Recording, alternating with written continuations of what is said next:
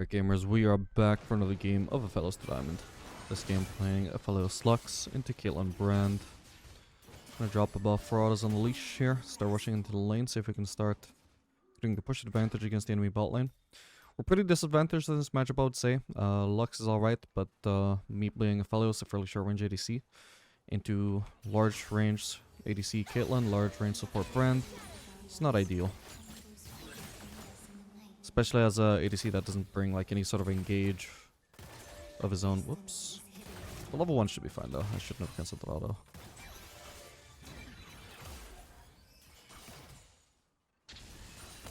As long as I can dodge the Caitlyn Qs and ideally the Brand Ws as well. But okay, since we just rushed into lane here without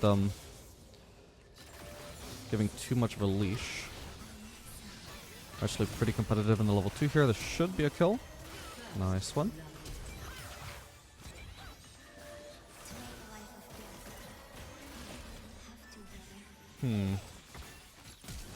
Okay.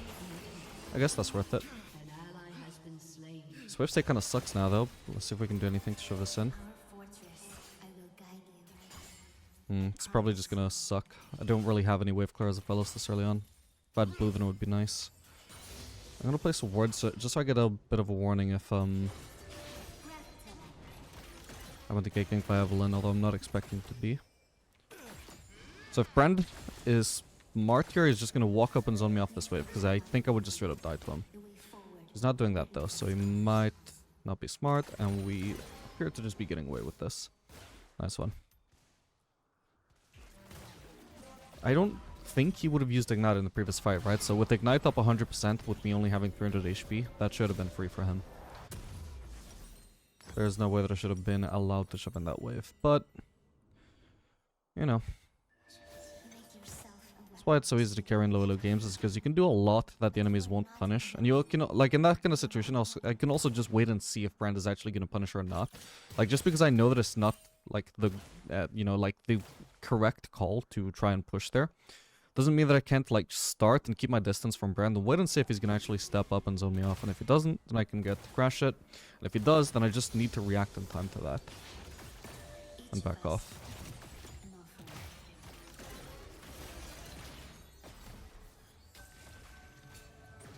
Anyway, we go for the Berserkers, which will help a lot with the range disadvantage in this lane. Helps us dodge Brand's skill shots as well. Helps with the range disadvantage because the faster we can walk towards Caitlyn whenever she's like trying to auto attack us and space us, she has less of a window to get that auto attack off without being able to also get hit by me if I'm running at her with 370 movement speed as opposed to 320 or whatever it is. Is it 320? No, 325. Okay, pretty slow to be honest.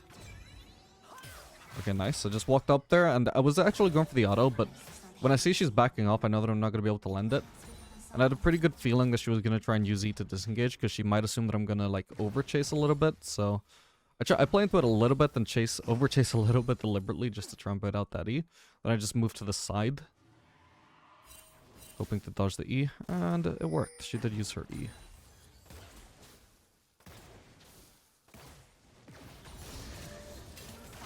We're level 5 now. Ooh, this could be good. Should be at that Brand at the very least. Nice one. We'll switch to purple for now. Okay, that's all we can do here. That was really good. Arguably, I could have switched to purple sooner. I'm not sure, but realistically, it doesn't make a difference if she chooses to flash there.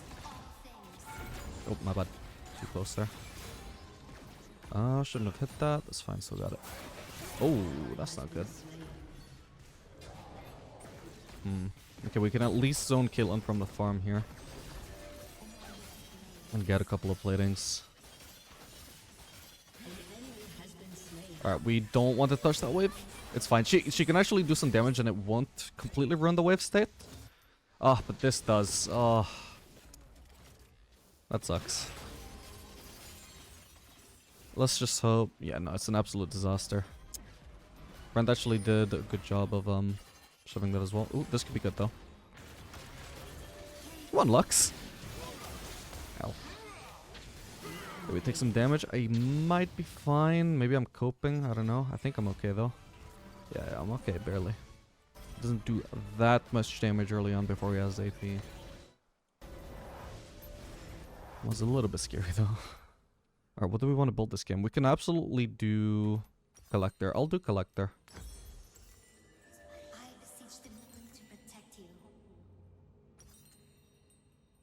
Can't remember what I'm building next, but I'm sure a longsword is fine. Yeah, against this comp, we should really do Gale Force. This longsword will build into Gale Force. So I probably should have actually done a dagger instead of this longsword, because the dagger builds into Zeal, the longsword doesn't, you know, it just kind of sits there until you actually complete the Gale Force. So there's more you can do with a dagger. Plus, if you end up choosing to sell it to complete your Collector or something, it's a little bit less wasted gold on the selling the dagger / longsword.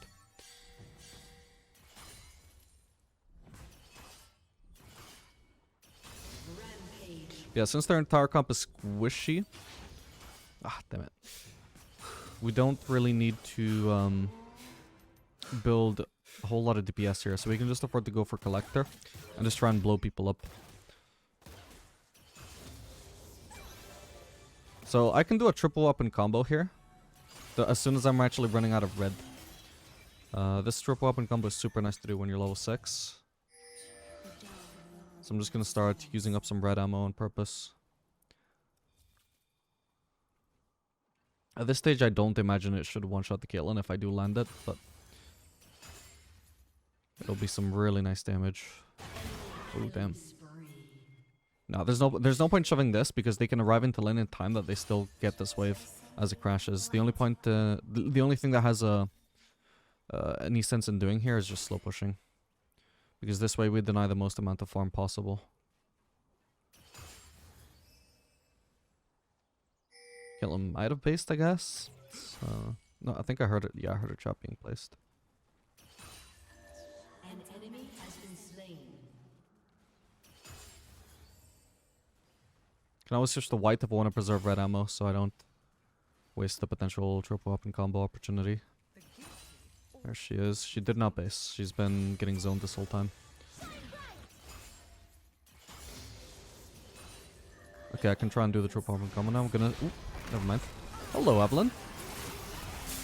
Oh, I messed it up, by the way.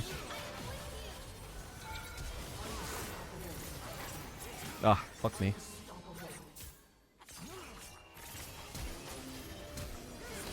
No, I was so close. If Brent didn't flash, I was gonna actually kill Evelyn there. Damn, that sucks. I kind of messed up there because I didn't need red after using my red Q, so I may as well have done the swap. So I needed less than 10 red ammo for that. I messed up because I didn't quite drop my ammo cut enough. Yeah, I had 3 red ammo left over. To be fair, this is quite an unexpected engage. If I knew in advance this was gonna happen, I would have dropped my red ammo more. But I should have probably ideally done like 3 auto attacks on Evelyn here with red. That drops my ammo to 10, and then I can triple up in combo. Having green there would have been so much more useful than having red. It's beautiful. It's terrifying. We can probably also do shield bow third item, by the way, for the Evelyn. Should be quite good. Not even just for the Evelyn, I mean, their entire comp is actually quite burst-based. Well, not the entire comp, but their comp as a whole.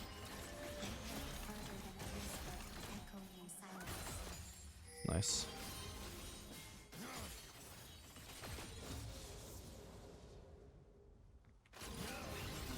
I should have saved that. That was quite impatient. Oh, that's Fizz. I thought that was going to be Brand or something.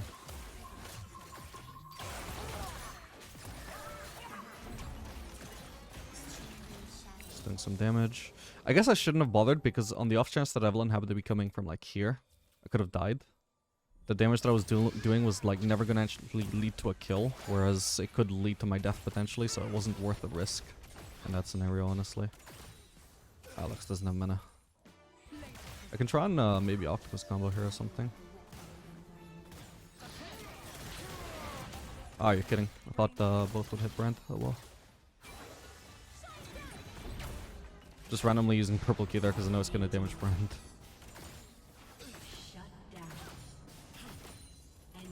Might have been able to kill him if I landed both the Q and the R.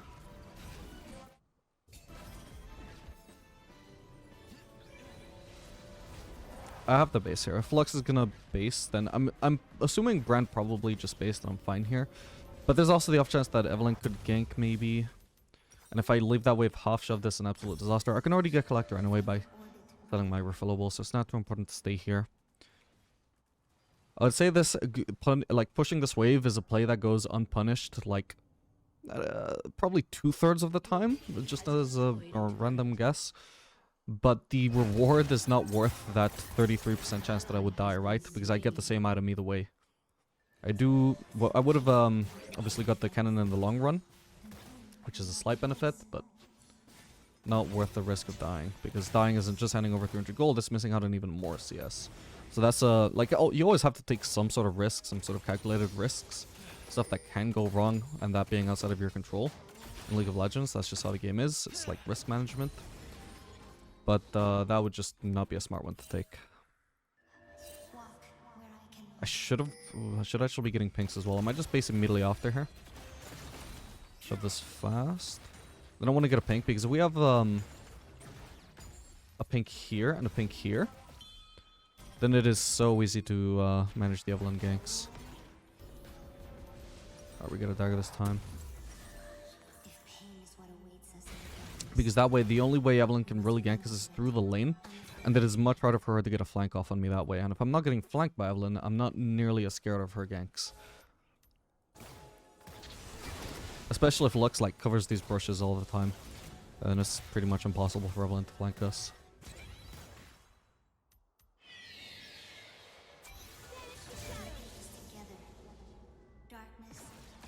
Okay, nice. The enemies did not clear this pink, which is important because Lux doesn't have a pink replacement. We're just going to immediately shove this wave, so we have prio over the lane. This is small risk here. I could get ganked, but I'm not expecting Evelyn to immediately already be here, especially with the enemy bot lane not even being here. Now we go place it. Perfect. And the splitting is still available. Awesome. Solo plating. Love it. And I just know that I can't be flanked by Evelyn here, because this would be so stupid if I didn't have a pink in both. Well, at least this location.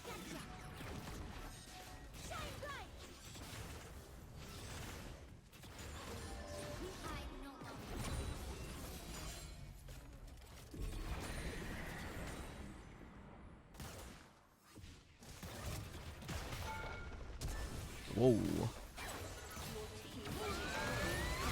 Nice one. Well played, I guess. Look, oh my god, wait, I'm dead. Holy shit, how was I taking aggro for so long? I took like 2 more turret shots than I expected there. Don't know how I miscalculated that badly. Did I get minion blocked or what?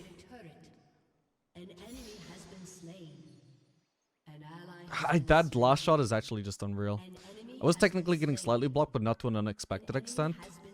The fact that I took a turret shot here and still took another one after that is crazy, but I guess that's my pathing's fault.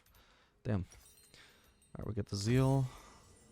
We're putting points in E here, by the way, instead of in Q. Just you don't have to do it, but technically it does do more damage against champions once you have another lethality item like Serrated Dirk or Collector. The only downside is it does a lot less damage to minions, since minions don't have armor, and obviously I think some people just underrate how much of an impact wave clearance shit can have over the game. Especially in like smaller amounts.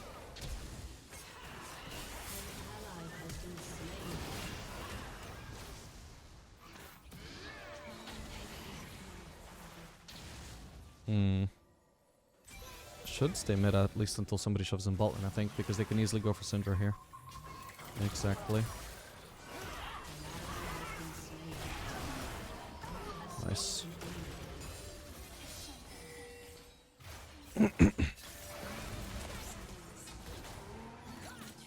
Maybe we can get Caitlyn here. I'm gonna use Ghost. She's gonna... Oh, she's gonna E. Okay, Malphite should be able to kill her, so I'm not gonna flash through. That would be greedy. Okay, we can go mid. I don't want to be alone bot lane. Evelyn is alive. But I wasn't meant to be sharing farm here, otherwise I would have just gone bot. Oh well. I have a potential triple open combo as soon as I'm down to 10 bit ammo.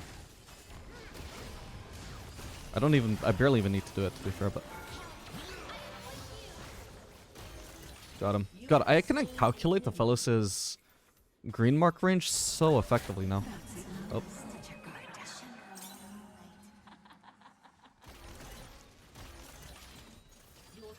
This turret does not attack Evelyn unless she's in vision, by the way. Did I see her there? I did. Wasn't even sure. Oof. Okay, nice. I almost got her with Collector. That's a shame.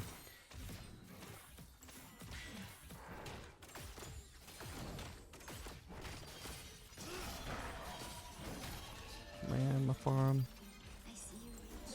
Nearly got Guild Force, so I want to stick around for that. If you do want to do DPS though, you know, even against these squishy comps, there is an advantage to having more DPS than less, obviously. You can absolutely just do Stormraiser. I wouldn't do Kraken Slayer, but if you want more attack speed compared to what Stormraiser offers you, because it is quite poor in attack speed, so it's quite poor in DPS, Stormraiser. You can just do Static Shiv instead, which I think is just still super underrated on Aphelios, even after the nerfs. An enemy has been slain.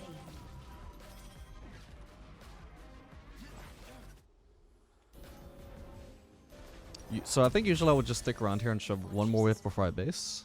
I don't have to, but it would be nice, but I don't want to risk doing that against Evelyn. Might I just want to skip straight to bot lane so I'm grouped with my team? Maybe. Because on mid lane I'm alone, I can easily get ganked by Evelyn. And I'm also not defending my team in case they get ganked by Evelyn. Because if I go bot lane here, my team with 4 members with them, and it's very unlikely that the enemies can make a play. If I don't join them, then the enemies can potentially make a play on them. I don't know if it would work 100%, but I know it's a lot less likely to work if I'm with them.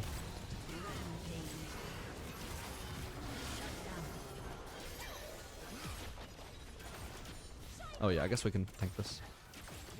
Nice one. Kind of running out of green here.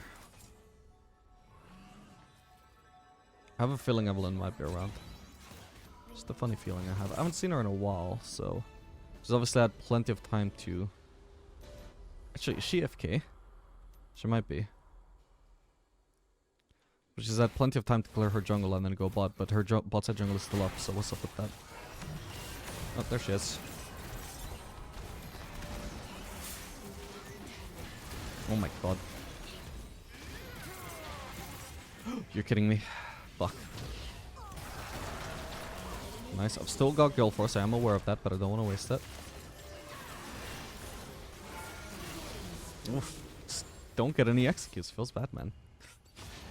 Oh well. I'm doing a lot of damage, though. Like, when I'm dealing damage to enemies in such small amounts, like when it's basically just my abilities and barely any actual auto-attacking that relies on attack speed, then I'm benefiting so much more from Collector than I would from anything else. Except maybe Stormraiser or Static Shiv if it was like on a proc, you know? But this is unconditional damage that I'm getting from Collector even without getting the executes. Ah. Okay, stay away from Malphite.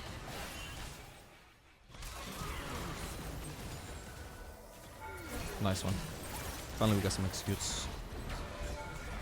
Got her. Nice one. Ah, thought that would be an execute. Oh well.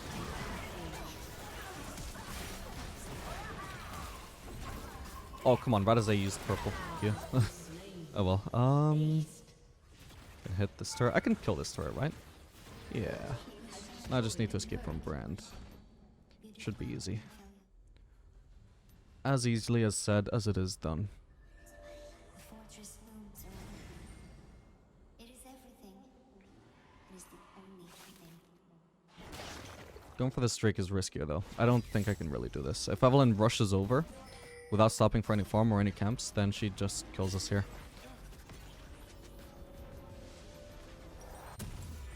Yeah, and I think Shield Bow is just a perfectly solid choice here. I would absolutely get away with other choices here. Like, I could get away with Bloodthirster, I can get away with Lord Dominic's, I guess, even though that would be a bit pointless against that comp.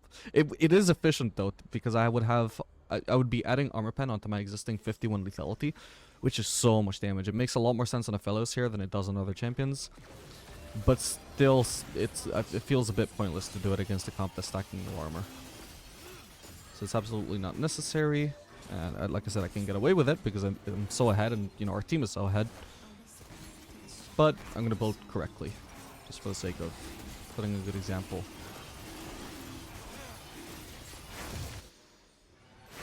And this also prevents, you know, the most chances of or has the most chances of preventing a potential throw, for example. There's not much point. No, we shouldn't push mid. We should push top or just get Baron. I can't wipe it away. I'll tell them that.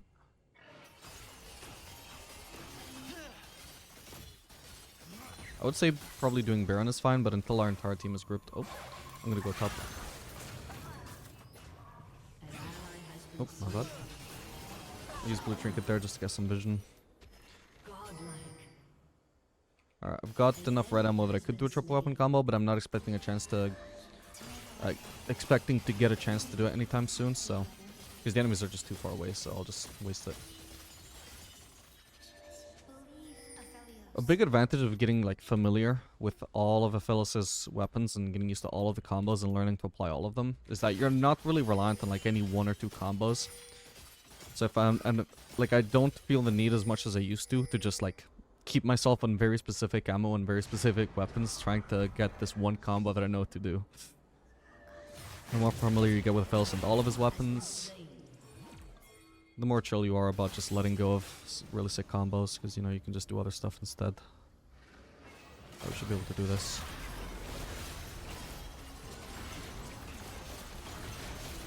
We switch to green here so we get the auto attack resets, and here it won't matter. Once we've run out of white ammo, then any weapon is going to be able to do the auto attack resets. You can see I'm doing 203 damage or whatever damage it was, on top of all the white turret damage. So, in my last Aphelios video, I actually mentioned that I don't actually know why you can auto-attack reset with any weapon but white. Why you can't auto-attack reset with white.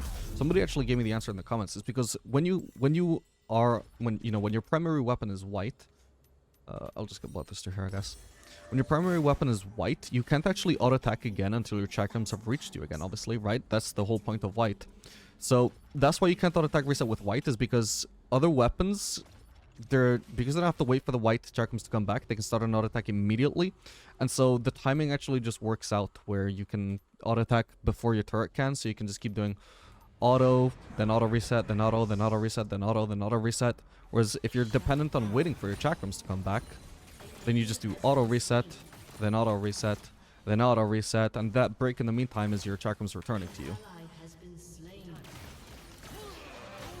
Ah, my bad. Got a bit too hasty there. Should be fine here, I hope. Remember, I do have field bow, yes. Was that an Evelyn I saw that? I was not gonna die to that, by the way.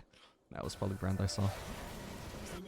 Okay, I'm just gonna try and lifesteal. Surely there's no way Evelyn comes for me, right? In case she does, I'll be sitting in the brush so I can see her as soon as she sees me as well. Yeah, with double life, well, triple lifesteal here, technically. Should be fine. And I'm doing triple lifesteal here, by the way. Or at least double in atoms. Because of the fact that their comp is pretty much pure damage focus and very, very squishy, I don't need to optimize my damage here. What I can afford to do is just build mostly defensive focused. You could even argue that Hex Shrinker... no, but I can't do Hex Shrinker because of my Mortal Shield Bow. You could argue that doing like Amara items would be good here. Maybe, but I don't like giving up too much damage, which is why I go for the hybrid of lifesteal items, because lifesteal is defensive. I can flash on her. I don't know if I should, though. Lifesteal is defensive, but it also builds into crit items, which don't give up too much damage, because I don't like giving up too much damage at all. Not unless I think a particular defensive item will just solo win me the game.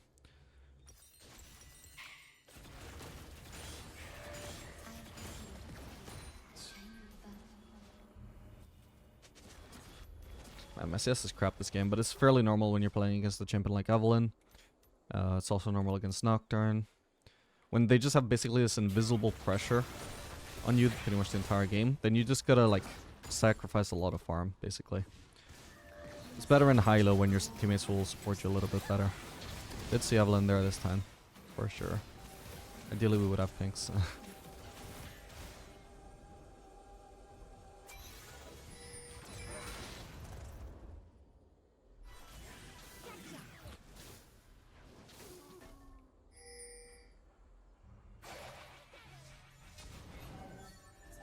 beseech the moon to protect you. We did see Evelyn here, right? Yep. Oh my god, that is a lot of damage. Where did she even go? There. I didn't even see that kill ult until it was too late. Thank god I lived.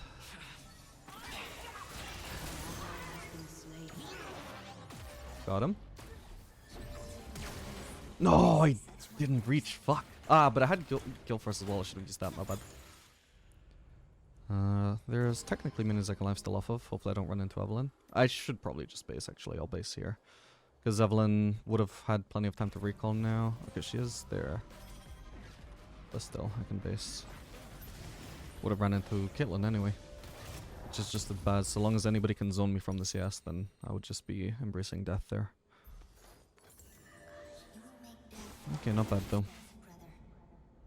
God damn, that was a lot of Evelyn damage very fast.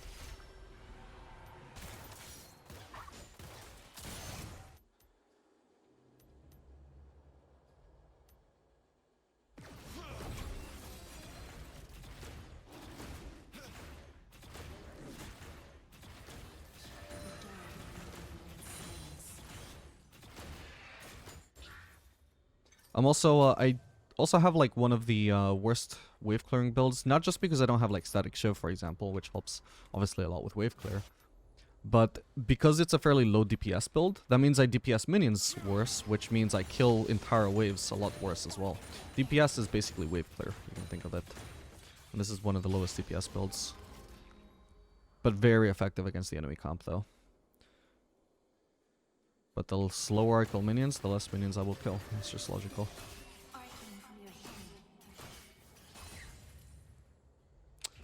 Would be risky to walk back through mid there when I only have this pink protection against Evelyn. I'll just base in a brush where I get vision of Evelyn if she walks up to me. An enemy has been slain. There we go. I can even get a pink because I don't have a Durham's Blade anymore.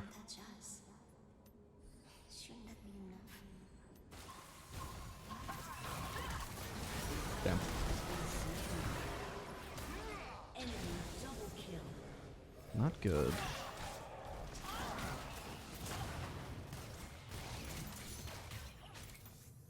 Should I have maybe just grouped with my team? I guess they must have already been bought when I started basing. Maybe I could have stayed there.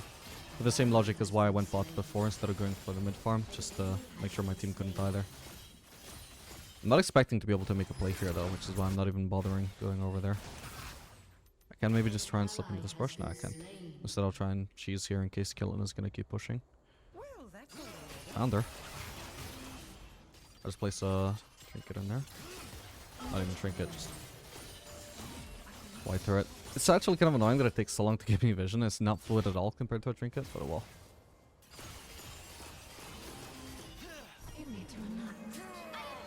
She doesn't have time to hear me there, honestly. I don't have to be afraid of that. Just need to go force into her instantly. Well, as better, you know, sooner rather than later at the very least. And then I kill her before she has a chance to wait for the charm. And if she doesn't charm, then she doesn't kill. Because I kill her too fast. Faster than she kills me.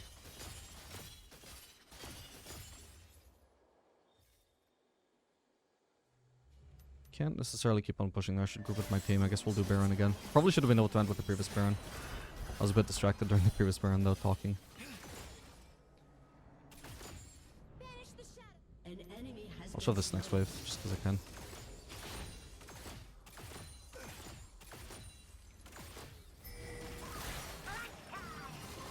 Oh, they actually hit me. Oh, goddamn. Okay, we kill him, but Jesus. I only placed my white turret once I thought I'd already dodged the fizzle. Oh well.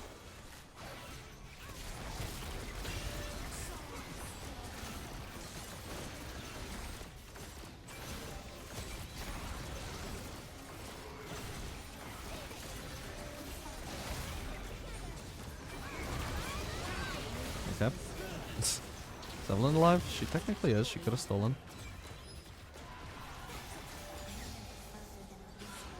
Okay, I can base for final item. Which honestly, at this point... well, I can't do it yet, can I?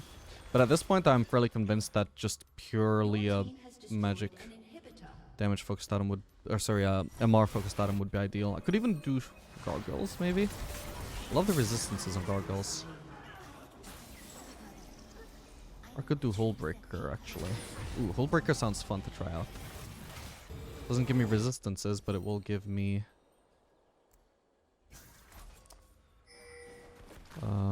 HP to survive with. Well, it will give me resistances if I'm alone. But it also gives 60 AD, so this is something to try out. I've tried it on Samira, and it seems fairly decent. Gives movement speed as well.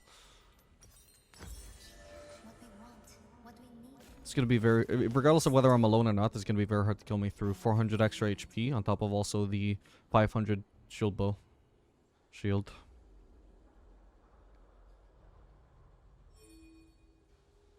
We do get up to 30, which is great. Armor and MR. Absolutely the best survivability item for when you're alone, I guess. Which, to be fair, against Evelyn is a lot of the time. I am most vulnerable against Evelyn when I am alone.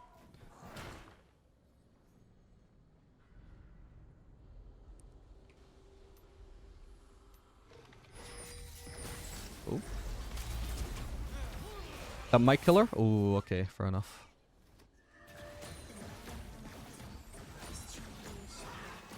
I think I could have done another auto before I actually booted her.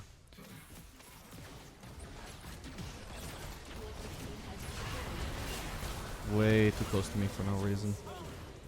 Did Vayne activate ult? What for? Ooh. For that.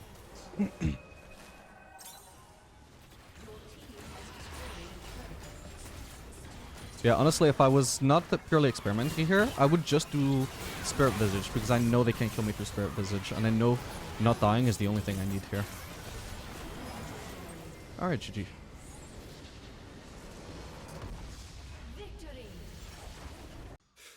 Alright, gamers, we are back for another game of Aphelios Diamond. Starting off with a quick invade here, and the lane matchup will be Aphelios Lux into Jhin Nami. Should thankfully be a much more chill matchup than the previous lane. Beneath the mask of silence, I know your true face, brother. Might as well be using green here instead of red, just so I can start out attacking people as soon as they're in my range, even if I want to be using red overall. Alright, nice one. Picked up an assist there. We'll get the first blood. Urgot, nice. Let's hope we can convert that into a successful lane phase. I could have based for a potion maybe if I started basing immediately, but it's not worth it now. I envy the ignorant. Where was Lux, by the way? Oh, she was with us. She just didn't get an assist. Fair enough. Neither did Salas for that matter. Just wasn't around. Alright, once again, do like 4 autos on the blue. If we're feeling generous, otherwise you do 3. And we rush straight to the blue. Way faster than these losers. We must run to it, unafraid. And boom. I think I forgot to update the win loss, by the way. I'll probably have 6 losses, I imagine. Yeah. Don't have time to fix it now.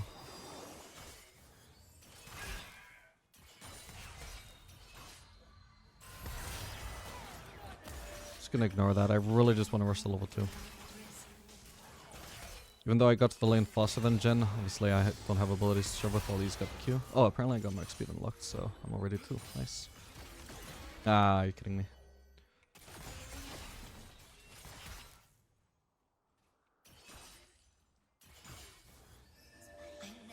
Missed us, yeah, assistance home at some point.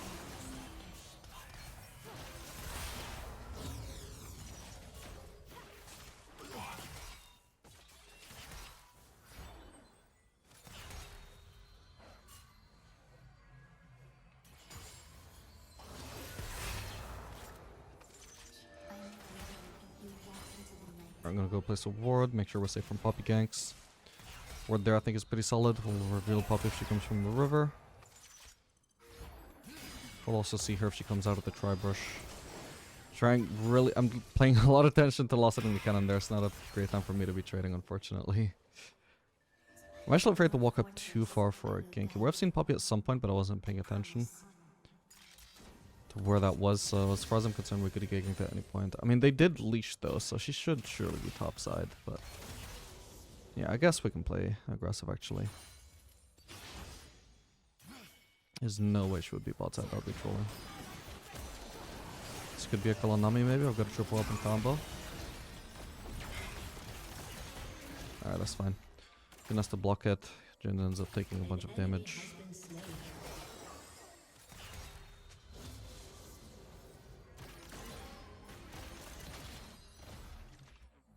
Won't bother using purple. Well, no, I will. I want to maximize my damage here because he is super low.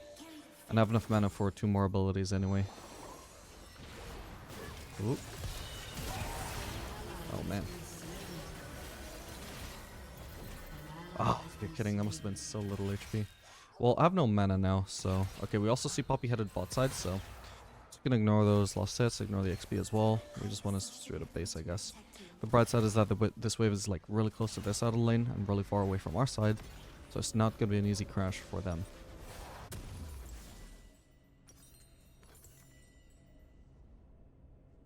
Just wait for a little bit more HP, a little bit more mana, and then we start heading over. Now they've got to shove in another wave. So overall, I'm not too screwed for having to find a base here. Oh, you're kidding me though. Lux died with Ignite up? Yeah, she 100% could have ignited somebody there. That would have got me to kill. Shame. I would help, but it's the worst possible time. How did Lux die again? What? Okay, at least both kills have gone to Nami. That's weird though. Oh my god, Silas, you beast. Actually, probably if I'd been paying more attention, I would have looked over and seen that that was a winnable fight and just at some point decided that I had enough CS from the minions that were dying on the turret and just moved over to try and influence that fight. But it works out all the same. Missed out on some assists though, obviously. Potentially. What do we want to do this game? Might want to do... Stormers there. I'm not that bothered about it though. I think Guild Force alone will be enough for the cannon and for this guy, Briar. So I think we'll just do Static Shiv again. We don't need...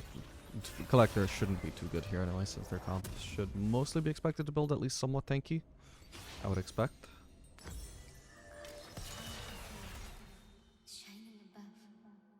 An ally has been slain. Oh, Silas, have you even spent your gold? That is too greedy. He just gave over a 600 gold shutdown without actually spending the gold that made him so fed. So he was not at an advantage at all when he partook in that fight that cost him his shutdown. So why would you expect to win it? You want to at least give yourself like usually every single advantage you can possibly get before you start getting into fights, which means, you know, spending the fucking 2,000 gold you must be sitting on. No way you just continue farming or trying to make more gank so fights happen. This could be good. Never mind, we'll keep holding on to blue so we can try and get chakrams again. If Lux had been able to land and engage there, I would have had a lot of chakrams from using blue Q on the wave.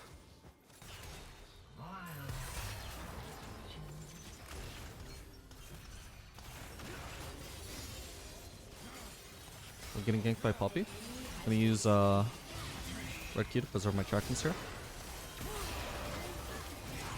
He should be dead. Come on. He'll die eventually. I'm just gonna kill the guys that aren't as free kills. Come on, Lux, you're trolling me. Where did he go? Wait, what? Wait, how did I not see that? My bad.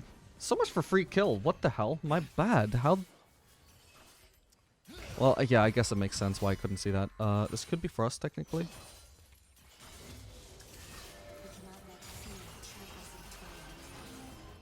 Can't quite kill him. Sucks. That plus. He is gonna miss out on a lot here at least.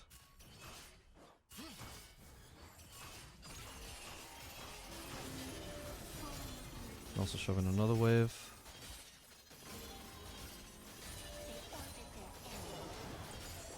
Just try and see if we can cheese the Nami, why not? Oh, I don't have mana to cheese her. Never mind. But I can get the plating. That's nice. I don't think I should die here. Even if Malux did pretty much abandon me. Nice one. And we got the Drake too. Huge. So that Jhin, you can tell, spent way too long just hoping that we would just fucking randomly leave and let him farm. Because he should have been in lane way faster than that. So we have a huge CS lead now. All's well that ends well. I don't know what that even means, but it's something people say.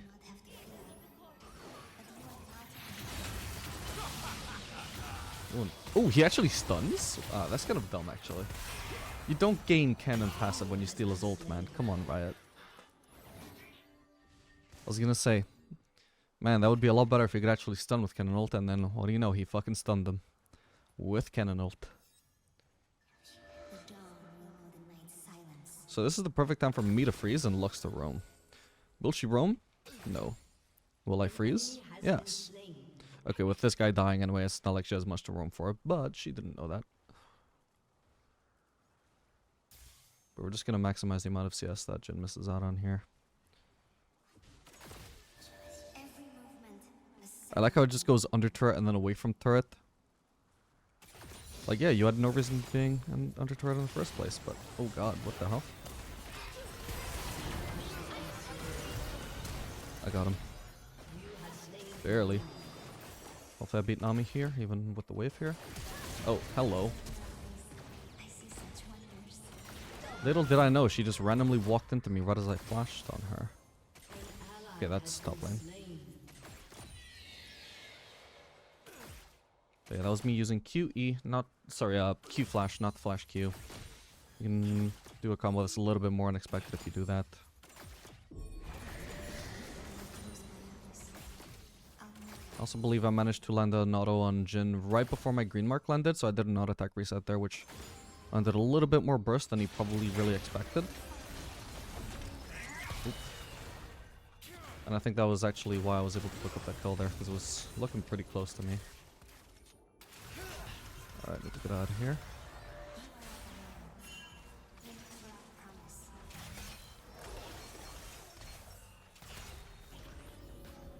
I think I'll actually pick up Berserkers here over Static Shiv. It feels a bit troll, but I like to pick up Static Shiv more when I've got enough AD to one-shot the casters through the Static Shiv proc anyway. Like, I hate it when I do my Static Shiv auto and the Static Shiv hits the wave, and then I hit these casters and they still need 2 hits to die. It's much cleaner if you can do the Static Shiv proc and then 1 auto on each caster to kill them. But that's just talking about my personal satisfaction. It's not like you need it for Static Shiv to be effective. Either way, movement speed is very much appreciated on Aphelios. I was gonna say, I don't suppose this Jhin would be basing for BF side. I don't think he would have the gold.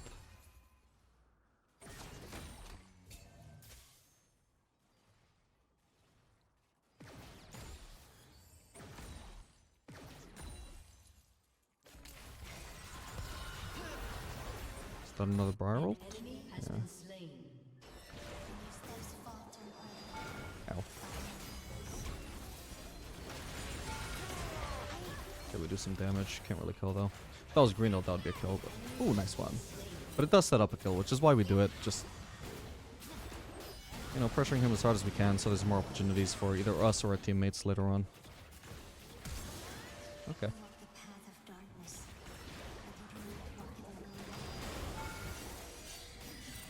We're potentially getting ganked by a cannon who I'd rather not get ganked by. He could easily one-shot me. Yeah, we're gonna do it. Oh, hello. What the... He just left right as she flashed. That was such unlucky timing. If he had just started leaving like a second sooner, Flash wouldn't have felt the... Or Lux wouldn't have felt the need to flash. Oh well. I can't really keep pushing here. I'm praying that Jhin will just fix the wave state for me. I might just try and punish Nami here. Nice, I managed to avoid both CCs. Hopefully I don't regret this. Okay, that was a close one, but we do have a lot more DPS than Jin, and his damage is obviously very limited. He runs out of... Like, once he hits his 4th shot, if I'm not dead yet, then he's kind of run out of damage for the next 2 seconds, or however long it takes for the recall to go through. Could be for me again. I'll get up, you know, back all the way off over here, where it's unlikely it would come at an angle where it hits me, in my opinion. Unless she's, like, casting it from here, in which case, super unlucky. Turret plating will fall soon. Okay, and I can get BF sword. Perfect. Now this is the situation where I love to have static shift, because I do have enough AD to one-shot these casters now.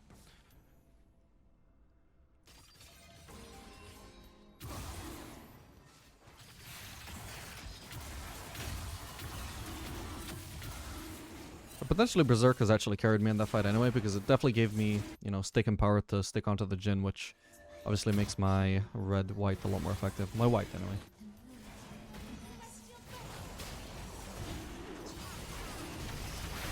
Oh shit, my bad. It just try and kill people I obviously can't live. Okay. I set up a kill. I'll probably give over a big shot down the right. Yes, huge shutdown to a Jin of all people. Okay.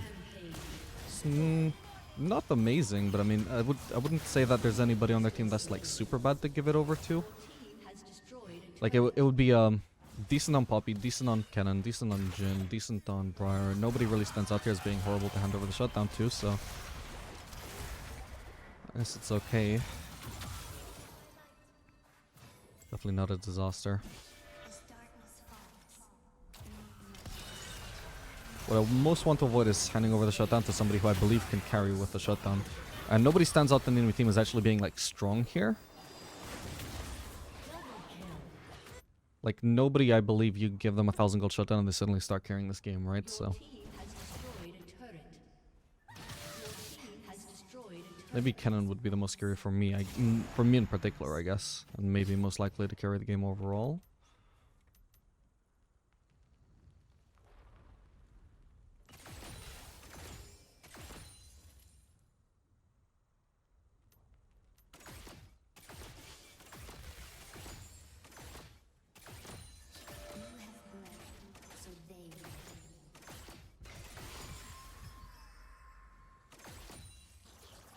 Yep, that was for me. Ah, trust is a cannon here. But he doesn't have ult though. Wait. Ah, I messed that up so hard. Okay, we got a kill. My green ult went in a way different direction to what I aimed it in, by the way. I want to double check that. I'm going to base just to have an excuse to check this. I probably shouldn't have flashed through. Like, I just kind of panicked. I didn't actually have to be worried until at least the Nami ult went through there. Okay, so I flashed through. Then where's my cursor? Kind of went off screen there, but then I... Ooh, it's hard to say exactly where I channeled ult to be fair. I'm pretty sure it wasn't there, but maybe I just made a mistake. I'll give Riot the benefit of the doubt there.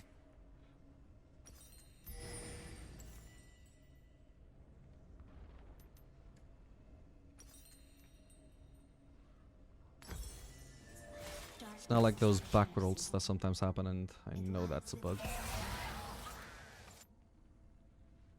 Mostly happens on Ezreal. Rampage.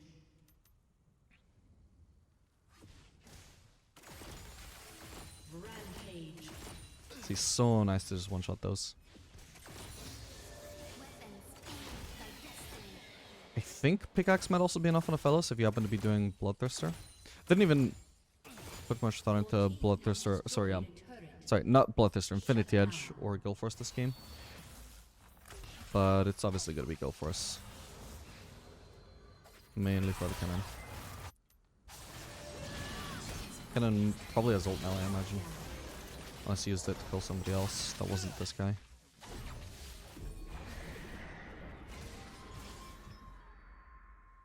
Did I just go mid? I think so. It'll put me closer to Urgot and Salas, where if any fight is going to happen, it's obviously going to be around them, because there's nobody else that fight could happen around at the moment. Okay, nice. Urgot just straight up gets a solo kill there.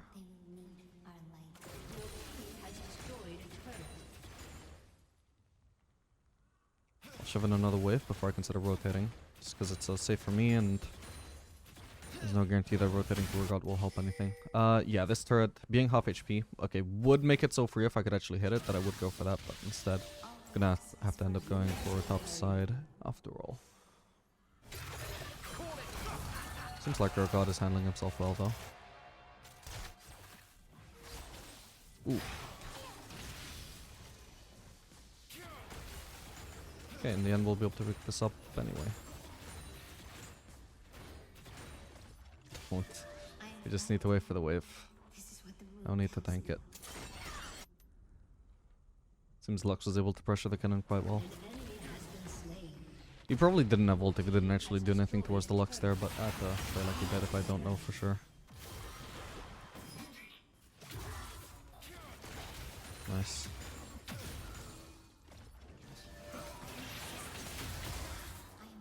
Could use ult and it probably kills, but I do that when we can just go pop instead. Nice one, Veigar.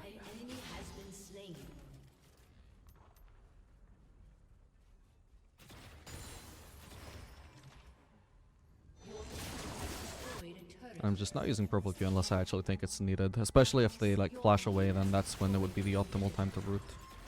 Or if I think they're about to want to flash away. Ooh, was barely thinking about that. Okay, there's the FF. Dude, this Briar has thrown her ultimate so many times this game, I swear she must be trolling, because she must lose every time she hits an ult, right? Anyway, GG. Alright gamers, we are back. Having some fun here, don't mind me. I think Maokai may have misinterpreted our intentions here. Okay, I'll live. Done a lot of poke damage to the enemy bot lane at least. Okay, that's as far as I can pressure here. Ooh.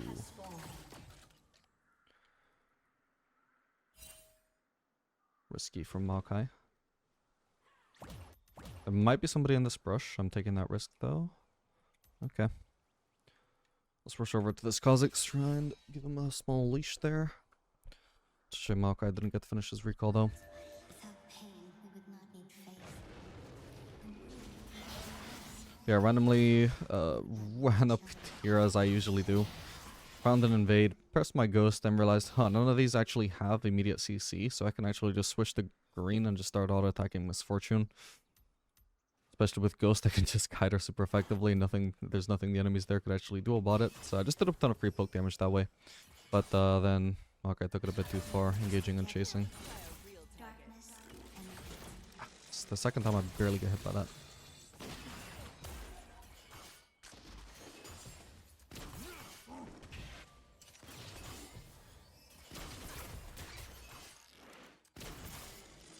Should definitely be beating them to level 2 at least. But we gotta get this one caster still. There we go. Barely beat them in the end then. Want to try and get my fleet auto on Misfortune there. I'm probably too close here. Got another fleet auto Misfortune at least, so we're getting a lot of sustain. Careful Maokai. Got a neat auto attack reset there.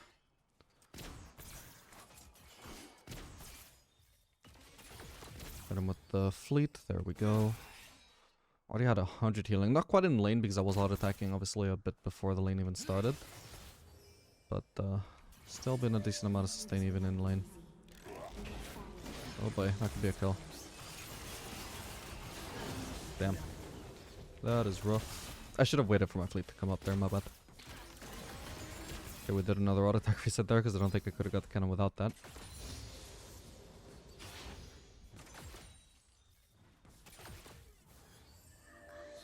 Oh, what? Wait, she's actually still here? Okay, my bad, I just covered my weapons in the wrong order, but it will.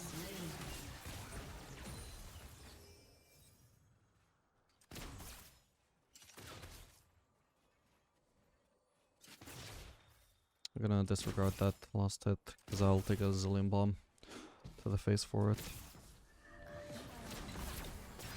Ow. Okay, we got Maokai full HP against the Misfortune that is extremely low here. There should be a kill. Nice one. Misfortune just needed the base. That's it. So the reason why I was like ignoring those lost hits under turret there and just walking out and trying to find Misfortune is because I wanted to find her base and cancel it. Come on, Maokai. Come on. If you could just get the engage. No, that should have been a kill. Come on, Maokai. Oh no, that's such a disaster, man, that I wasted my flash like that. Okay, I just barely got the cannon. He needs to like walk up as well and just zone the Zillion away so I can actually walk up and use my flamethrower to wave clear. I wasn't able to do it, unfortunately. But at least he killed Zillion. Okay, I don't have a minute to finish shoving that, unfortunately. I need to leave. Thankfully, okay, so because she walked into the brush while chasing Maokai, she dropped the aggro, and now this wave steal is perfect. Thank God. This could have been so much worse. Do I want to go for Berserkers or... I think I'll do Berserkers. It'll be nice for dodging these Zillion bombs, and always just nice to have that extra mobility as Aphelios. Of course.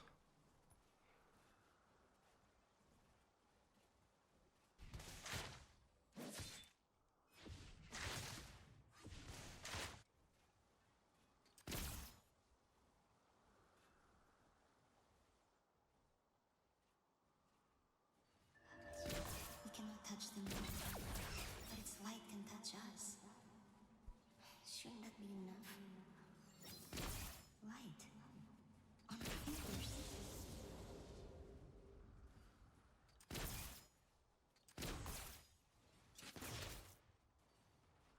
Can't really loss at these safely, so we're just gonna let them fall.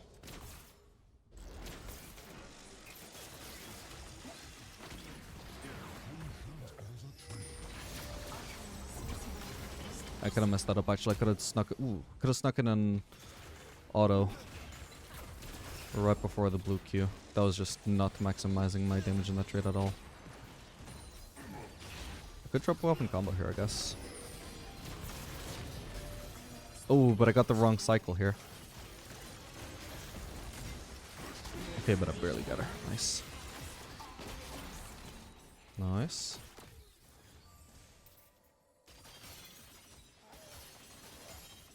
Alright, what am I getting rid of here? I guess we get rid of white. Right? I guess. Oh, but I can get rid of green more or less at the same time, so then I don't have to sit on the bad combination for too long afterwards. Not that red-green is really that bad at this stage.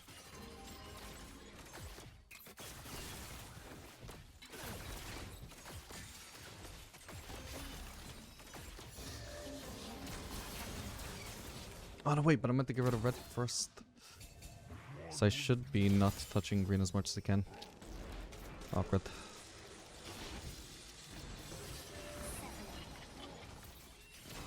It's red I want to be getting rid of ASAP.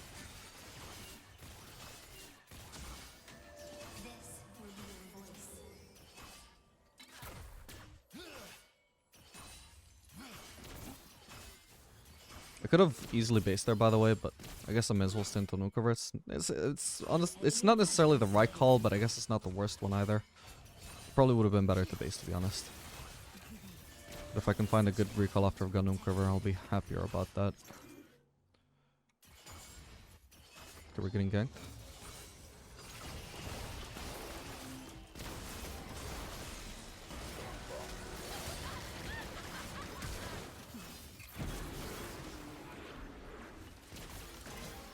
Oh, I don't have mana for ult now. Shit. Awkward. Fuck.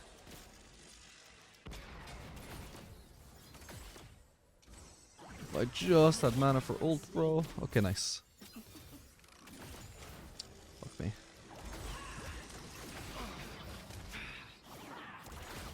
Oh, I need to get rid of red first, obviously.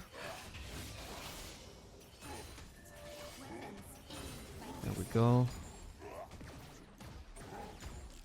Really gotta level up, which will give me some mana, but not enough for 2 abilities. No, actually, it pretty much did give me enough for 2 abilities. Awesome. Should I want to hit 2 abilities?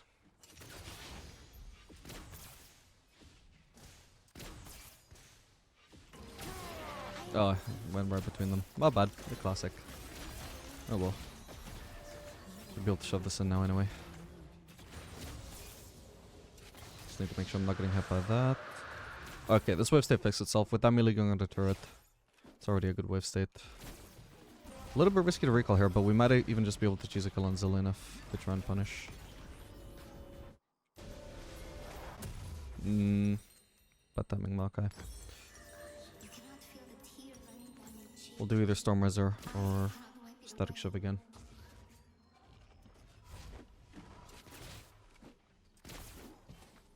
They should have just been, like, as soon as Zillion failed to find a recalls and punish it, they should have just been focusing on shoving ASAP.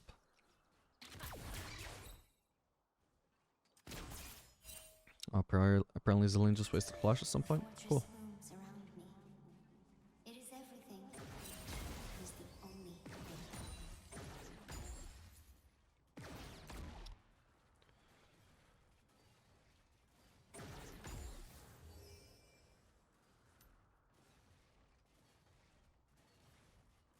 We can do Static Shove.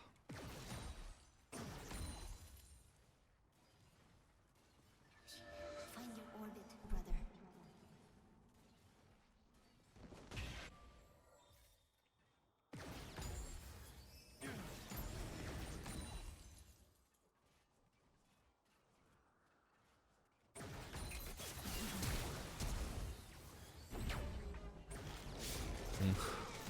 I'm just trying to maximize my damage now, but I have no expectation of this ending up in a kill after she flashed.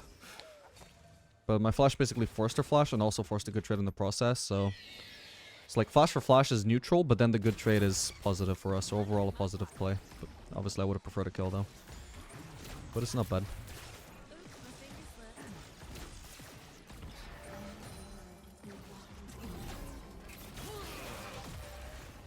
Okay. Now she's really low and has to be really worried about a dive.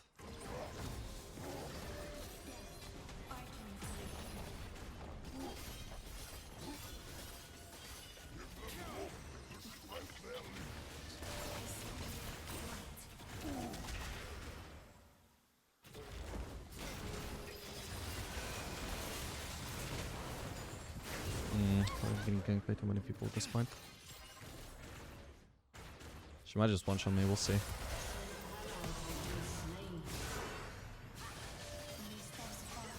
No way. Holy shit, I just barely lived. So does she, sadly, but oh well. Okay, here's some most hits. Absolutely cannot walk up here, because for all I know, somebody just saw me walk up and is like, ooh, cancel my base, see if this guy steps up.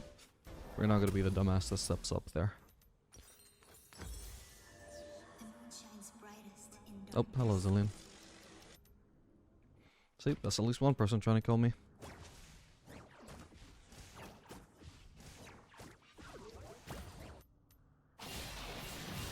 By the way, I probably could have played that just slightly better, is if, so I kind of placed my white turret as, I don't know exactly, like, I guess I just kind of hoped it would, like, zone her, but obviously, why would it zone her? She has no reason to be afraid of it.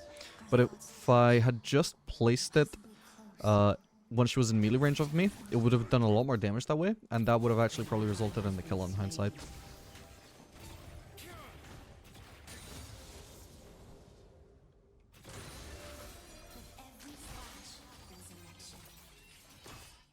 Alright, we finally have the right cycle, so long as we get rid of red first here.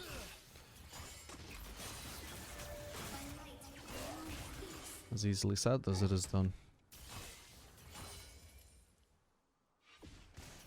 Where's Zillion? If you wanted to dive, you should have done it while she was actually in range.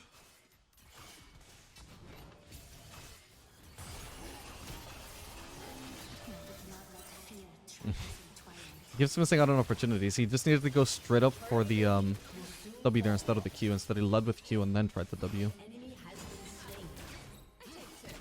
Yeah, Zillion and Hysa was gone for a long time, which we didn't know, but Maokai clearly wanted to punish it, but just didn't execute right.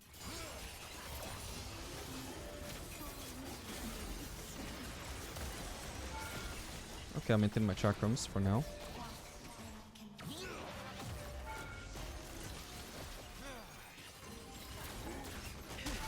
Ow. One tear shot too many. Still got 7 chakrams. And use white. What would have preserved it, but no, it made me run out of white. So okay, I cut them as long as I could, but didn't get to do much with them. I should have aimed at Misfortune. She was easier to hit. She was stuck in that tight corridor, and she's more valuable to hit as well. I got baited by Zillion walking up aggressively.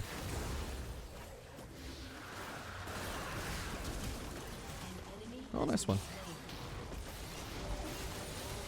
Holy shit, this Maokai.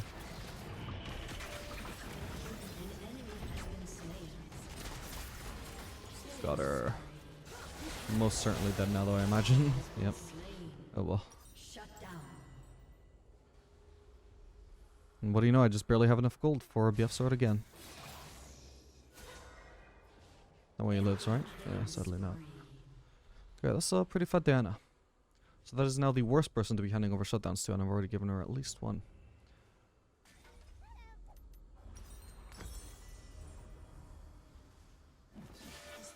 Your team has destroyed a turret. We'll probably just go for Guild Force again.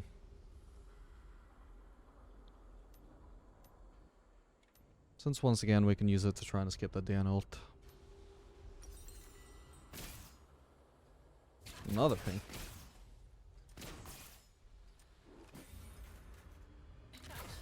What we want, what we need, what we must do. I envy the ignorant.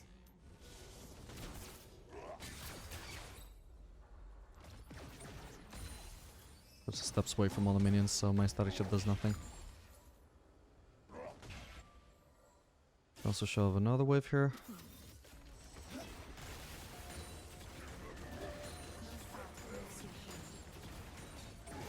If we're any further than like here, then I would not shove another wave, but here is still solid so long as we have vision here. And we can rotate, but mid lane turret is already down, so there's not too much to rotate for. Maybe we could, I would say we should just rotate top, help this Darius get this turret, and be there for the Herald. Honestly, if we give up Bolt turret, I don't think it matters too much, so long as we also get a turret, and also get the Herald in the process too.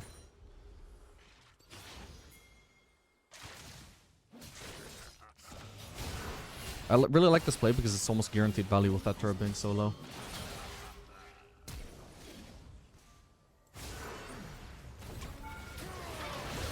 Nice one.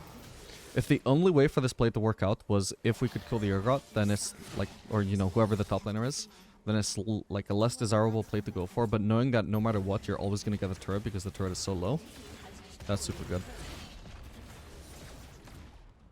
Now we can also get the Herald too. And yeah, we might lose the Bolt turret in the process, but overall we gain a lot. But Darius should be basing though. Or he should have based, because we didn't need him to stick around to farm top lane.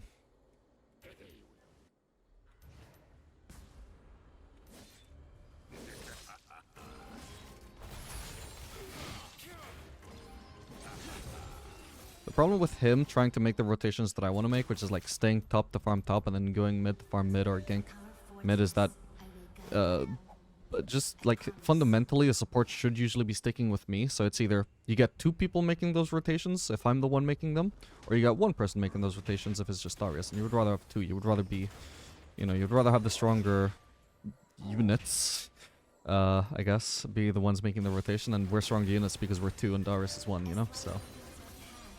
That's why Darius should have just recalled and gone to soak up the bot lane farm, while I stayed for the Herald, stayed for the top lane farm, and stayed, you know, to gank mid. Because those are the places where we would rather have people grouped. We don't want to have Maokai just following me around while I farm bot.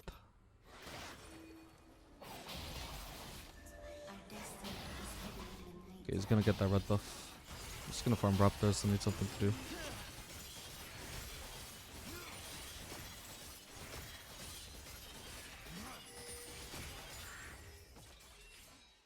I could have recalled technically. Might still choose to recall after this next wave. You've made every movement 1,000 times until you bleed.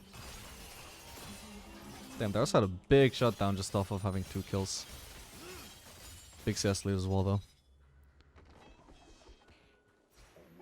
Streak is up in 26. I can base now because I just shoved in a wave and there's no like even obvious camps for me to go for. I mean I could go for wolves, but I should just base because I'm not gonna miss out on mid lane farm for that, for example. I tried to get a blue trinket there, but I don't think it's worth turning back for. It's not that big a deal.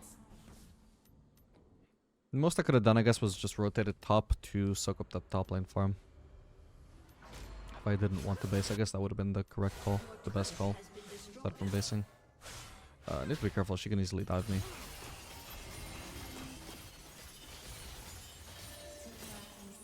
I see such wonders.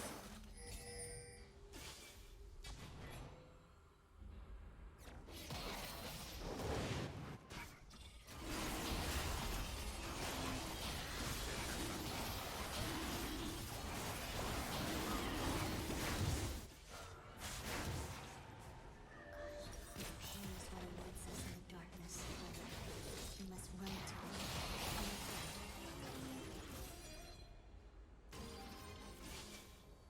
You don't need to be farming, by the way.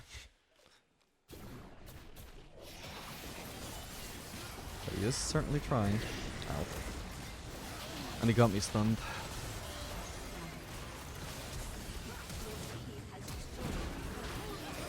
Oh! I need to pop ghost, I think. You need to hit that? Mm-hmm. Come on. Okay, nice. She died. No! No! Oh my god, those dashes, man. My bad. I definitely got too close to her. I was a bit mad that I didn't kill the misfortune. Ooh, but that's worth it. Let's go. Shut down. Aced. Yeah, the Kha'Zix lost so much just because he was in range to loss hit my CS, which he did not need to be. He even cost me a lot of HP just getting me hit by the Zillion double bomb because he was in range to get hit by the Zillion double bomb when he shouldn't have been.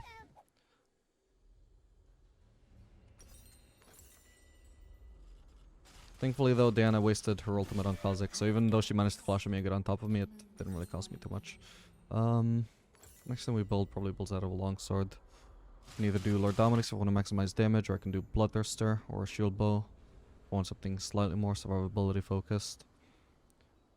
I got a Bursty Graves, Bursty Diana. I might just go shield bow. It is as the moon revealed the flowers. You don't need to be wave clearing here. As terrifying.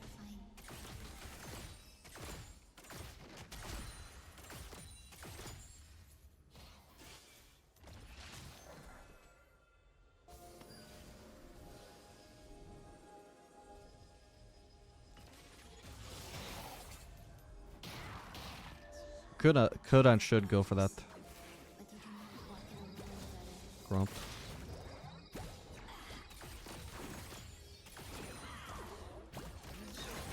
Yes. Now I don't have Q though. But this could be good. Nice one. Do need to be very afraid of Diana though. Okay. So we're just like 2v3 here. I don't expect to win that. Oh, actually, I don't have to back off that far because there's a Darius there.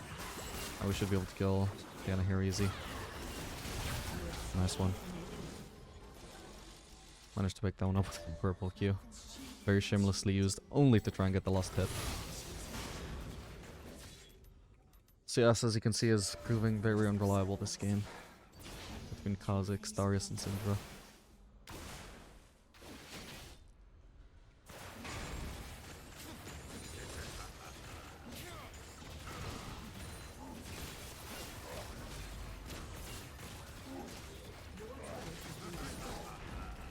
Your team has destroyed an inhibitor.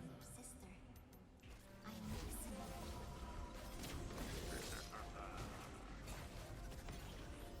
Your team has destroyed a turret. I'm just gonna base. I got a lot of gold spent. I don't think we should be overstaying here. That is way too deep. I'm gonna go for the red buff, and then we're gonna probably look to head bot lane, assuming my team hasn't left yet. Because maybe there's something I could do while they're overstaying. But ideally they shouldn't overstay and they should just leave.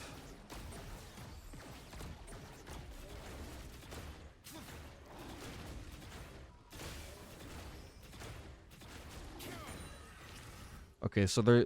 It seems like they're not staying. Probably. So I'm just gonna be doing Corrupts instead. Okay, I'll leave the big one actually for Kha'Zix. Oh, wow. That was a crit.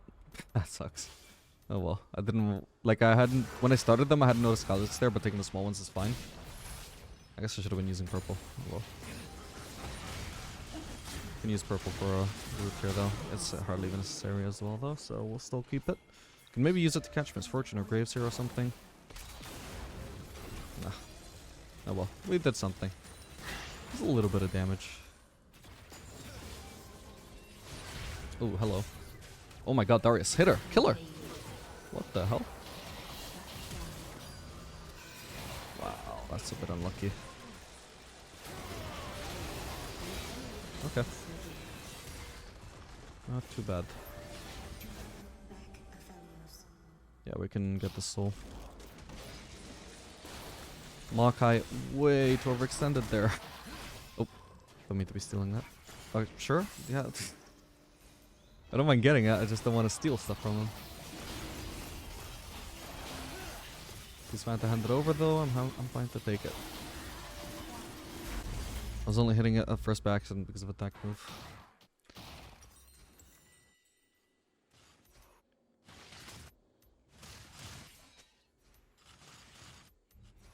We could Baron.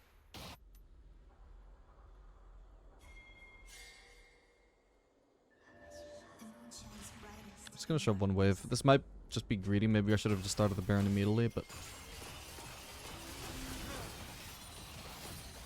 At least I know for sure that I get some value out of this by getting farm.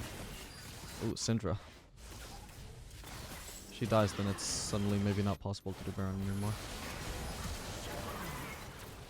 Diana still has ult, by the way.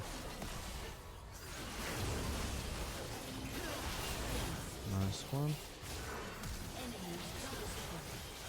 I hardly needed to use both summoners there, to be fair, if Kha'Zix just An enemy has been slain. cuts her off. Oh well. Shine. The moon can watch. Ghost itself would have been fine, but the reason why I used Flash as well was I wanted to get onto her ASAP so I didn't lose my chakrams in case that made a difference. But in hindsight, it wouldn't have.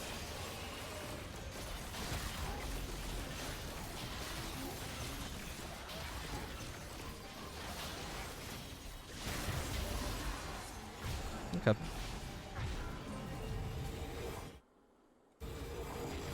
Could go for another wave there, but at this point I really don't want to delay. I want to get my gold ASAP, get into lane ASAP, and try and end ASAP before the Baron buff runs out.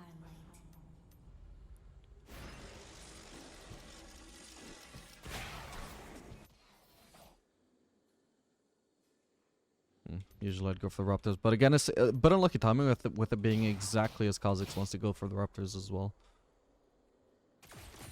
Usually it's not such a clearly bad time to try and take your jungler's camps. Every time you might want to take them.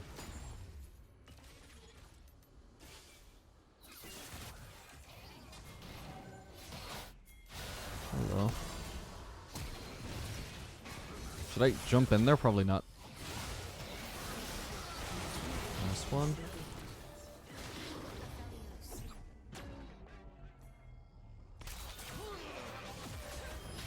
Ally has been slain.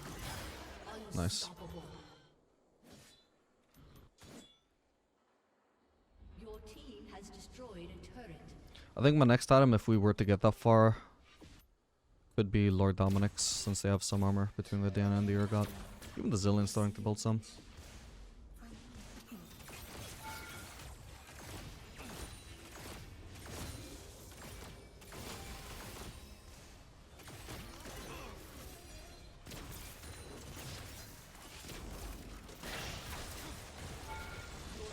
Has destroyed a turret.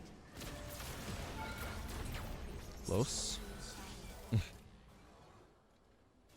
Your team has destroyed an inhibitor. Your team has destroyed an inhibitor. An enemy has been slain.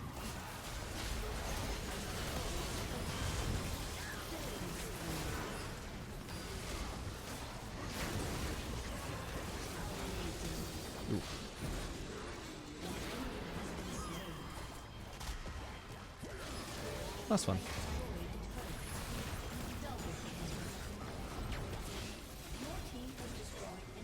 Alright, GG.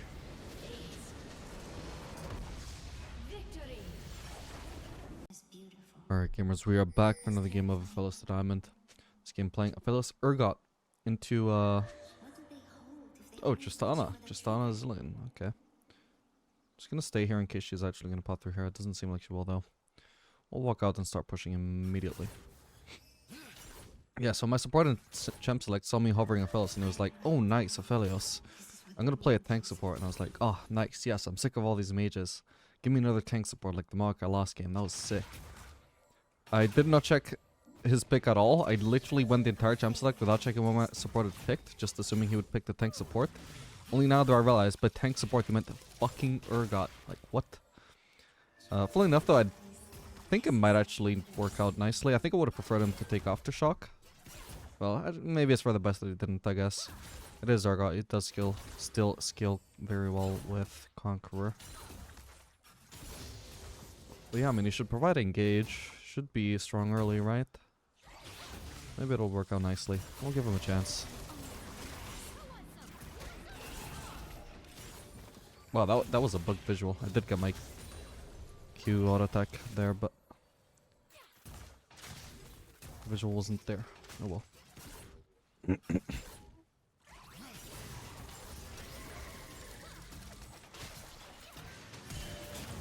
Oh boy. Wait, I'm ignited, so I got a flush because she could get vision on me there, and even though I was in the brush. No, I'm probably dead now. Maybe not. Okay, I guess not. She will get W back at some point. An enemy has been slain. We got the auto attack reset to kill her. Holy shit, that was clean. Gotta love doing the auto attack reset with green Q. You need to be obviously somewhat close. You're actually in range to get that first auto before the reset that has close to infinite range in that circumstance. May as well be infinite in that circumstance. But yeah, there's so much burst. Just thought I did not expect to die that fast, let me tell you. See if I can see that again. Wish that is not perfect, by the way, but it is what it is.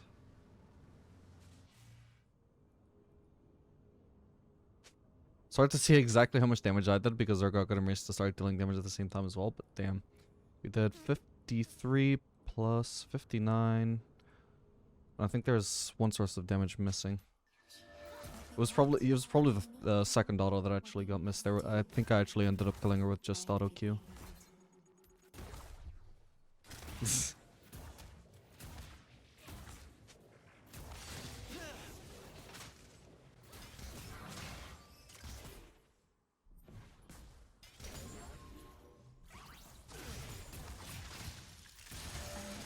Not a turret, buddy. Not the greatest time to be engaging. I'm just gonna. Oh no! I decided to mess up my weapon cycle just to make sure I could get the cannon, and I didn't even end up getting it because I forgot I could fucking auto. And I'm swapping. Oh well. I think I can actually make my weapon cycle a little bit better than the last time I made this mistake. By the way, I should just get rid of white first. Okay, nice. I think I just entirely reset my weapon cycle last game when I could have at least somewhat progressed it. We'll just end up with green white and then white red instead of getting rid of what was it, red first? I can't remember at this point. Should have been trying to roll in there. Okay. I shouldn't have bothered with my purple key there, not unless I was going to actually reach her with that. Because then I would have it up in case I wanted to pressure Zillion with that as well if he got too close to me. But yeah, he pretty much carried the last fight by himself, by the way, that is true. Thought I saw a ward there. So he does seem to be quite strong in the early game, which is what I was hoping for.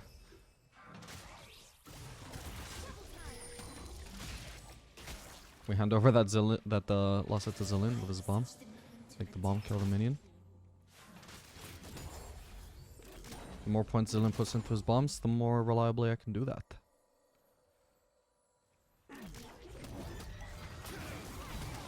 Just Just immediate root just so I don't even give her a chance to jump away. Not unless she insta-jumps, which she should probably. Enemy has been slain. So would be a good time to dive. We see the enemy jungler.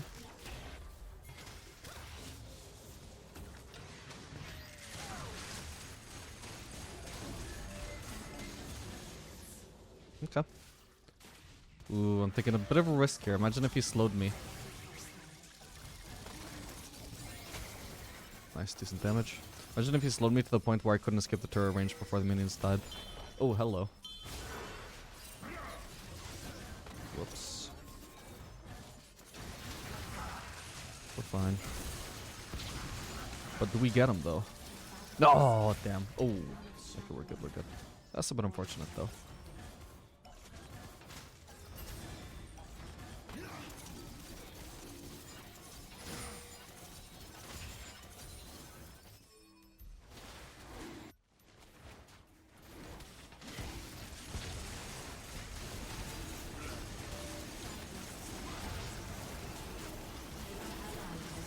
Sacrificing a little bit of or slightly sacrificing a good base for myself here just to make sure we get the Drake. Hopefully I don't miss out on too much farm for that because I definitely can't stay for this.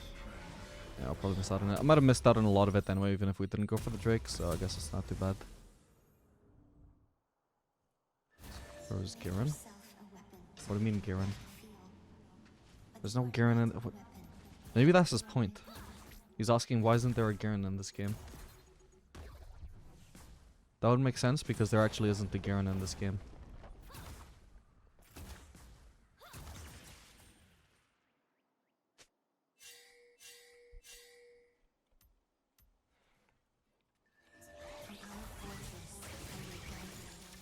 I didn't put much thought into what I'm actually buying here, by the way, but yeah, I mean... Maybe Stormwizard this time because I could do with kiting the Darius, kiting the Skarner.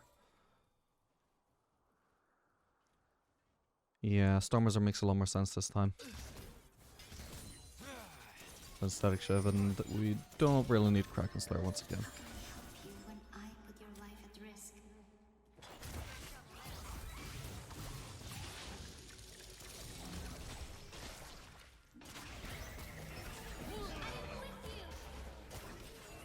Just maximizing my damage there. Doing a bunch of poke, because it makes it harder for Tristana to lane afterwards. You don't need to save the octopus combo just for killing people.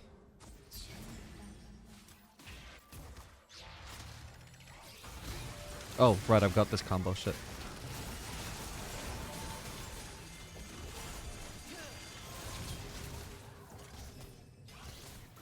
I was expecting to triple weapon combo there, but I didn't actually have the right weapons because of my previous mistake.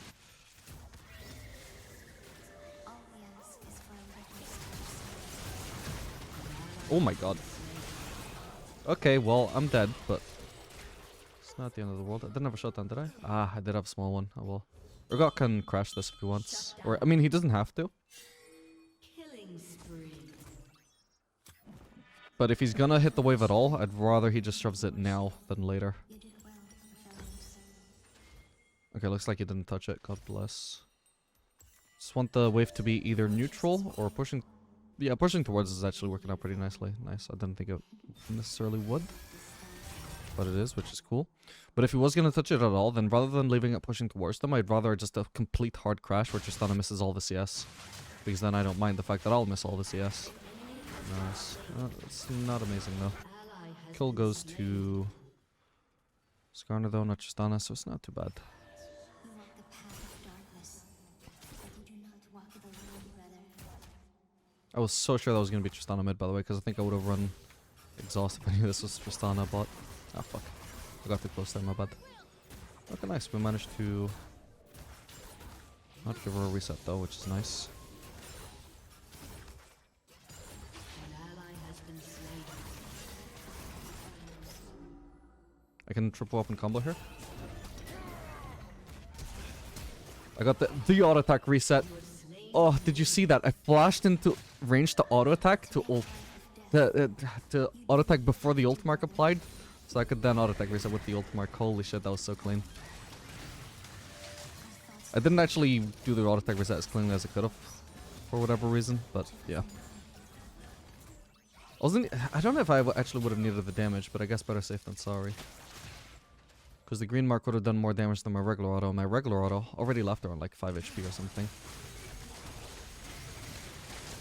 But just the concept is super clean, you know? Okay, we know Skarner is currently mid. Ah, this is kind of whip though. Well, I got blue. I got pretty good wave clear.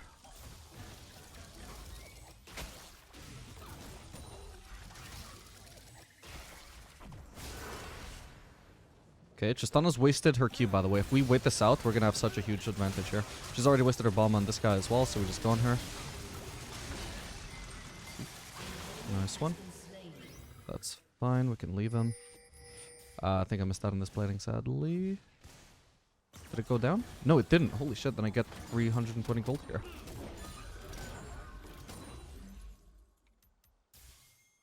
It's fucking Christmas. Christmas came early. Nice one.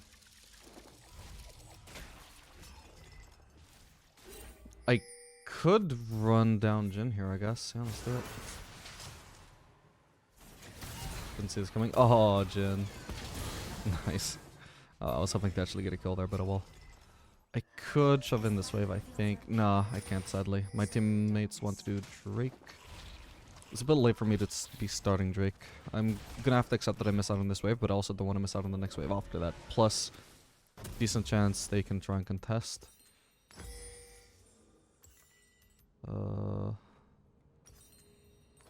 Not sure whether I'd need to do Gale Force this time. Maybe I'll just do Infinity Edge. I think Infinity Edge could be good. Oh, the Gale Force would be pretty nice against Tristana. But if I can just one-shot her anyway, like we have already such a big lead. And I'll just do Shield Bow as well. No, Urgot. Okay, I still got it, thank god.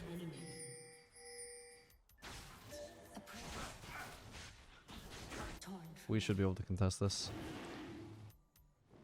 Okay, and he knows it. I just want to get a cannon. Ah, damn it. Okay, whatever, I'll shove in this wave as well. And I need to hold my team with the Drake.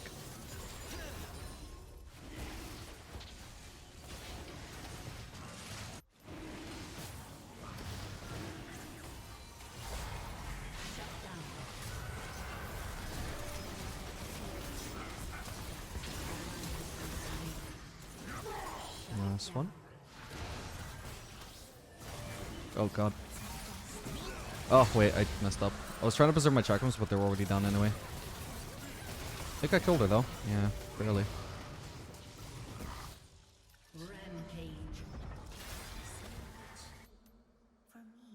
Ideally, I should try and base out of sight, because Jhin can run me down with ult. I have to try and base somewhere where he wouldn't expect me to be. But Brand better not bringing him over to me.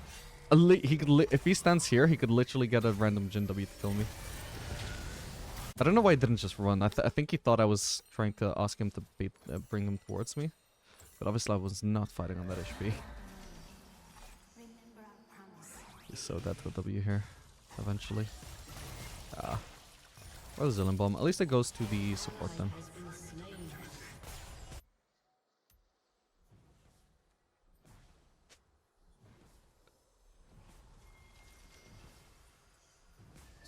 Our path is set between the last breaths taken by our enemies.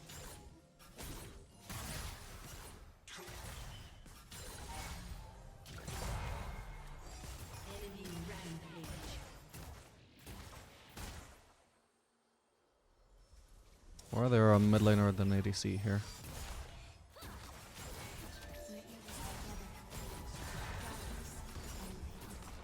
If I had ult, I would just go in, but I don't have ult, so. Your turret has been destroyed. At least Jhin is missing out on farm mid lane. Well, for whatever reason, Zillion is getting farm mid lane. Whoops, misplaced that. Okay, we know where Tristana went. At least she took that portal. I'm just gonna start pinging her back, because our map is very dark over there.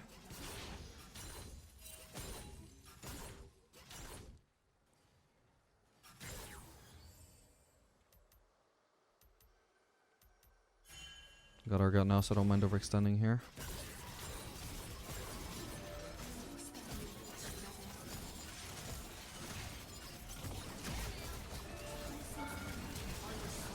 Yeah, I was thinking whether I should ult there, but it seemed like she was staying in my white for too long that she would just die to my white turret for whatever reason. Was she trolling there? She might have been, because that ult on her got was a bit weird. Would explain the death.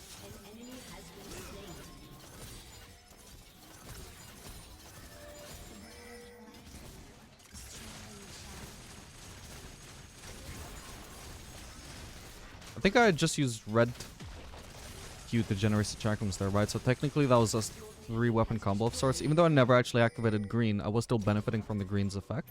So that's what I would call a triple weapon combo at least.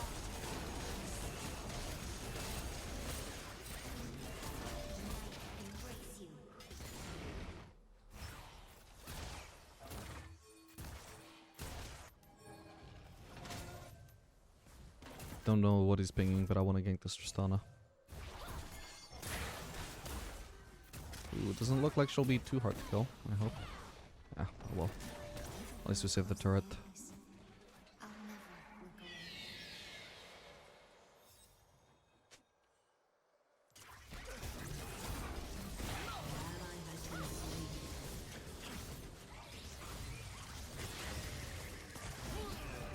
Ah, you're kidding me. Got him. I didn't think he would actually think that would kill him. I was hoping he wouldn't ult. This actually would probably worked out better than if I just straight up hit him with a full octopus combo. Or he probably would ult himself. Thanks, Aphelios, for what? I know he was pinging something around the blue buff, but I don't know what he wanted. Oh, actually, he was trying to trap, wasn't he? Did he die because he tried to trap by himself? Because it was a pretty random time to try and trap when we could have just saved the midline turret instead. Oh, damn, that's unfortunate.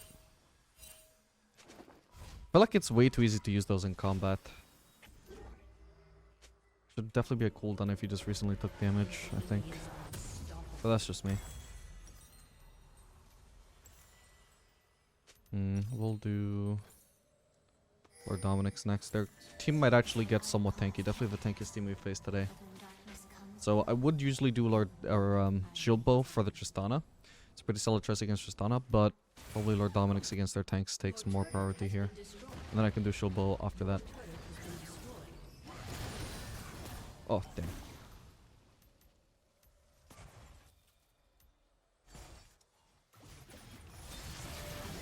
Did see someone there.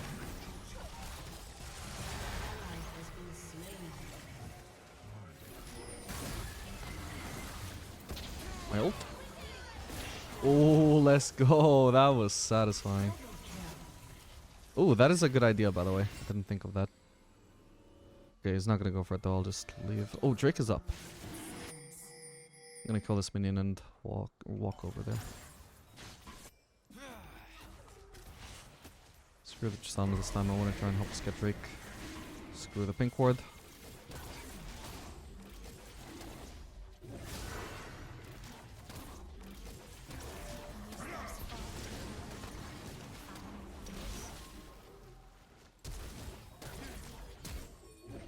Come on. I barely got him. Nice.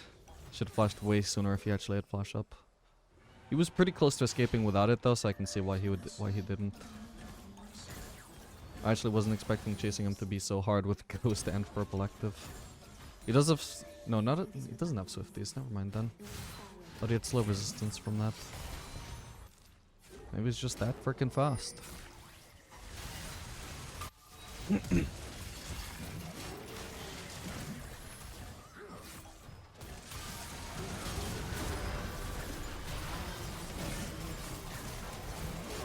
Oh my god, these gen ults, man. I completely would have destroyed Darius there if not for that. Oh well. Use blue Q to get rid of blue flask, get the red white so we can DPS him.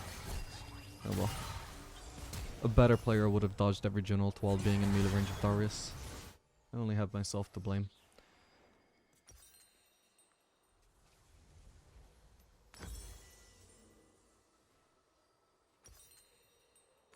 Now we can build lifesteal. Has destroyed a turret.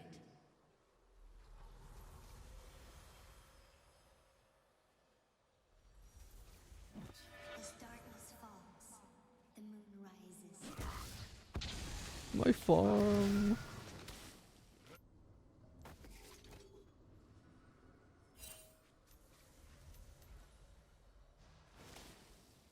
Oh god, he's taking even more farm than I realized.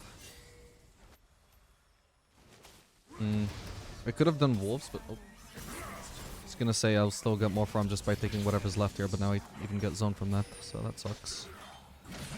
Or do I? Well, at this rate, I could have just done the wolves and then also taken this farm. Never mind, I can't even get this farm. I should have gone for wolves. Because I would have at least known that wolves was something completely reliable and completely in my hands. There was nobody around that could steal them. Apparently, even when I managed to get there in time for the farm, I still lose the farm anyway. Oh, be good. Or I could be greeting here. I can't reach him anyway.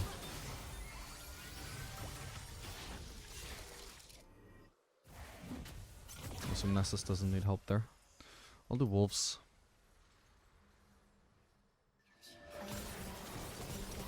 Oh, the wolf apparently. Didn't even need to red Q there really. There's no point in me walking up. I can try and triple up in combo though.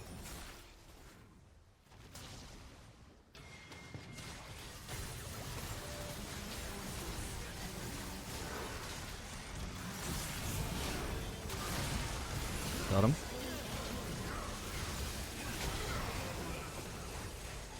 Oof. Oh well. God, all these slows, bro. What the hell? Yeah, that was nasty. I fucking love that red Q into green-white interaction, because it literally is the best of both worlds. Like, whether you prefer red-white or green-white, so long as you use red Q and then get into green-white, that is literally just better than being red-white. You get all the benefits of red-white, well, most of them, while also getting into green-white after. It's so fucking good. Nice, so I've got the amount of attack speed where I can auto, Q, auto. Whereas usually if you have too low attack speed, then your previous auto makes it so that satisfying ass auto attack reset can't happen. I don't know what the required amount of attack speed is. And it also depends on your how close you are to what you're trying to auto as well.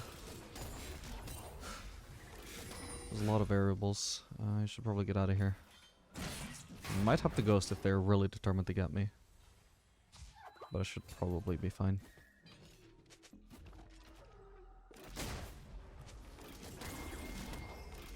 This guy is so annoying.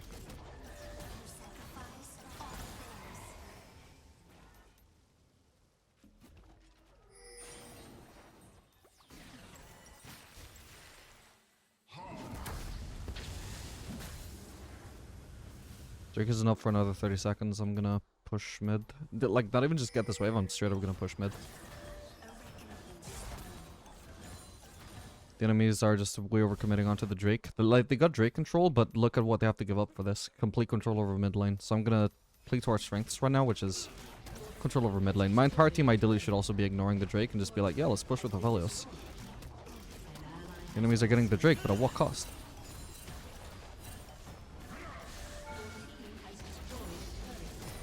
So literally only Skarner is here. I got a free inhib for this. Well, technically it's not free if I have to give up a Drake for it. That is by definition not free. But it is uncontested at least. Maybe Nexus turrets too, we'll see. Okay, somebody recalled. It is just Darius by himself right now though, and I am really strong. And I have Ghost to kite him.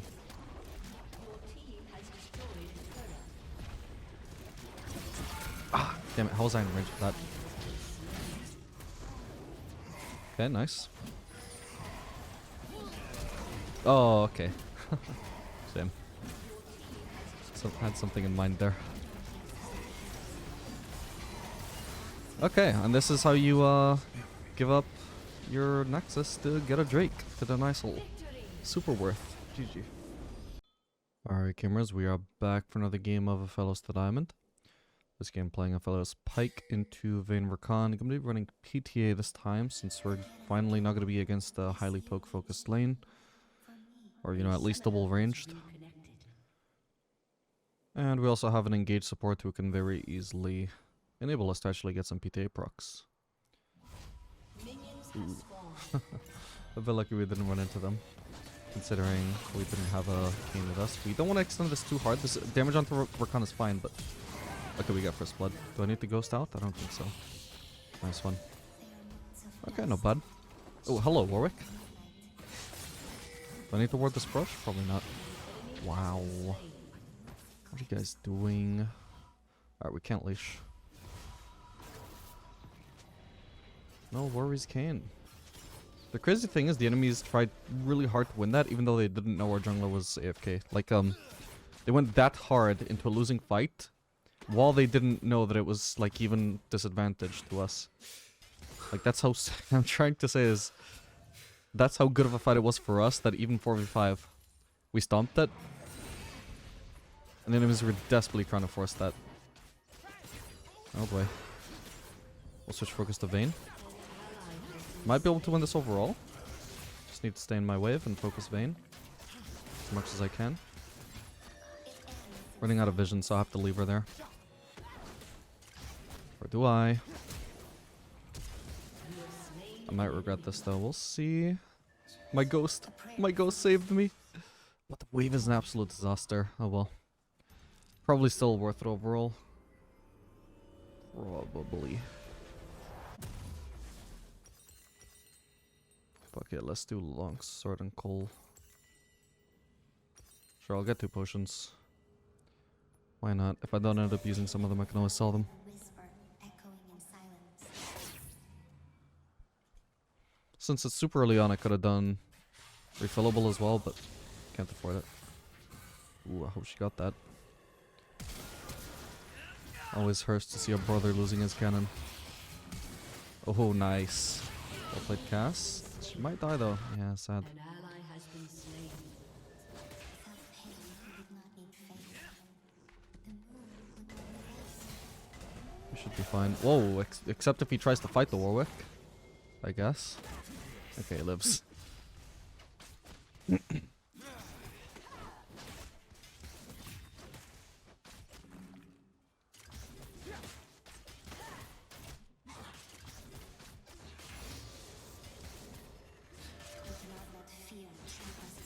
Nice. Because mostly blocked by the Guardian anyway, which is annoying, but well.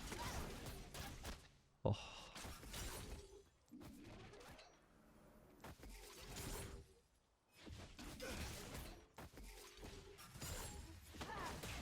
God, this Vayne is not enjoying her existence right now. Gotta be careful about getting too aggressive there, though.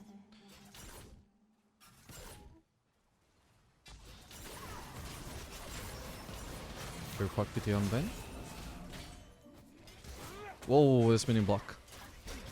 Yeah, did the auto reset. Super clean. So satisfying. I fucking love it, man.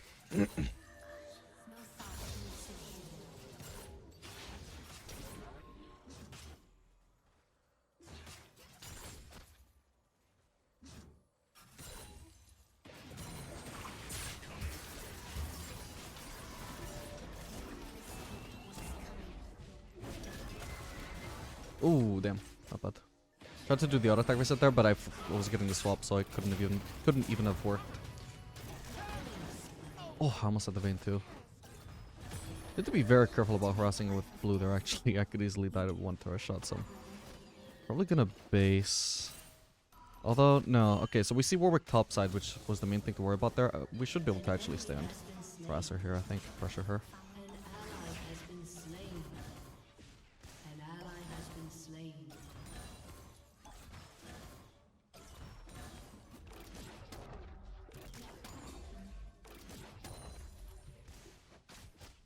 Okay, I'm gonna base though, because I can't really do much pressuring while I'm this low, and You walk the path of darkness. Rakan is in the lane. He could easily come with W ignite.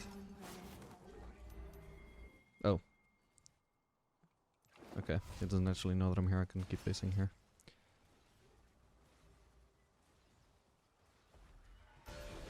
Annoying though, because it means that Vayne got our base off way faster than I did there. And we made use of both of our potions, so that's nice. By my word, you walk into Did not turn out to be a waste of gold.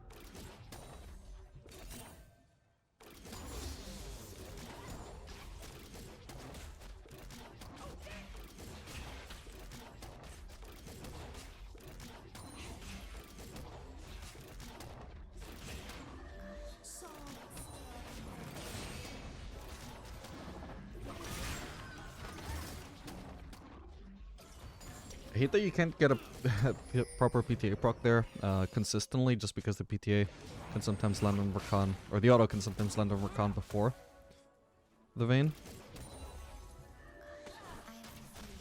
So even though it's 3 autos on Vayne, the PTA just gets cancelled out. Oh, this could be very bad. I don't think I should bother ghosting here.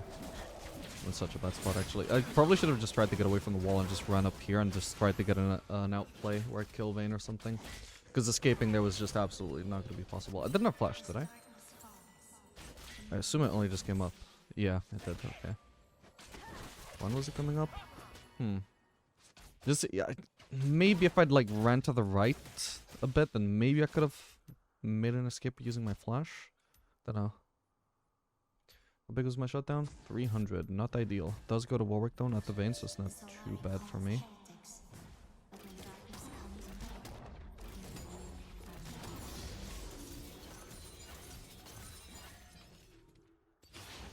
Are they on Drake or what? Should crash this and place a ward, and if they are on the Drake, which turns out they are, then hopefully I'm gonna make them miss farm here. Because you see Vayne was on that Drake, so if she bases here, she's gonna miss farm.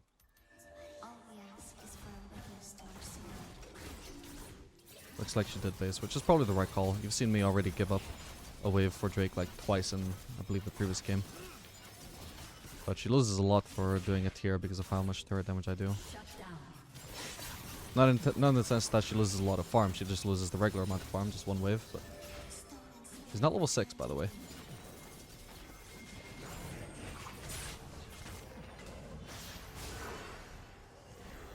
Is this guy ghosting or what? What the hell? Where did he go? Oh, he did go there.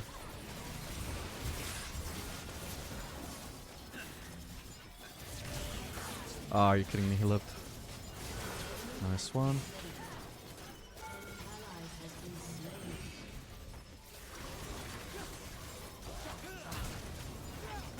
Nope.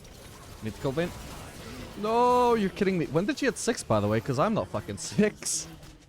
Yeah, she wasn't 6 at the start. I guess she probably got 6 from killing... Nope, not from killing Kayn. She got 6 just randomly off of minions mid-fight. Holy shit, that sucks. Ah, that really blows so well. We might actually want to do... Yeah, I'll do Kraken here. They do have a tank this time, a proper tank. And a Warwick who can also get somewhat tanky, and Rakan who can get somewhat tanky.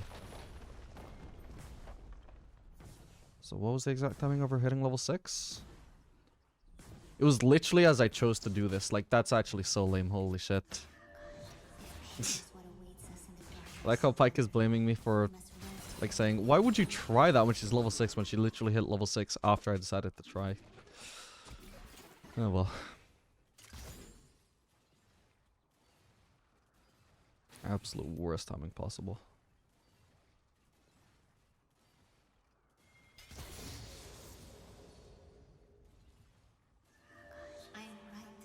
Should I do just W max this game so we can show off, you know, the increased DPS against a tanky comp?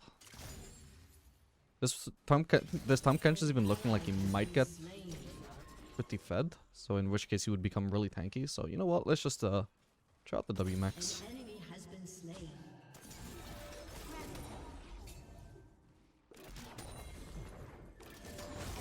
W max, by the way. Ooh. This should be a kill. Maybe not? Ooh, super close. Fuck me. Yeah, so W max is actually the most gold efficient max that Aphelios actually has. But it's not the most synergist with his kit. But it is just optimal if you just want to straight up DPS with autos. Okay, it's a shame we didn't get a kill there. Maybe I could have played it slightly better. Maybe I could have delayed the root for a little bit longer. I'm not sure. Don't want to review it right now. In the middle of the game.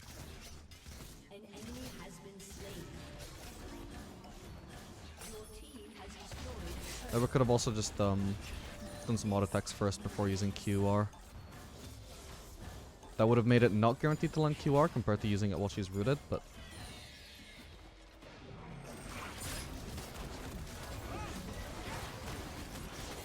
this could be bad. This is looking very bad. Oh no. She should be focusing me, by the way, so I don't kill Rakan. Obviously, I have no chance of turning this around on her, but at least I got a kill out of it. Oh man, she's so fed now. That is so unfortunate. All off of her hitting level 6 randomly. Oh well. Do we want to do Guild Force here? I guess it would be good. Probably.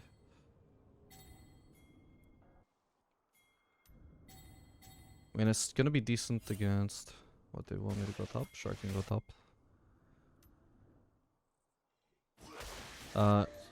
It's gonna be decent against the Reconalt at the very least. And maybe use it to dodge Warwick ult from Kench E. If I'm rotating top, by the way, my Pyke needs to also be top. He should not be making a play mid lane or bot side at all. I'm gonna ping and hope he notices. An ally has been slain. Enemy double kill. Ah, fuck's sake, that's what I was worried about.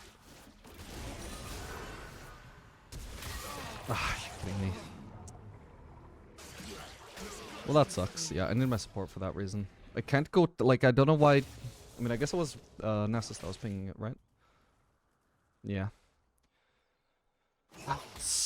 Just lame, man.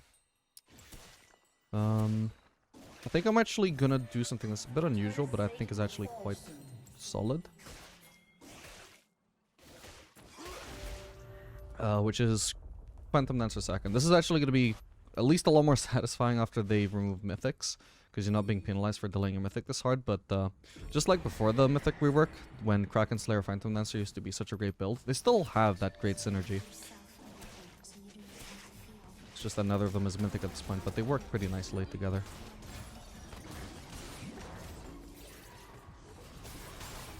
So we got Pyke around this time, could be a kill. Oh, come on. Okay, thank God, let's go. Huge shot down to the Pyke though, it's a shame I couldn't get it. Shut down.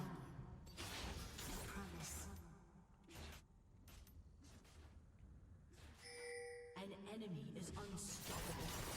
An enemy has been slain.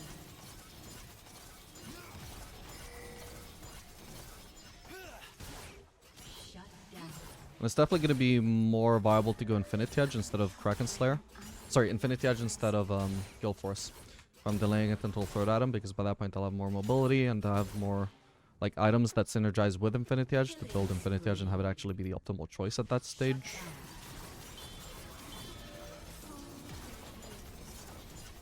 Whereas the earlier on that I have to build my Mythic, the more sense it makes to do Guild Force, because we're not quite at the stage where Infinity Edge pays off super hard yet.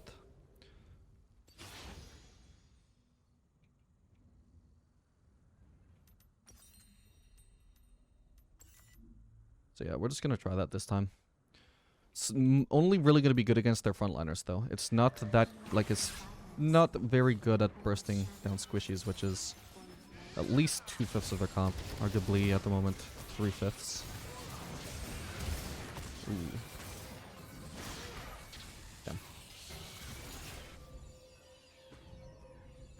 Wait, why did we even swap though? Because it must have left Vayne alone against Nessus, right? How the fuck did that work out? Somehow they killed him though, so I guess there was a gank. Yeah, you got a huge shutdown off of Vayne. Props to him.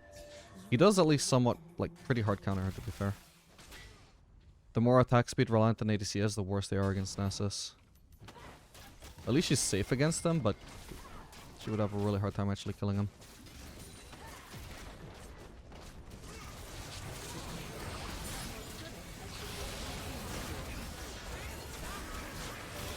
Got him. Might be able to ult Brent soon. I could maybe try and QR him. Oop. Okay, nice.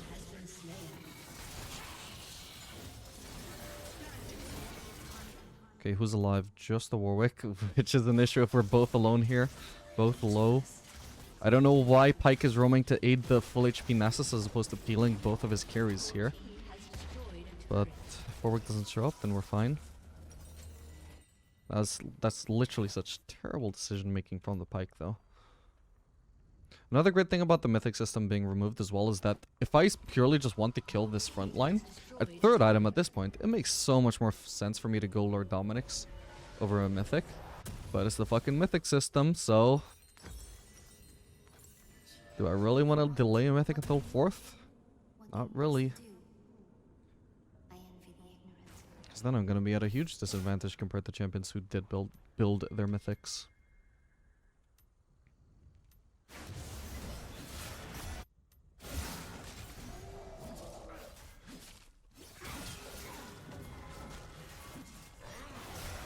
Ooh, nice one. Holy shit. Fuck Ghost. Even if Pumpkin can briefly escape with that,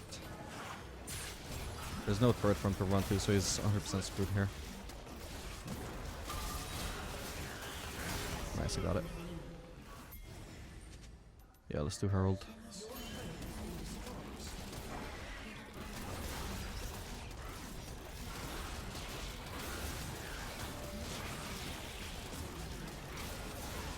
Bear in mind, by the way, that I did so much more damage onto Tahm Kench there, not only because of the synergy between Phantom Dancer and Kraken Slayer, but even if in theory Infinity Edge would outdamage Infinity Edge would outdamage Phantom Dancer there, which it might, to be fair. I guess it probably would.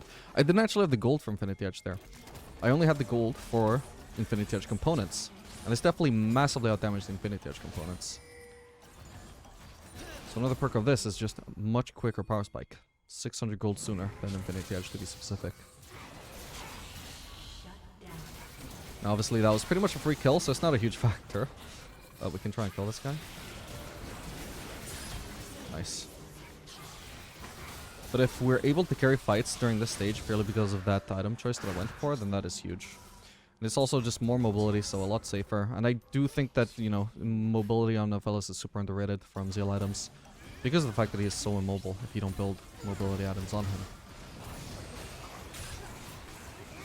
I'll just do some damage with that and just leave it. That doesn't actually do too much damage because I didn't build lethality, I didn't build Giga Crit from Infinity Edge. I'm not even putting points in my E, so it really didn't do too much, but there's not really a better role to use there unless I want to save it for White Ult later on.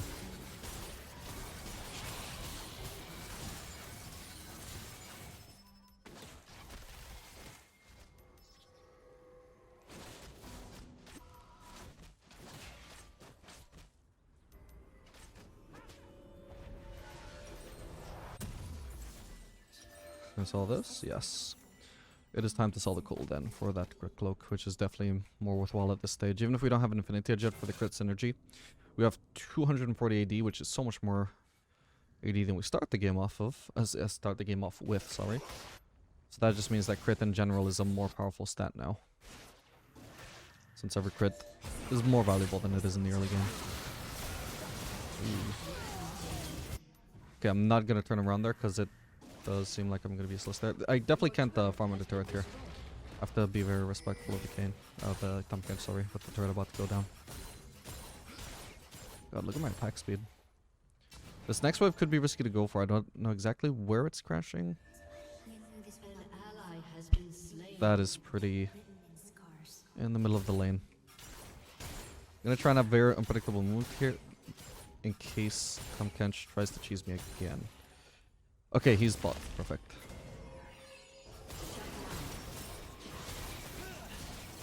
I know he's gonna fear, so.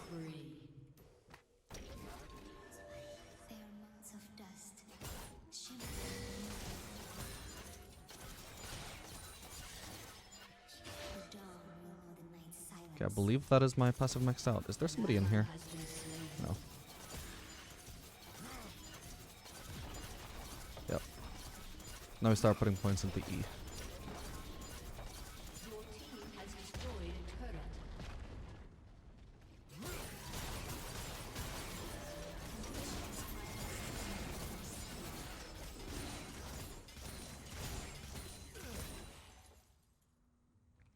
Okay, now we get Infinity Edge. We are suddenly huge.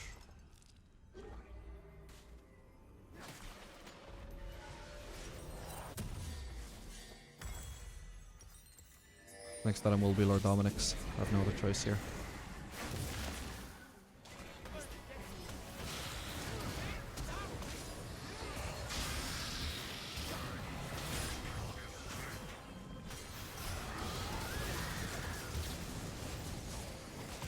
Uh-oh. Oh, he's died to the Brand passive there.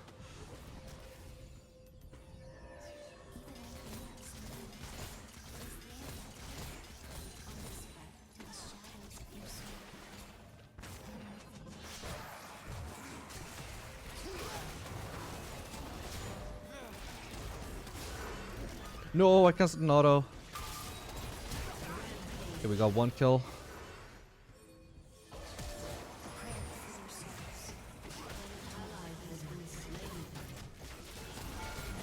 Come on. Oh, I almost could have got her if she didn't keep going invisible. And if the Tomkin shouldn't swallow her. I did try to QR there, by the way. I'm not sure why that didn't go off. Yeah, my ult was up the whole time. I did Q and then my ult just didn't go off. I'm not sure it would have made a difference, but... It might have. I mean, she was really low. Oh, well. Alright, I'll just get a quick cloak while I can afford it, since I can't afford Lost Whisper.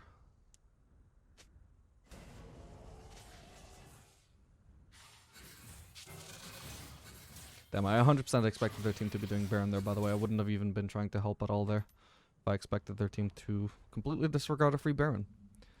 I thought that was just 2 of their team going rogue, which is a pretty common fucking stupid solo queue mistake. People just randomly doing, like, going for solo plays and then dying while the rest of the team wants to do Baron.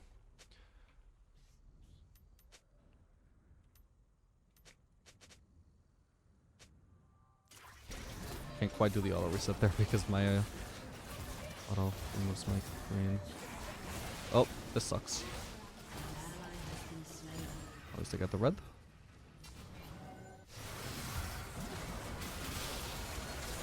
I think this fight is already over, right? Yeah, I gotta assume it is. Okay, she kills Kane though. Warwick, rather. I'm so trolling by even trying to win this fight at all. It was unwinnable. I needed to just abandon it and not do any damage at all. Any damage at all just puts me in range of death there, since I'm such a short range ADC. Maybe if I had green, but no.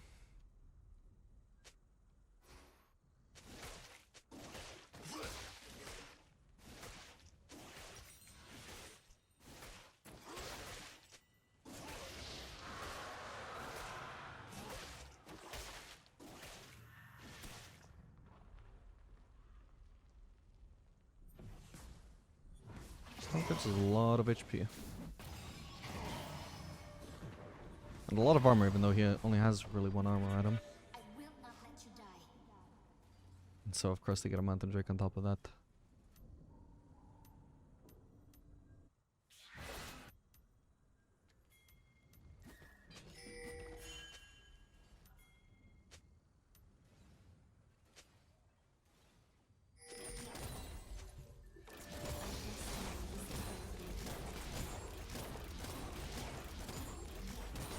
Let's say currently my Kraken Slayer hasn't really performed much better than, for example, a Static Shiv or a Stormwizard has. You can see that because, I mean, like I've only done like 500 more damage with my Kraken Slayer than Min has done with Static Shiv, but the longer the game goes, the more it will actually outscale.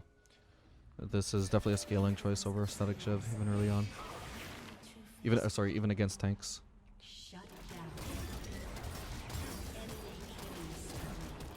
Okay, nice. That's good. Oh, and that is so good. Nice one, Cassiopeia. Where's that? There. We should try and do Baron. I agree. Although our jungler is dead, but we might just be able to flip it. We could just kill the Warwick. This pink is a bit frustrating. We need to kill that.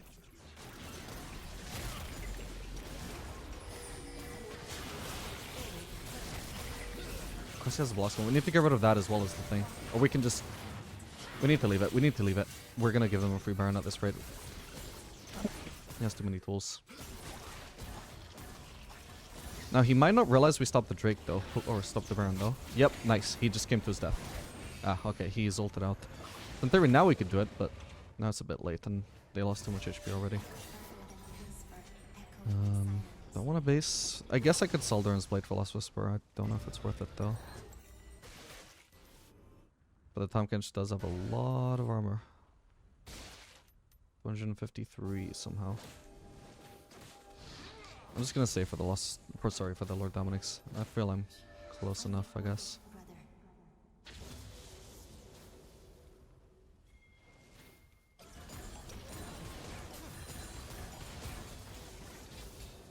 been ages since I had this much attack speed on Aphelios. This is like the worst build for actually abusing Aphelios combos, which are like the most fun part of Aphelios once you actually learn them, so... It's not one I like to use too often these days. Like a single auto like that does nothing.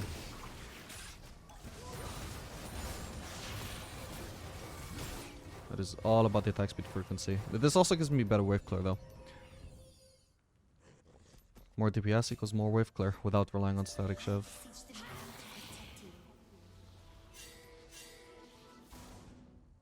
An ally has been slain.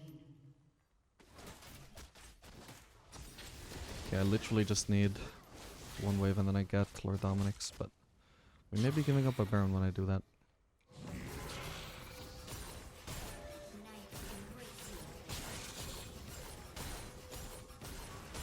Nice. Okay, I can base now. The awkward thing is they might try and collapse on Nessus, in which case I would want to be mid. Could use that, but... Looks like they're not even really going to collapse. Or at least not as a full team, which I think they should have done. I cannot wipe it away. Oh, I had the foresight to run cut down, by the way, which I haven't done in a while. It's looking like it's getting me a lot of value this game.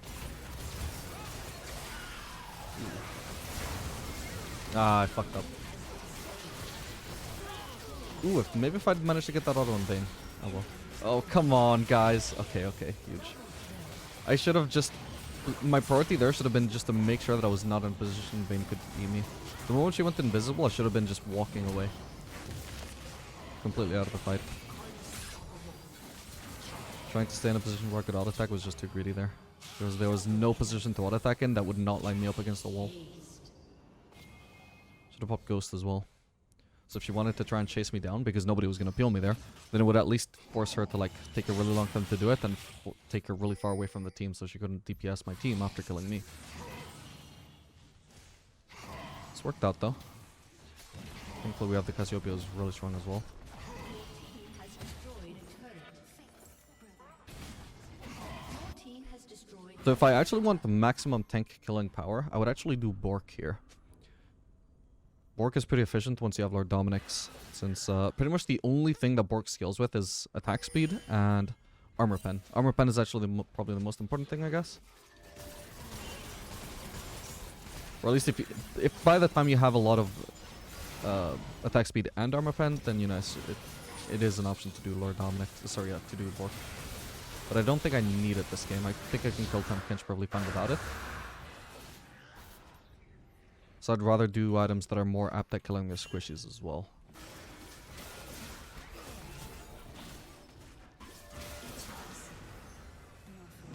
Nice.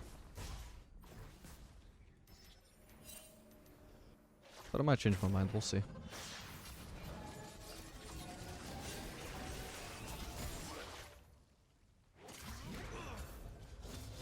Hello. Oh god, wait, no, my bad, I wasn't looking at the map and he wasn't on my screen. Fuck me. My bad, that was a huge mistake. Oh, of course I had my camera angled in a way where I just could not see the brand. Fuck. I had it angled downwards, by the way, because I wanted to see if they were going to be flanking by any chance. I didn't expect somebody to just just think that they could walk up to me and just hit abilities on me, but they could, and they did.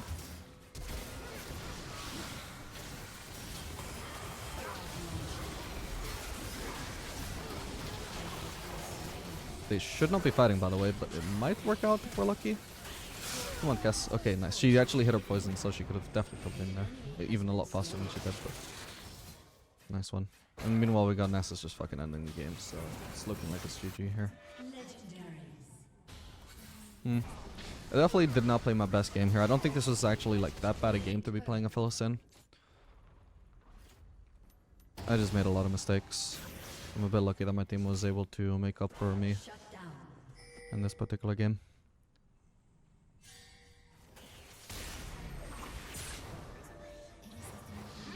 Aphelios. As beautiful. As terrifying.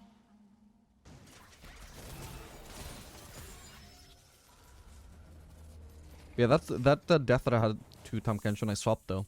That is just the reason why I don't really prioritize lane swapping too much in low elo. Because you have pretty much, you need two different things to be true for these swaps to happen. And that is both that A, your top laner will even swap the bot and actually let you swap the top. And B, that if you do get that to happen and you can swap the top, your support has to actually come with you to protect you, to play some wards, to actually make sure the top laner can't just fucking walk up to you and kill you. That first death that I had there, that was just completely unnecessary. I mean, maybe I could have outplayed it, but it wasn't entirely under my hands. Like, I had to kind of assume that Tahm Kench wanted the base and that he would assume that I wasn't just alone there. But I was just alone there. I needed to take that risk and punish it. Oh, didn't notice Vayne was just tanking those. Fuck me, I'm just dead. My bad. Maybe I misplayed there. I feel like he was just way overextended though. He's just completely walking up to me here. I guess Pyke had wasted cooldowns though. I guess it makes sense for Cassiopeia to be retreating.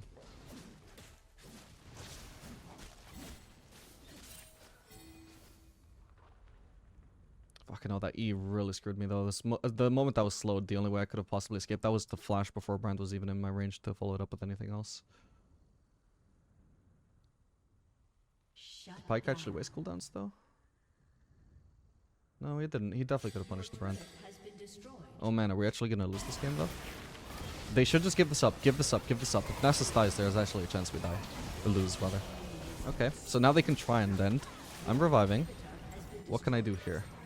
Can I do much? I can get blue at least, which is going to be the best weapon for this situation. Ah, I just barely didn't get that guy. Okay, but he did. Oh, Brand is still here. What the fuck? I need to heal. Fucking hell. I didn't notice Brand was still in his belly. Might as well stay for the movement speed boost, right? How long is it gonna take though? Because I was burning to Brand. Oh, for fuck's sake, I could have just walked out. It would have been so much faster. That penalty is way too extreme.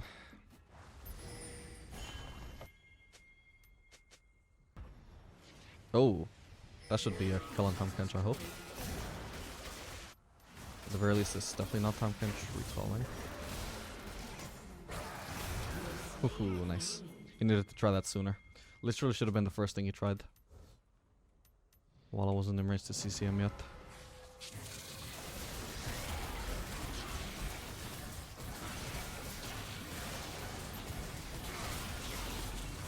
Yeah, the fact that I had blue there was really fucking good. I think they would have ended if I didn't have exactly blue. Red-white is also a lot of damage, obviously, a lot of DPS, but I needed to AoE there. Needed to do as much damage ASAP, not just like long drawn-out damage. And without my ult, that was still huge.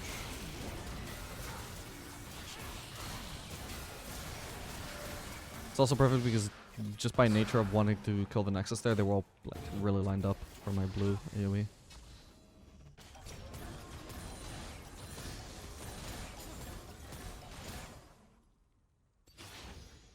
Okay, I can get a final item now.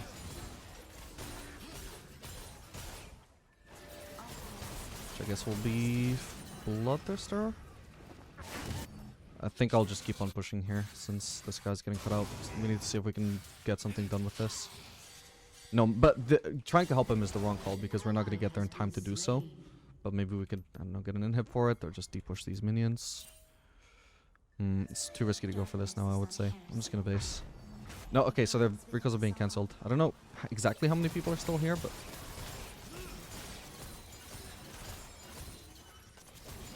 Still got my... Do I have my chakrams? I do. A lot of chakrams, so he should not be messing with me. Yep. Wait, that's an open nexus, actually. Oh, you're kidding me. Wait, you're kidding me.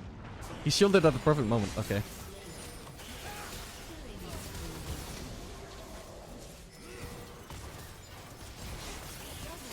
I got such good stick and power with my Phantom Dancer as well.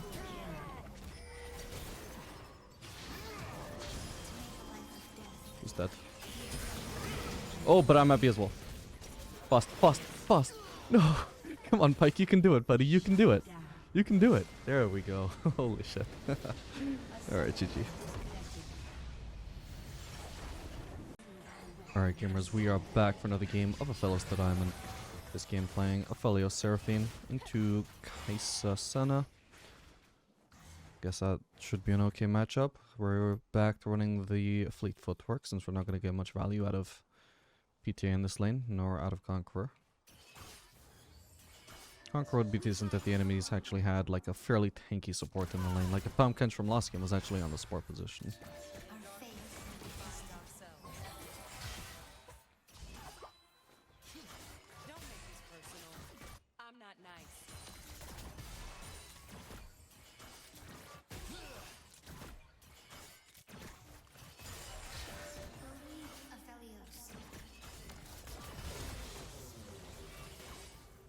Need to try and catch up to level 2. There we go.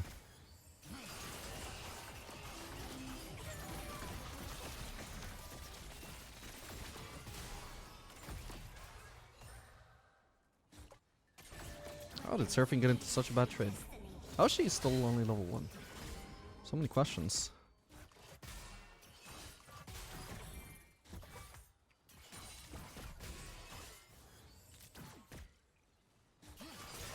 I guess I might have to disregard the cannon here for the last hit, but I still got it. Nice one.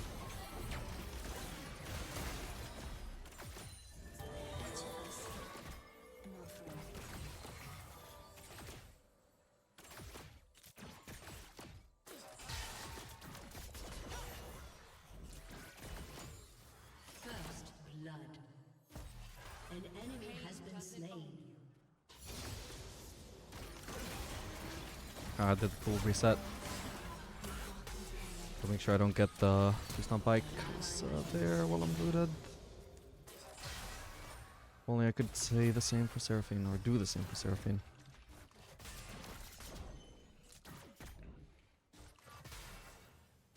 That was without using Ignite as well, so I don't even have a chance of getting a revenge kill.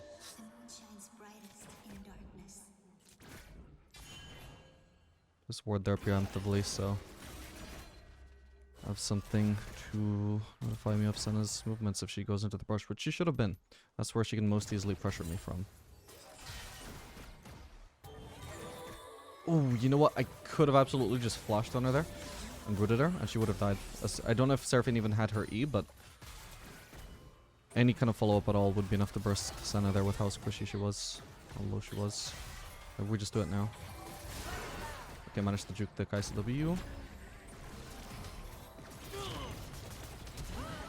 I don't know if I needed to flash there. I really didn't, to be fair. I wasn't actually entirely sure how many passive stacks out on me, though. I mean, either way, I guess it wouldn't matter. I die either way. If I did have enough for her to burst me there. Oh, well. Just panic. Ooh, what is going on there?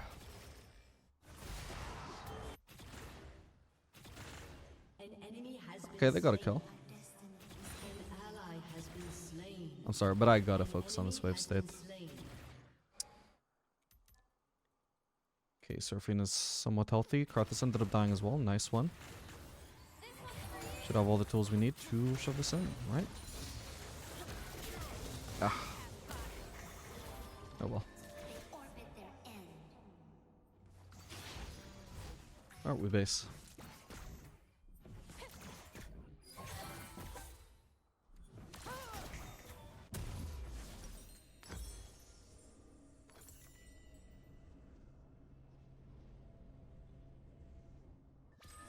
It is as the moon revealed Aphelios, as beautiful as Tarkon.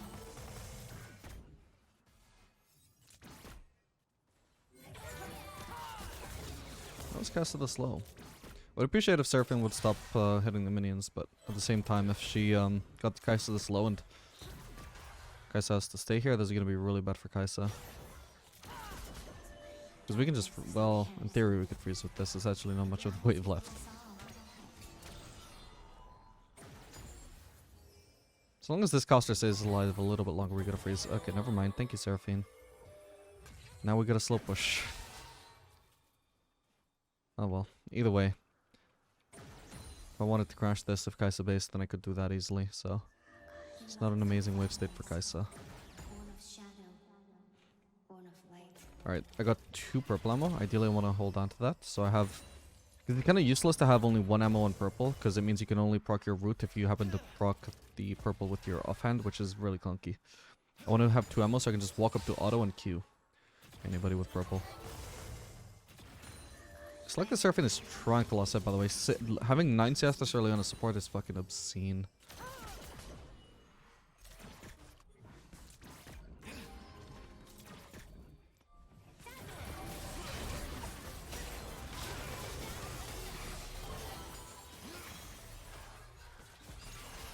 Nice one.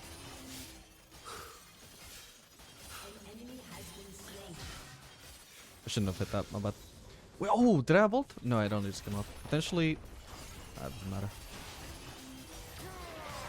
That should not kill Senna, apparently. My bad. I thought it would. I had 11... Well, not quite 11 check-ins, but I had a lot of check-ins. The more check-ins you have... Ooh, so close again. The more check-ins you have, the more damage White Ult does since it applies check-ins itself.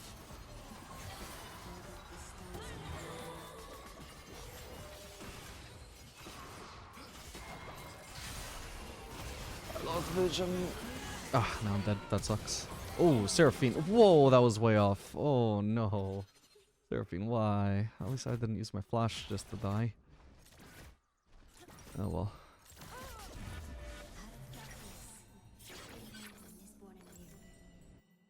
Okay, this should be a free kill for Nocturne, though. Love that form. Do not! At this point, no point pinging back, because at this point it would do more damage than help to stop shoving it.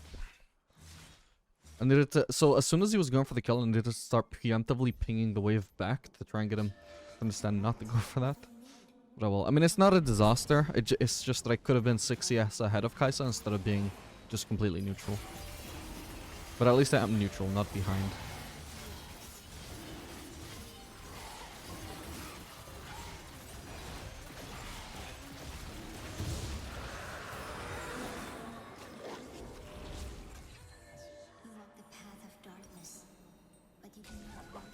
Probably do static shove again this game.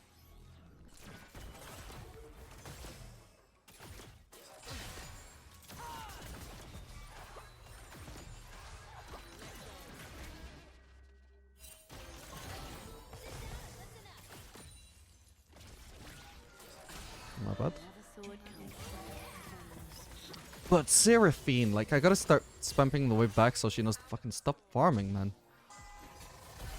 Oh, we're getting ganked without me noticing. Fuck.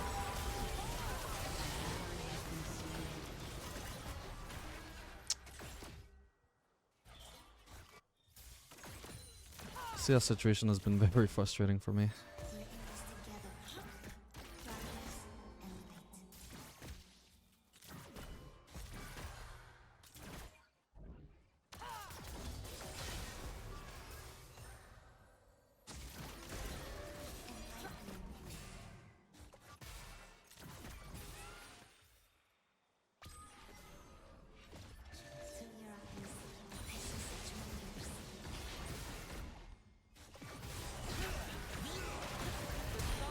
Did I kill Senna there? Oh my god, I almost did. Am I still be able to kill her though? This might be a stupid thing to do though.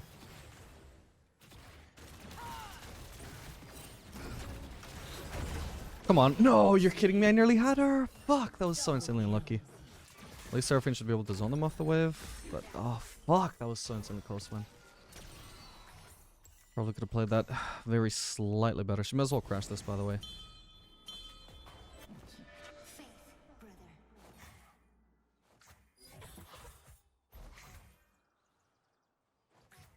See. I did miss out on an auto because of my swap there, which I think actually might have cost me that fight. Needed to swap at a better timing because it cancelled my auto command. Did I really need to swap though, or could I have just done blue Q then purple Q? I don't think it really made a difference, which I did, to be honest. Didn't need to swap right then.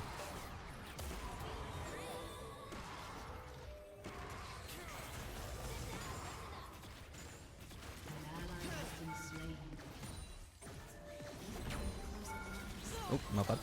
No.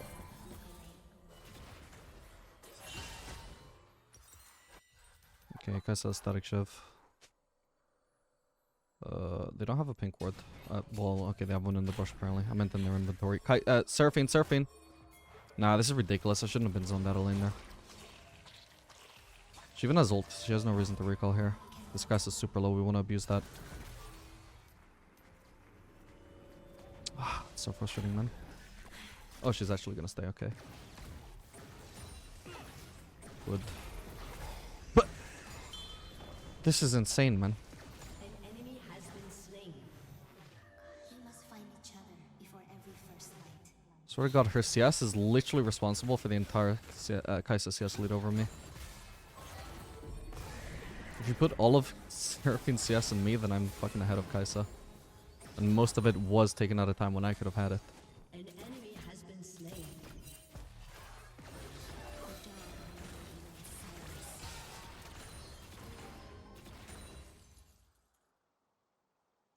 I guess she might as well base now.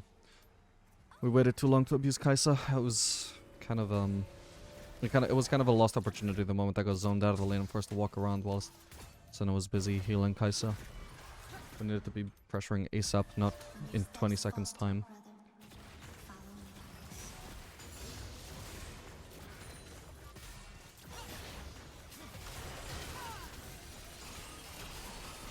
Probably should have just ulted there, but I might be able to get a kill here. No, the Senna ult. My bad, I could have avoided that. Oh well, my bad. Yeah, it wasn't a bad fight though, I just misplayed it. In hindsight, it did work out better to use the white ult. But I really think the correct call, you know, in the moment should have been to just blue ult them before using blue Q. An ally has been slain. Yeah, at least Seraphine gets some CS there as well. Rises. CS doesn't go completely to waste. But please do, I have to ping her in advance not to touch this wave, because otherwise I just know she will. Knocked in his ult. Not sure the wave isn't really in a position where it's optimal for a gank though. Written in scars. Not unless the enemies get into lane and just immediately start pushing. Okay, they want to do Drake. Should be fine to do it. Oh.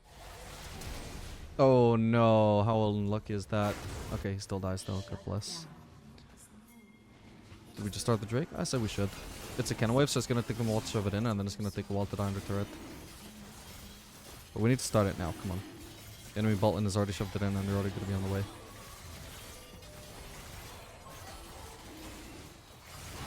I'm basically missing a wave here because of how long it took. Sucks. Ooh, this could be good though. I'm gonna pop Ghost and just stick into melee range.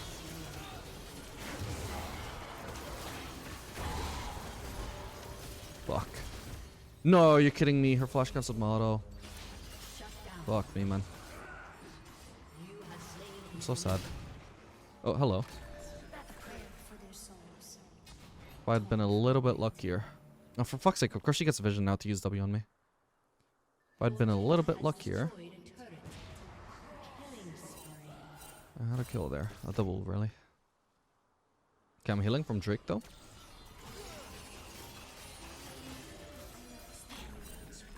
Sadly, because of Rhea, I can't actually get him range to ult. She'll just zoom away with her E.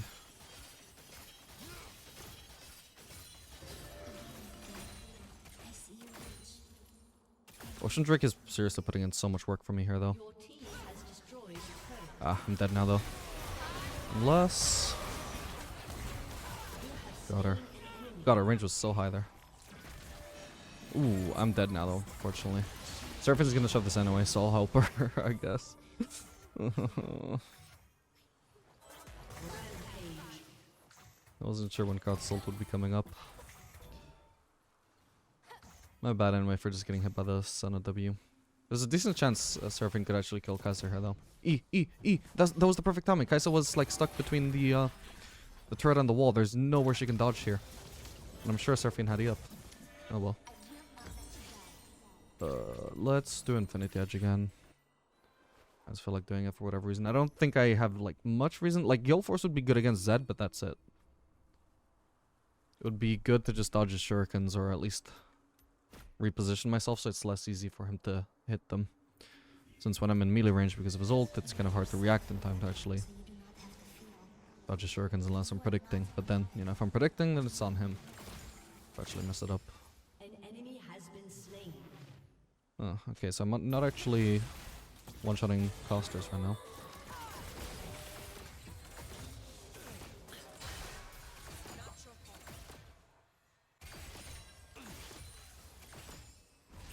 Hello, Yone. Is for a witness to our sorrow. Why is she still here, by the way, this Kaisa? Yeah,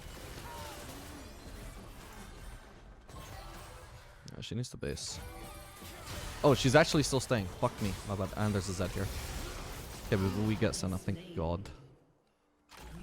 I was so sure she'd gone, like, retreated out of vision there to base. She might have actually done that and then just decided not to just because of Zed showing up. Who knows? But anyway, my bad. Okay, nice. I'm assuming Zed would have had ult there. Otherwise he wouldn't be trying that. Been a very frustrating lane. Still, we're only 5 and 5. It's not too bad. My CS is so fucking bad though, just because of both getting fucked over by Seraphine and Nocturne in terms of CS, and then also just, you know, if you die 5 times, you're pretty much expected to lose 6 waves of CS.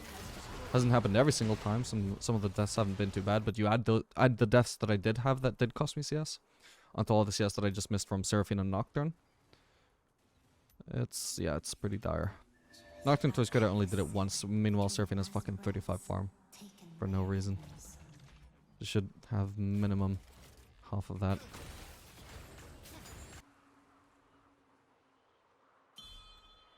Need to get this red buff in 10 seconds, by the way, or it expires. Come on, come on. 3, 2, 1. Lost possible. What? It hadn't hit 0 yet. You fucking bastards, right? You owe me a red buff.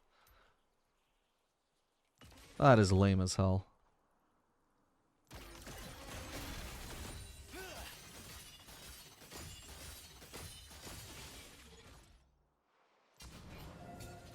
No Raptors to steal, but we can group outside with our team.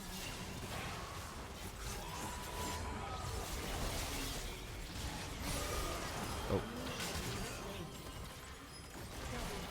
Oh, Jesus, that Nocturne damage.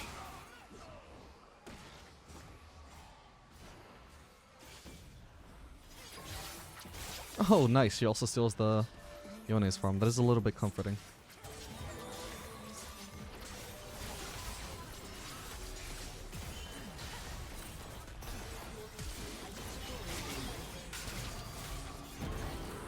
Okay.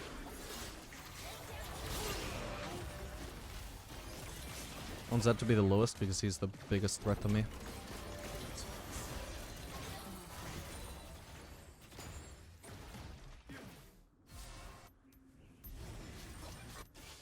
Maybe I get this inhib. It's definitely a risk. Pop Ghost. Oh god, what am I slowed by? Sonic Q, I guess. Looks like we're fine though. Okay, it's a shame that our entire team wasn't pressuring there, or we definitely would have had that for a while.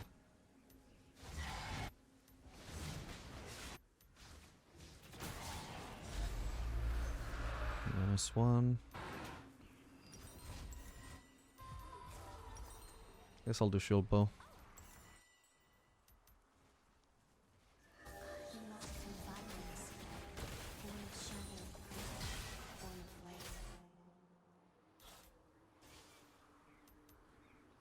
And do Raptors as well. Nice, and he's recalling as well, perfect. Otherwise I would have felt mildly guilty about doing Raptors while he was probably heading over to them. We would have had golems though.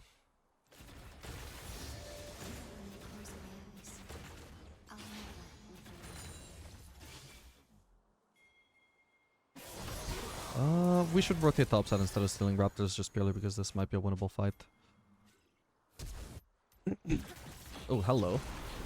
What the hell are you guys doing? Nice. What the fuck? That was so weird. I don't know why they were trying that. Oh, okay. Fair enough. GG. It was a last-ditch effort to win the game. Alright gamers, we are back for another game of Aphelios Diamond. This game playing Aphelios Nami into Jin Leona. And holy shit, Hui is out? I completely forgot he was coming out this patch. I have no idea what he does, I just know he's like legit Aphelios pretty much. He surely can't come close to the real deal, so shouldn't be anything to worry about. Anyway, running Conquer for this matchup since they finally have an engaged support themselves, a tank support at that. This means that if we ever have to focus Leona in a fight, because Leona engages on Nami or something, or engages on us even, then we can focus her for a while, and then, unlike PTA, like our like load wouldn't be completely blown in terms of our rune. We still, if anything, we would have extra damage for the gen afterwards if we're forced to switch aggro. Which is fairly likely, because generally you want to be focusing the ADC rather than the tank, but sometimes obviously you gotta focus the tank.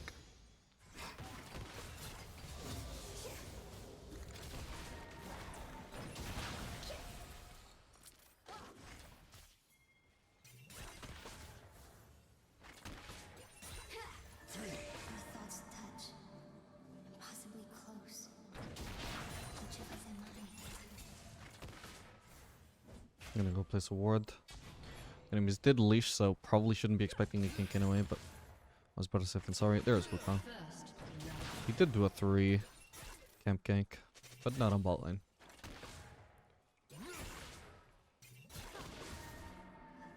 As light so is darkness.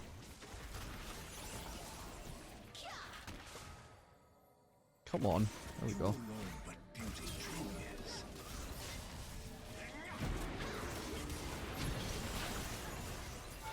Ooh, didn't mean to walk into the turret there, my bad.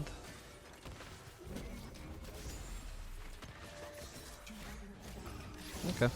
Managed to get a lot of Conquer damage there, I guess. It's very subtle compared to PTA damage and other stuff like that, but they had it ramped for a while there.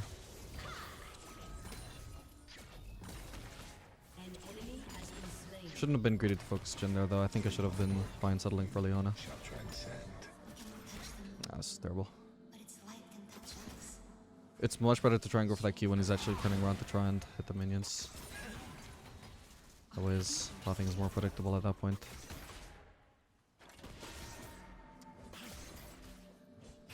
Actually, we don't necessarily want to be pushing this. Wukong could finish his clear and recall and come bot side at any moment. Plus, it's generally good to be getting pushed against when you're playing against an engaged support, so the closer you are to your turret, the safer you are, the more risky it is for the enemy to be engaging on you. Just marking that just to make sure that even if I get zoned, I can loss hit that whenever I want.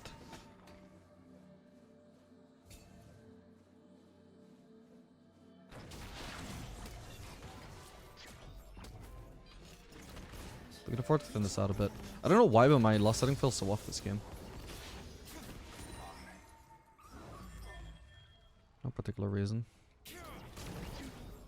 I was thinking of freezing there, but I do want to look the base soon. So I don't quite want to freeze. You must find a channel before every first light. Okay, they are also trying to freeze though. Guess they've caught on to the fact that they don't want to be pushing.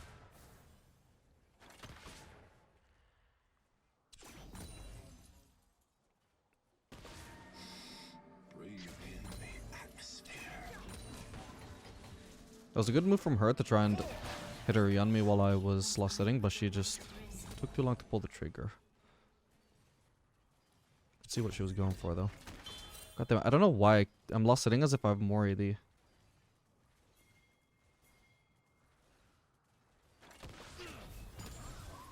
enemy has been slain. Oh crap. Jesus, I was CC'd for such a long time there. Both of their CCs combined, I guess. Oh, that did some damage. My bad. That was me that caused that. They should be looking to dive me here so I can try and bait a little bit, but I need to stay really far away from the Jhin 4th shot flash. And also from the Leona flash engage. Okay. No more flash on the Jhin. Now I get to safely farm this wave under turret. Thank you, Shaco.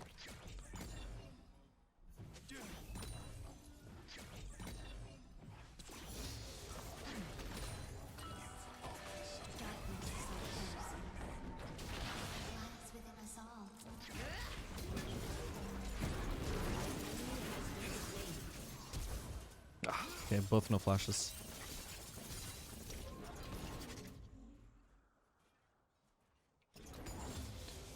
Ideally, we should have a Nami pink placed there, because we're not really afraid of being ganked from the tribe, but while I shove this wave, I really need vision and... Fuck me. In that river.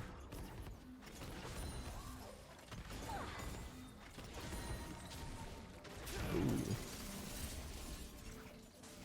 Damn, can't quite reach him. An ally has been slain. Sacrifice all things. We'll base here. This is the least likely place, I guess, for him to throw W to cancel my base. We could also just stay, though, given how low they are, I guess. It is risky, though. Because we don't know where their jungler is, and we know our jungler isn't around. Okay, this looks maybe like a kill. Yes, nice one. Perfect. Well played, Nami. So we can leave this wave here. We'll just leave it here. I'm just trying to... I have to stand here and drop the aggro. This is something my supports never do for me. Why did I aggro again? That's so stupid. Whatever. It worked. Something my supports never do for me.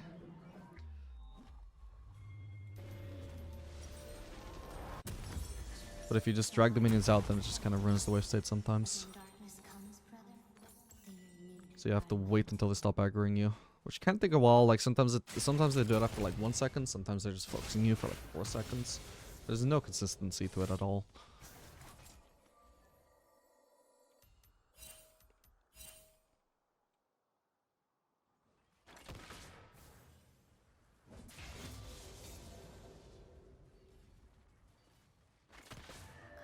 I am Aphelios, shining above.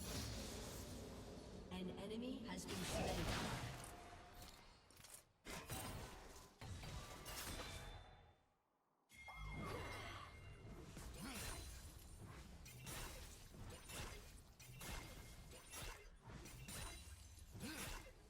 Fuck, I should have been using white there because I can auto-attack with white a lot faster. Oh well.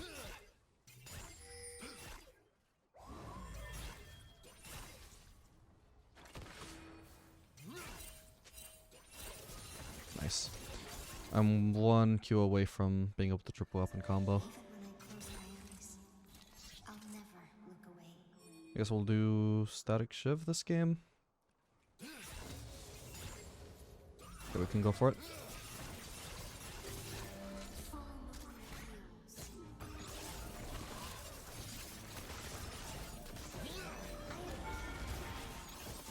Got him. If he had just been willing to tank the entire combo to begin with, or just, you know, just completely ran away, he would have been perfectly fine. But why did he try and fight me?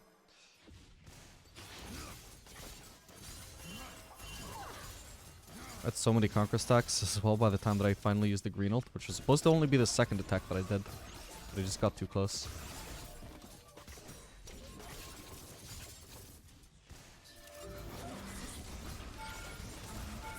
Ow.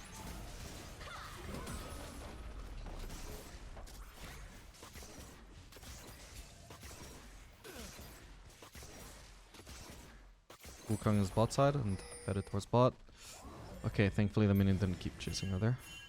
An enemy has been slain. Still places it in a really awkward spot where it's just gonna attract aggro from the rest of the wave though.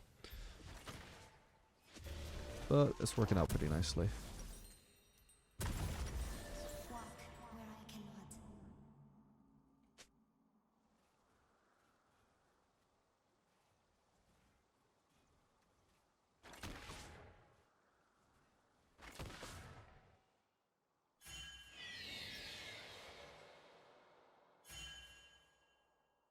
Yeah, so I really have no idea what Wei does, by the way. I Remember really the don't. promise. I know vaguely that he's got like fucking 40 different abilities or something. But I don't actually know what they do. I never got that far into looking into them. Because I find looking into what new champions do really boring unless they're an ADC that I want to play. If I already know I don't want to play them, it's like, oh, why the fuck do I want to know what he does until I have to face him? And I have to face him and it's like, why the fuck didn't I fucking look it up before, man?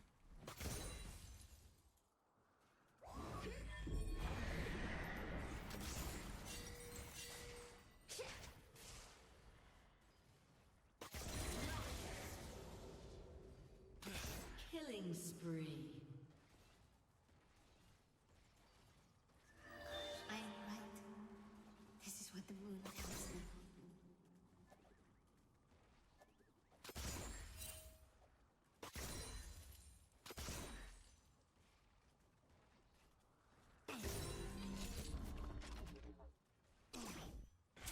Oh my god, he missed the cannon. That sucks for him.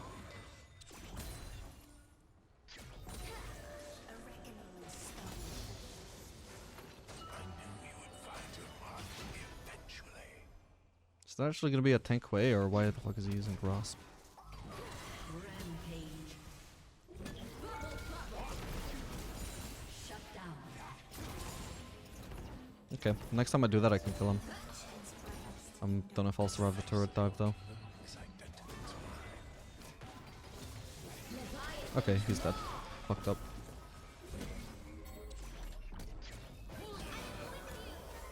Wait, he's actually not gonna die? Holy shit, not bad then, I guess. Swifties, that explains it. Didn't consider that. We still zoned him from a lot of farm though, at least. Is Luna? I don't know where Luna is. We're still continuing to zone him. Didn't is too low to do much. The only risk is potentially a Wukong gank here. Yeah, as long as I don't actually know where Wukong is, I need to chill.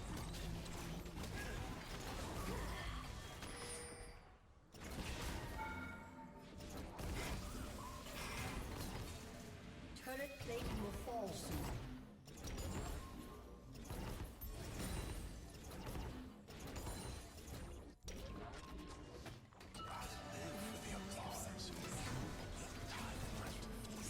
Kinda need to get rid of purple here. I can't be fighting on two weapons. They're about to swap. Kills my DPS too hard. Especially when I don't have ult to animation cancel one of the swaps.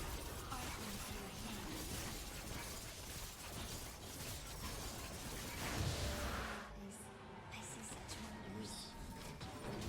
This is looking like a dungeon.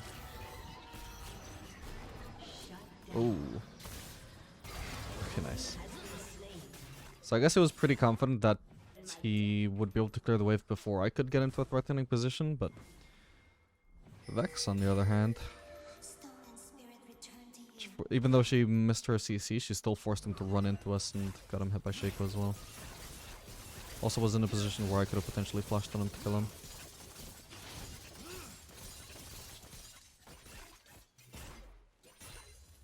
That could almost cost me the cannon. But do not let fear trap us in twilight. Shouldn't push this too hard actually. I should have just been Destroyed a turret. waiting for the turret to kill this wave, especially the cannon. Oh well.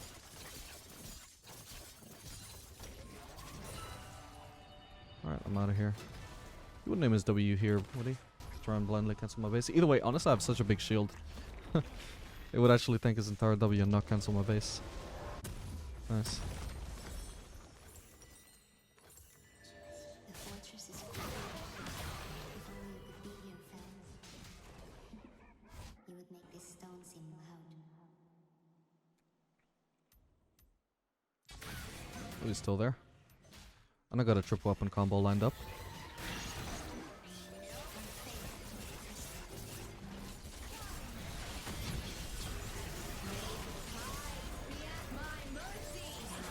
Nice one. What we call truth is shadow. So I can't preserve my chakras here. If I had more vision, I could have just flashed on way.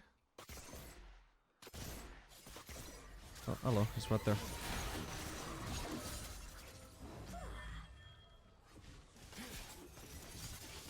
Your team has destroyed a turret.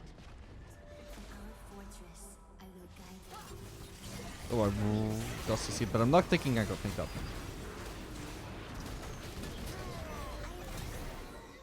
I don't think that kills her. But I would have done well to wait for my static shift proc to have the maximum chances. Damn. Didn't think of that. Okay, Jin gets a turret, but it's at great cost. Even with the bounty. Oh god. Damn it. Didn't see the Jace. An ally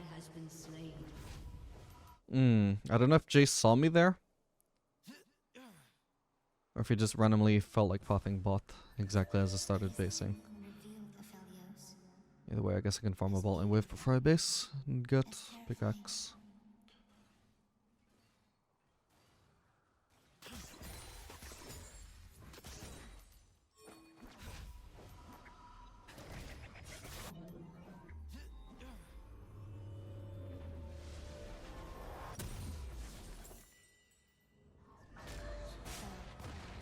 You've made Your every turret has been destroyed.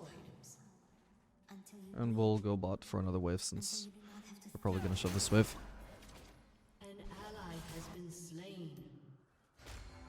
Couldn't have stayed bot lane before because that would have been far too risky. No like vision on the map. Slain. Still somewhat risky, but I also trust the enemies not to be good enough to punish this. it ends in silence. Because the way I would punish this situation as an assassin player is if I see the enemies are going to be farming mid and I know the ADC isn't there, then I know the ADC is going to want to farm bot. Then I know I can rotate bot before the ADC is even there to get a free kill. But the enemy assassins, or you know, just people who could punish me in general, don't have that much game knowledge, so they do not have the foresight to punish that. But I've been doing that since season fucking 5, baby. Since I was when I used to be a Talon one trick for his rework.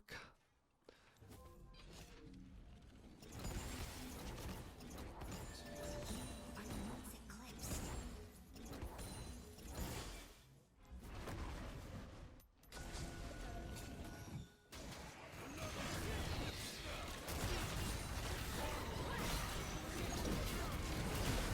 Oh, man, you're kidding me. I'm dead because of that. What?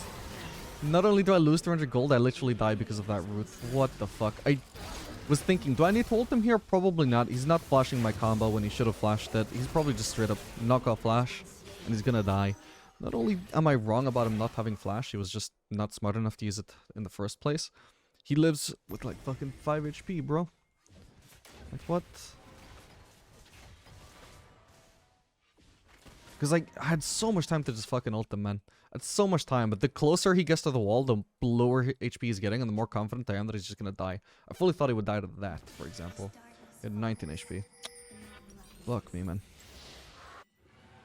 And yeah, didn't really put much thought into my item here, but I mean, I guess I'm gonna get just fine.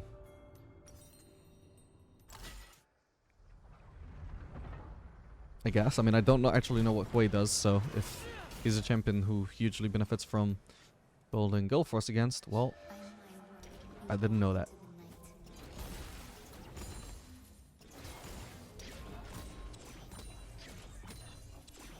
Funnily enough, it hasn't cost me anything at the moment to not know what Hui does, because I haven't fucking been hit by a single ability yet. Not even, like, needed. Like, he hasn't been in the position to throw an ability at me yet. It's cost me nothing. There's been no drawbacks yet. 20 minutes into a game against Hui. Okay, we're gonna push mid while the enemies are distracted with Vex there, my bad. If I knew they were pathing towards there, then I would have been pushing mid sooner. I don't have too much time to punish this now. But hopefully I get away with it. I might die for this, we'll see. I don't have a big shutdown, I just have red buff. Big turret gold though. I'll base here. So I could keep on pushing, but I just don't have enough information to know for sure that I'm alone. Like, yeah, if Luna flanked me and Jace came from the base as well, then that would have been a disaster. Okay, so it's definitely not a tank. I just don't know why he did those runes.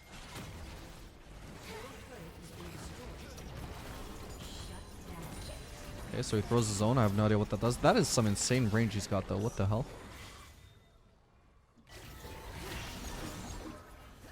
Oh, now you want a side lane.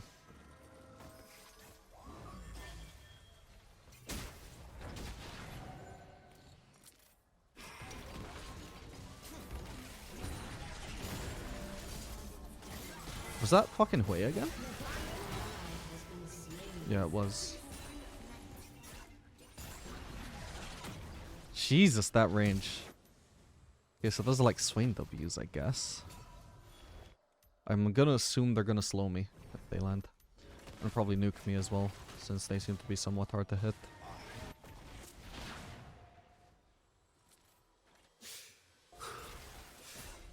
But then again, I mean, I hear his abilities have like 10 different variations or something, so maybe it just does a different thing every time. Depending on what he wants. I guess the damage is gonna be variable. Shaco. Shaco! Oh my god, he wasted his key on that. What is that? What does that zone do?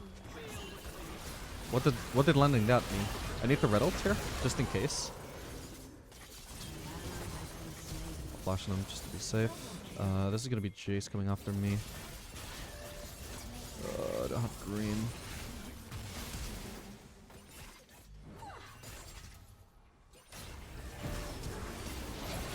I'm so dead though, what is the point of cleansing? Well, I did some damage at least. It doesn't matter though, Vex didn't do anything with it. Oh well.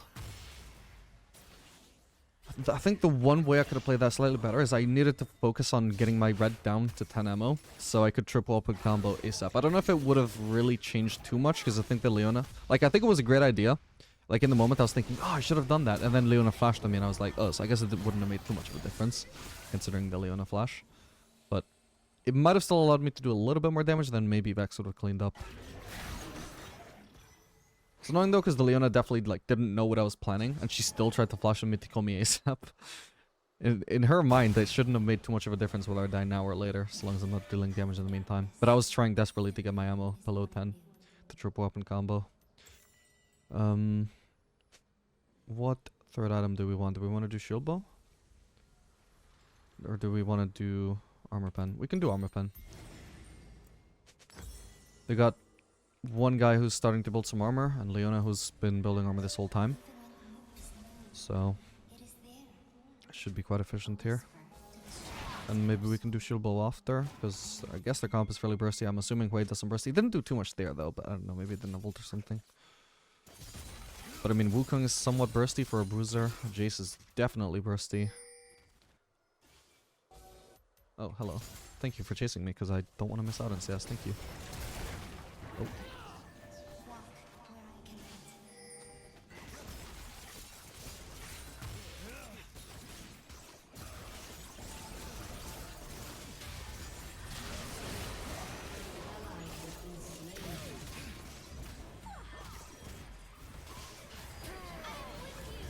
You still got marked? The real one? No, are you kidding me? Okay, killed him. Oh, it's Death Stance, right? Yep, yep, okay, that makes sense. It didn't make sense to me how he could have survived that. It's just because the damage was delayed. But the damage was there. The damage was calculated right.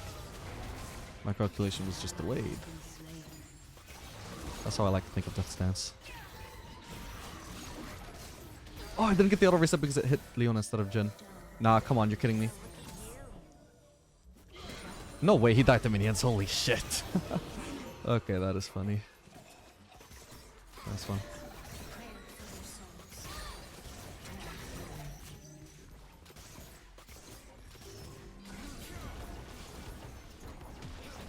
Yeah, Lost Whisper definitely did a lot there. Not even the full Lord Dominic's, just Lost Whisper already alone did quite a lot there, since I was doing a lot of damage onto armored targets. Oh, Jesus, that was long range. That did nothing though, what the fuck was that? If way... Oh, so it marks me for one of his other abilities to do something else? Didn't quite catch what it said in time. Technically, I could use LOL replay to pause the frame and read what it says there. But I want to shove it away first, before I recall.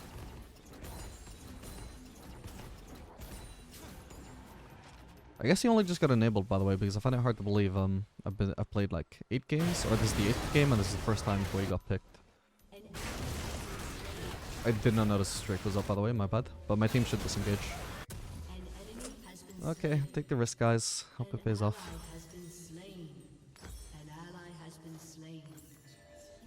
It did not pay off.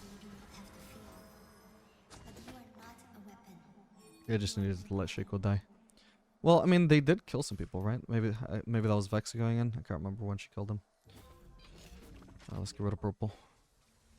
Although, I mean, I guess getting rid of blue before purple isn't really that bad against this comp. Blue, I do like enjoy blue-green against lower ranged comps, which is what this mostly is.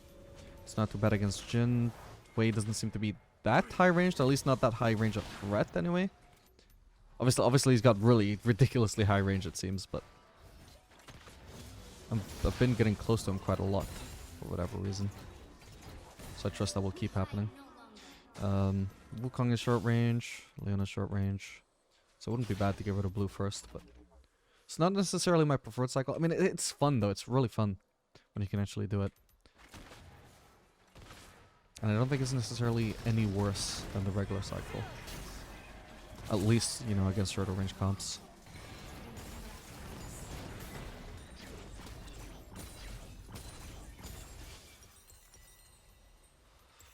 I bet you this guy just has some ability that's gonna fucking one-shot me though and he just hasn't hit it yet.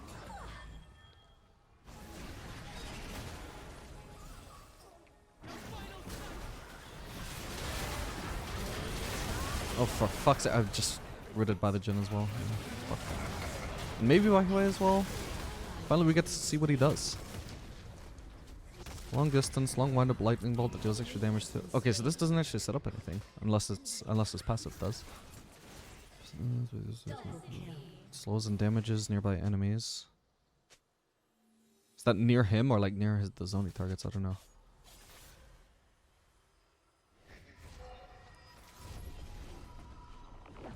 Huh. Reading these abilities tells me nothing about how they fucking work, I'm not gonna lie.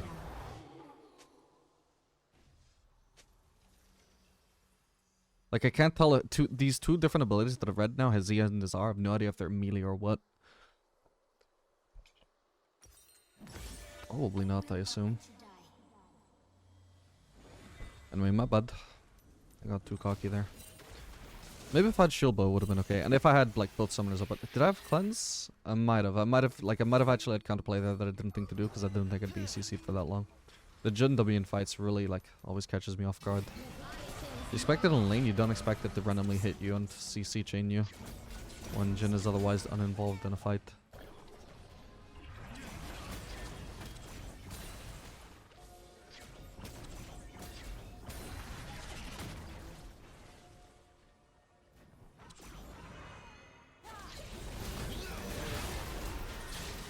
Dude.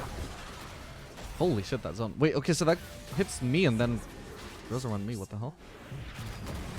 Dude, you're kidding me. Fuck me, my bad. That was so unlucky though. He placed it exactly on me unless they had vision. In which case, fair enough. My bad. That didn't go quite according to plan, by the way. I meant to, I of course forgot that I had fucking, purple Q on, or purple on less than 10 ammo. So I wanted to root them, or root one person. Realistically, I didn't have to bother with that. I should have just blue ulted and then flashed over the wall. That's basically what I wanted to do, but my weapon swap made me red ult by accident. And then I got rid of for fucking ages when I meant to immediately flash. What? So it all started with the fucking Wukong ult exactly as the moment that I wanted to flash. And the Wukong ult ran out, and I was CC'd by what?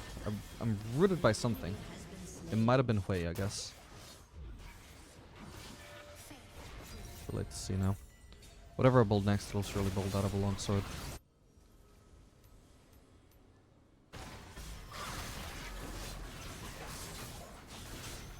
I could do Bloodthirster if I want full survivability.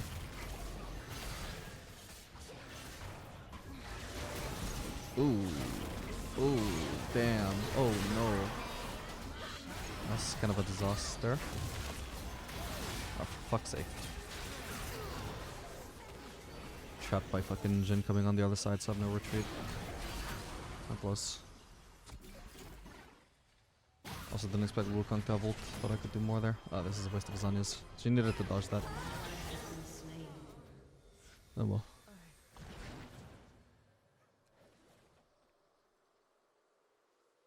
Oh wait, but he did ult. Yeah, then obviously I should have known that he had the second ult, my bad. Oh, and I was also trying to steal the Baron as well, but he killed it as soon as I walked up. Did he smite it? I think he did, right? It's so awkward, because it seemed to me like it was smiteable for a while, but he just didn't, so I assumed he didn't have smite, and then I walked up and he smited it. If he did that as a bait, then props, but I think he just didn't notice it was smiteable as soon as it was. Yeah, I can potentially blow.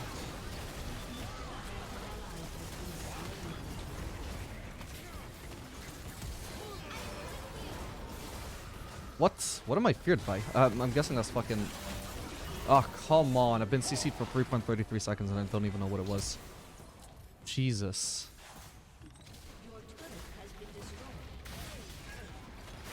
Okay, I see a random fucking way ability hit me. Now I realize, but it fucking looked like a cannon minion. Unless that was a cannon minion that I'm looking at. You know, that was a way ability. It just looks very similar to the fucking cannon minions that hit me afterwards. So I got feared, didn't notice it, then I got rid of by Jin. My bad, I should have cleansed that. Ah, fuck me. My bad. GG. Alright gamers, we are back for another game of Aphelios Diamond. This game playing Aphelios Morgana into Misfortune Xerath. Once again we provide a buff for autos there. Start walking into lane. Usually the enemies will give a longer leash than that, so long as they actually are leashing, then I usually get into lane faster and I get to start shoving faster. Don't want to kill any one minion fast here though, because I don't want Morgana to miss out on XP though. Nice. Okay, that was a really good trade. We'll just keep on pushing, we waste no time at all. We have no way of pushing besides auto attacks at level 1, so we really want to make sure we're not missing out on them. And we're matching their push as much as possible. So if we're not beating them, then we're at the very least not being too late into level 2, which is a super important prospect for Aphelios. More so than other champions, because you don't have abilities into level 2.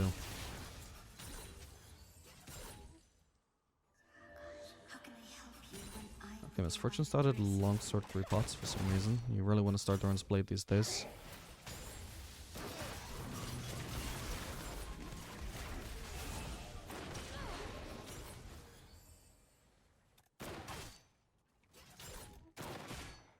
Got a potential triple weapon combo to do here.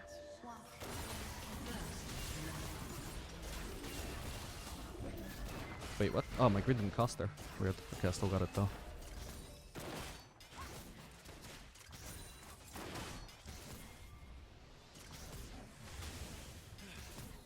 Yeah, gonna be lovely laning against Xerath with no engage.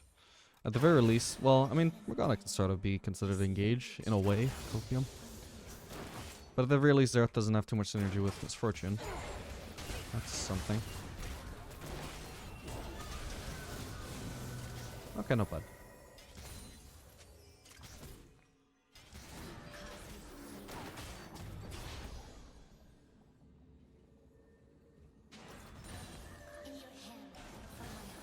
So that's no heal on the Misfortune.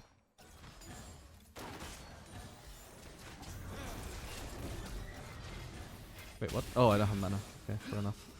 Should look the base here. Although we got a really good trade, well, some very good trades onto Misfortune at the end of the day. Careful. At the end of the day, she has, you know, longsword 3 pots. She's sustained very nicely. I have no sustain, so we need to just go ahead and base here. 2 longswords and potion.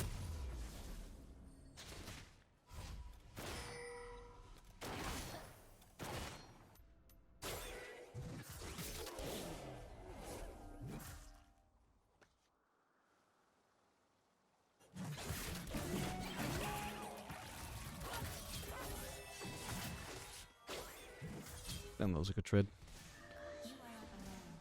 Okay, sadly I'm gonna miss this last set, but at least I got the XP. The enemy's definitely got a better base off than us, though.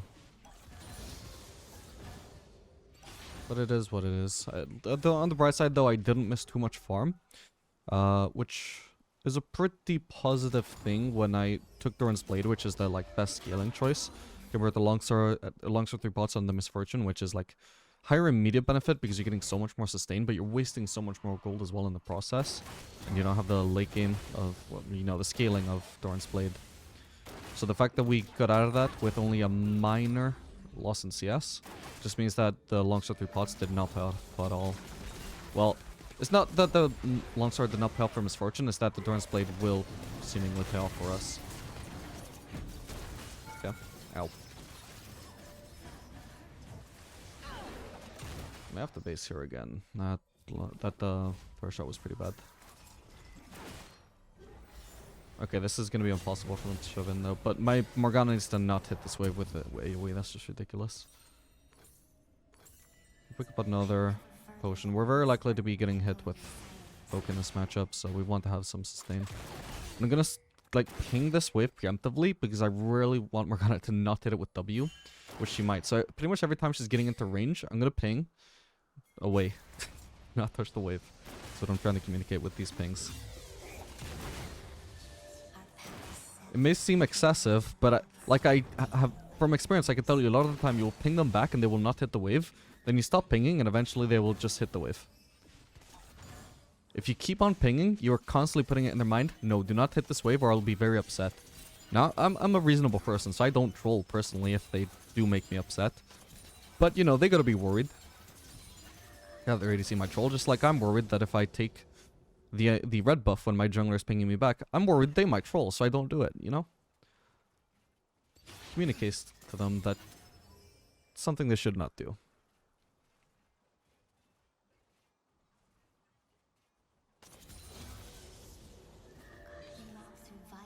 An ally has been slain. I want to keep the slow push going, so we're just gonna use white here a little bit. Do overall want to get rid of blue before white though.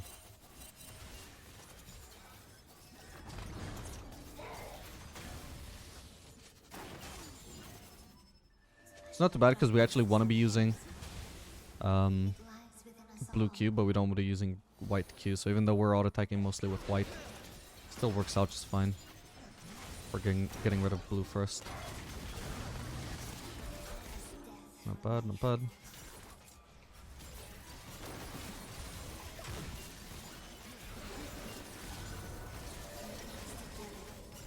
Okay.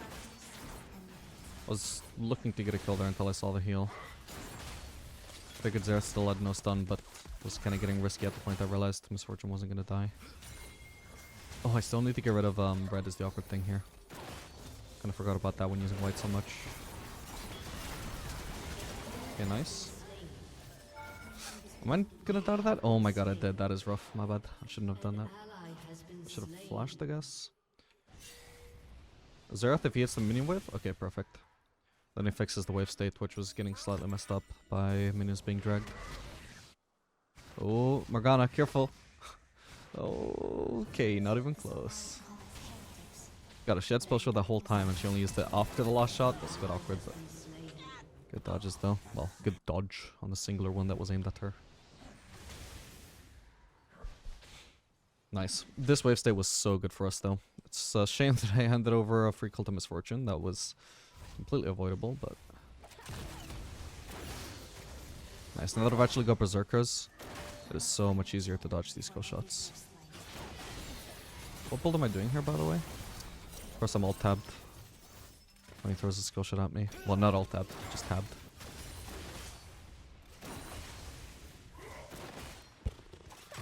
Skill shot dodging simulator. Can't dodge misfortune Qs if I want to be in range to last hit. No, you're kidding me. I was aiming that. So I had the most chance of hitting either one of them and it just goes between both. That's unreal.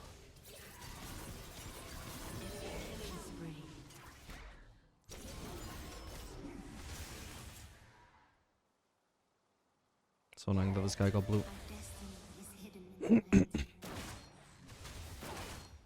This guy was gonna recall until he saw me enter the lane and then it was like, nah, let's not recall actually. And I actually paid off. I need to flush. We got Warwick on the way though, so I can try and bait.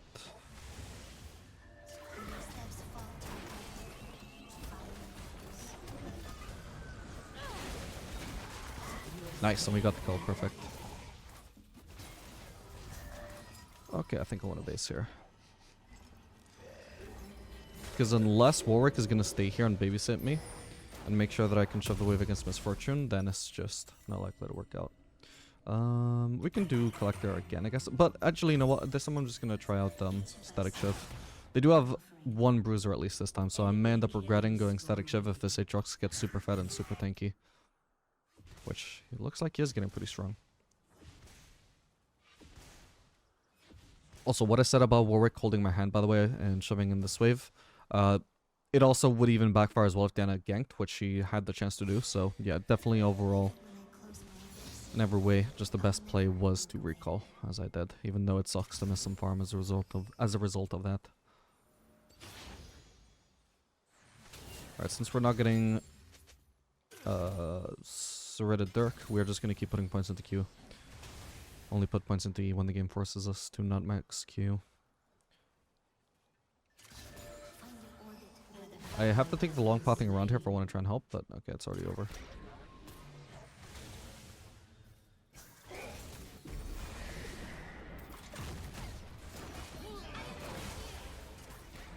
Wait, what? Oh, right, because I was doing a weapon swap. I might be screwed here.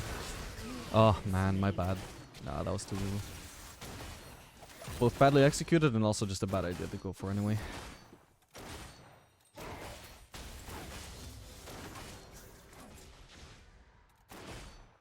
But yeah, this lane is like even more suffering than the previous one because Morgana just has a lot worse lane pressure compared to Lux in the lane. So like as much like while I'm getting bullied by Xerath, it's not like Misfortune is getting bullied by Morgana. There's a big difference in pressure between Xerath and Morgana, unlike previously Brand with Lux, which is about no, maybe not equal, but it's a lot closer at least. And then we also have the Morgana Q, which is an engage, which I have no way to actually punish that, sadly. Which is what we need in this matchup, but it's also just much harder to land compared to Lux Q. Because of the fact that it doesn't travel through minions at all.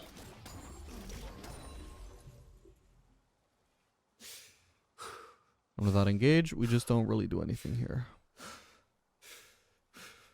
This is really awkward wave state, no vision. Taking a big risk by even walking up to do that. I'm guessing Xerath is probably just based. He was very low. Would be a huge risk for him to stay. He could be cheesing me, so I'll need to stay away from these brushes.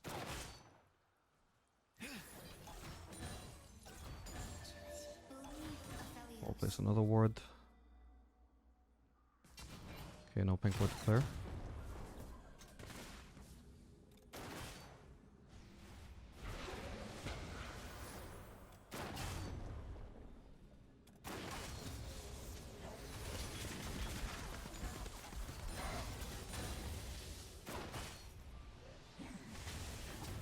Yeah, it's completely insane. Like, it's even worse than Brand as well, the pressure from Xerath. I can be standing a mile away and still in range of poke. Turret plating will fall soon.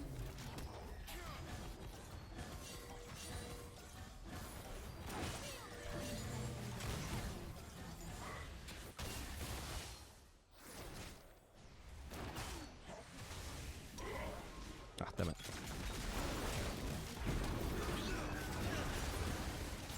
There's no way for me to survive here, unfortunately. I needed to dodge the Xerath. And I needed Morgana to be in a better position to actually shield me as well, but... Okay, we'll just go for Quick Cloak and Longsword. Oh man, our entire team is struggling hard. Yeah, this is just the absolute worst kind of lanes as well. It's like the worst part is this is basically a 1v1 lane. I'm basically 1v1 against the Xerath. Misfortune barely interacts with me. And Morgana barely interacts with Xerath or Misfortune, so it's pretty much just me taking damage from Xerath all lane while I can't really even do anything back to him. So in that case, I guess it's more like 1v0. Xerath is the only person really playing this lane. Morgana does nothing, Misfortune does nothing, I do nothing. It's just Xerath playing hit skill shot simulator. Can maybe try and cheese with a triple weapon combo here. Maybe it works. Not the other. Gonna place it because I have nothing better to do with that. Ah, fuck me. Okay, that should at least get him killed, even if I can't be the one that gets the kill. Huge. How big was that shutdown? Not big, so I didn't miss out on too much.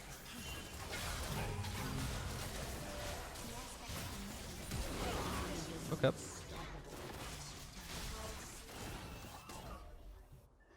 When your steps falter, brother, follow my voice.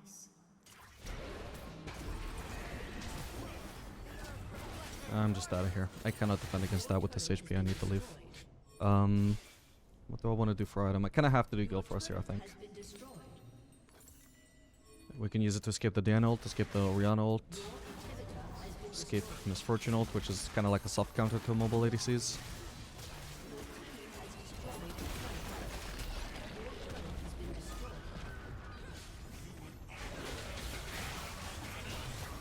Ow, wait, shit. Do I need the flasher? No. Wait, why did my purple key go? Okay, there we go.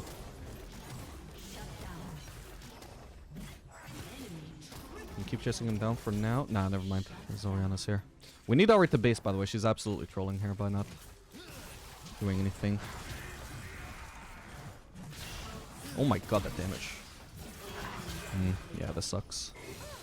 Unless she kills Xerath, but obviously we lose the game there, regardless of whether she kills anybody there or not. Oh well. We tried our best. It was a really hard matchup. Unfortunately, Aphelios really sucks as a blind pick because of how unplayable these matchups are. Compared to if I had picked something like Sivir, for example. Even Tristana would provide her own engage.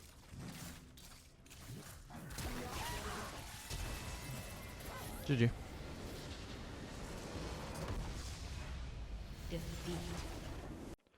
Alright gamers, we are back for another game of Aphelios Divine. This game playing Aphelios Seraphine into Lucian Yasuo. That definitely explains why I was so confused about their comp in Champ Select. The most likely thing that I assumed that would be Orianna support, but sure, Yasuo support it is.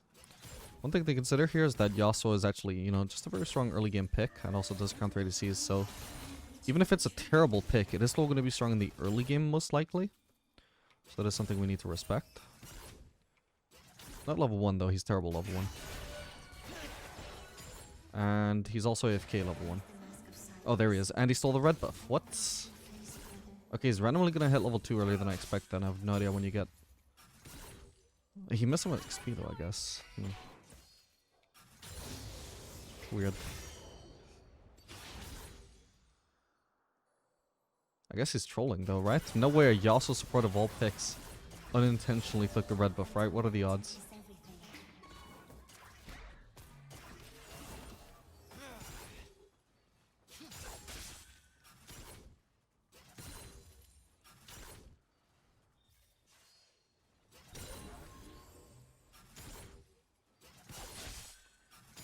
Nice.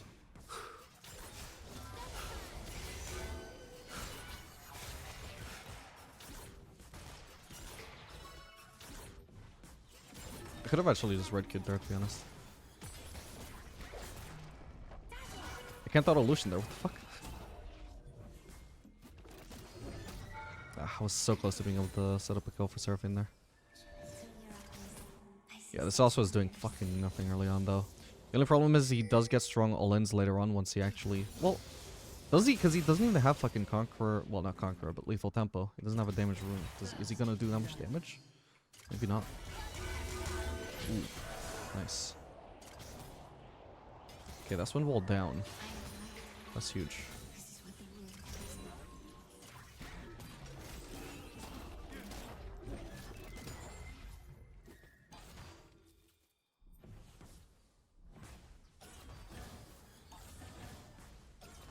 Yeah, while Yasuo is weak, there's not much to do except just promo push. Abuse Lucian. Now at this point, obviously, their HP disadvantage is way too great, leading to a huge CS disadvantage for Lucian, so this is a really solid way to start the lane. We'll also just shove this because we can. We got pretty decent wave clear. Ideally, I want Seraphine to start using her Q now. If she does it when the minions get low, she's gonna steal the minions. Oh man, whatever. Okay, so the Aphelios wave clear is really good because Seraphine did nothing there. But we got the wave shove, this is what matters.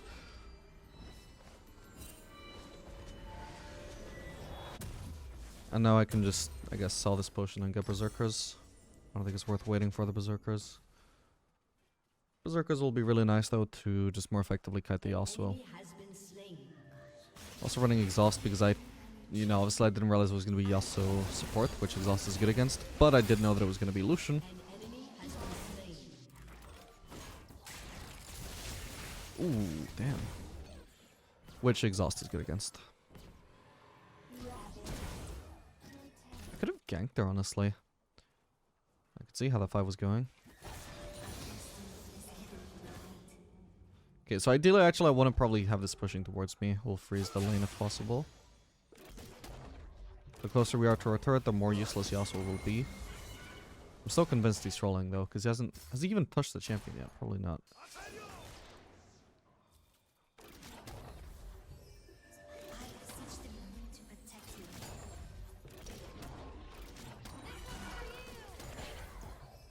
He's just not doing much of anything right now, besides having stolen the red buff from his jungler and really screwed that guy over.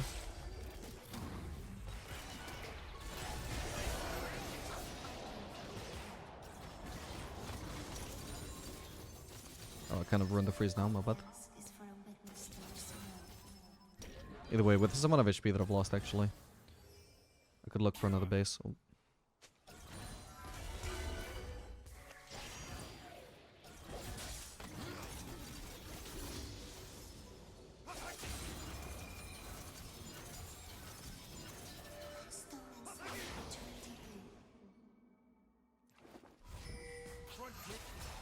Where's the Kha'Zix there? But no.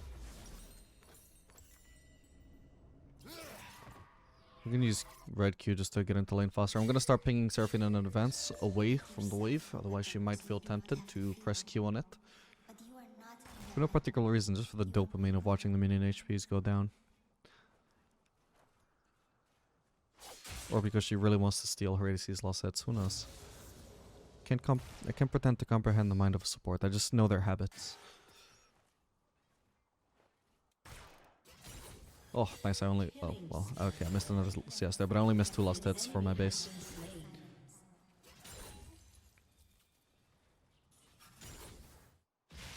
I'm gonna leave this wave, I shouldn't have been showing it, actually. Okay, not much else to do there.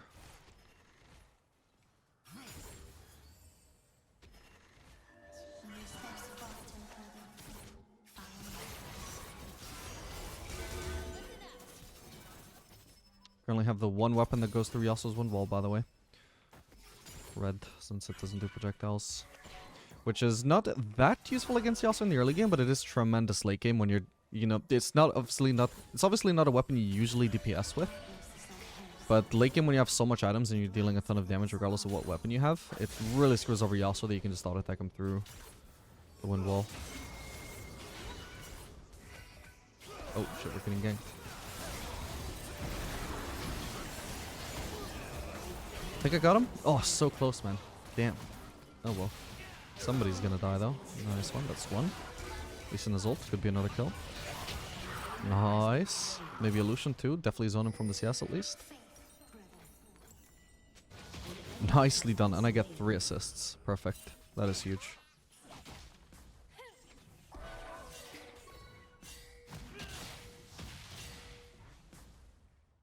Start picking in advance because I know the mind of both a jungler and a support, but this time it doesn't actually get me any CS, sadly.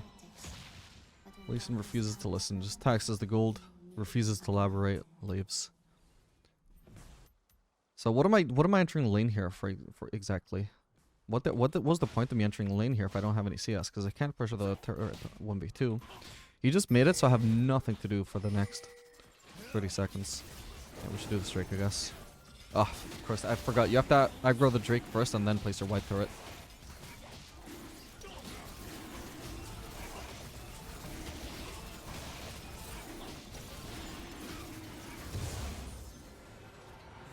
Because otherwise it pushes the turret away.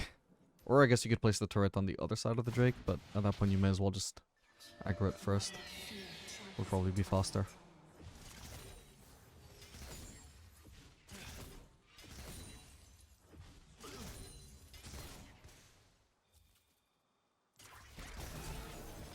Nice. So with this much attack speed, I can already do the green Q auto attack reset from really close range. Good to know. I actually wasn't sure whether I'd be able to do it or not. That was a test. That's fine. He doesn't have ult. Wow, he literally leveled up exactly as I said that. What the fuck? What are the odds? Imagine if I died because of that.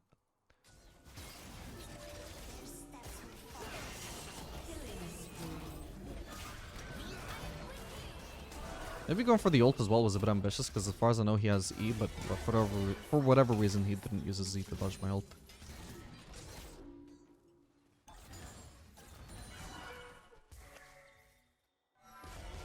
And now he's low because of that.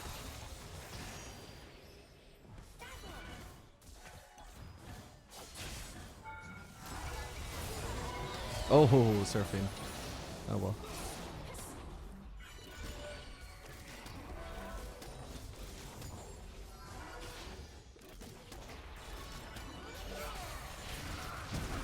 Oh no, come on, the exhaust. Okay, I managed to avoid third aggro, thank god. Thank you, Seraphine, for thinking that. Unwittingly. Nice. Am I died? No, okay, the third aggro reset, thank god. Third damage. Okay, huge. It's definitely becoming harder and harder to push them though. Rampage. This is awkward. If it doesn't have ult, then I might live. Nah, he's too fast actually, what the fuck? We both have tier 2 boots, but I don't see why he was so fast when being slowed by me. Oh, I guess Smite gave him some movement speed. Yeah, that's probably it.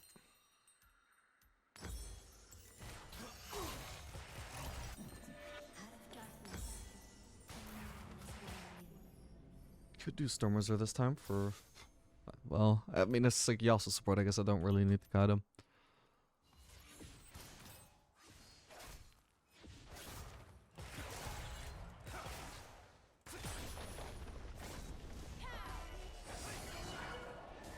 The moon shines brightest in darkness.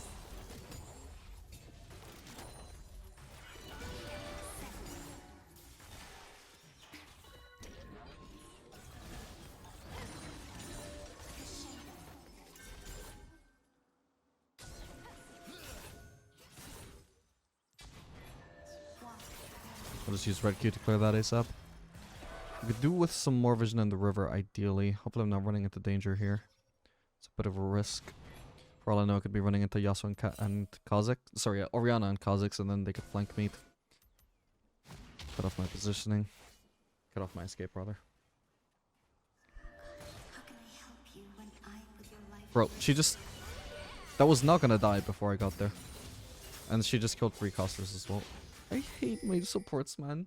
Tank supports never do this shit.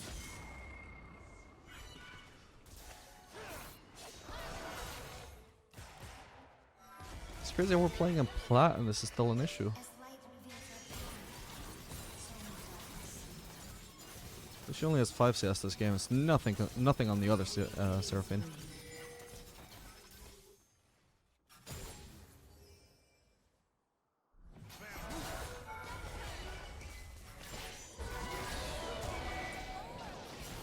I didn't have to step around that. I could have just started autoing.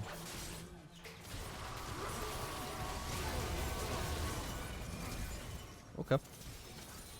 Turret plating will soon fall.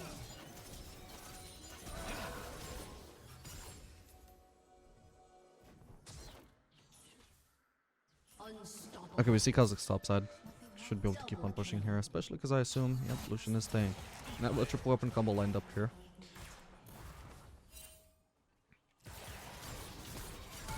Oh, okay.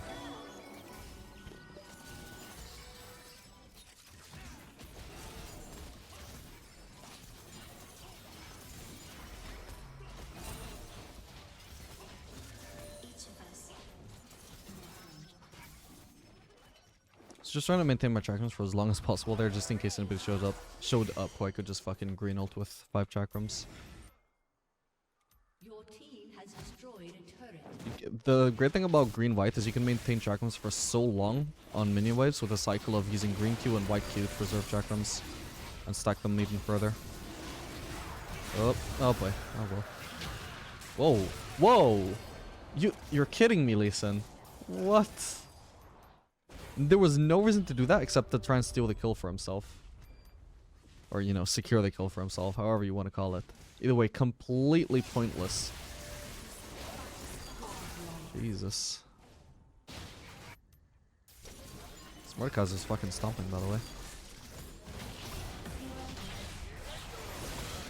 Fuck them.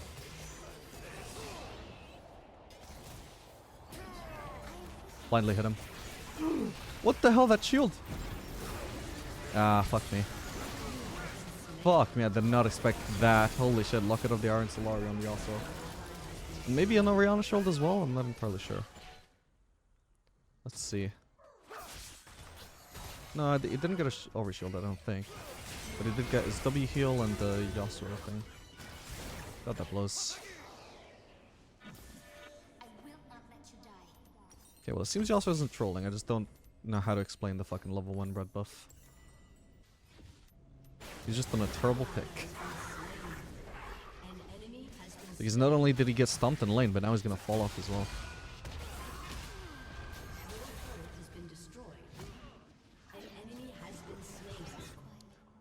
Regardless if he manages to cheese a few kills by fucking unexpectedly shielding. Which is gonna be less effective now that I know he can actually fucking do that.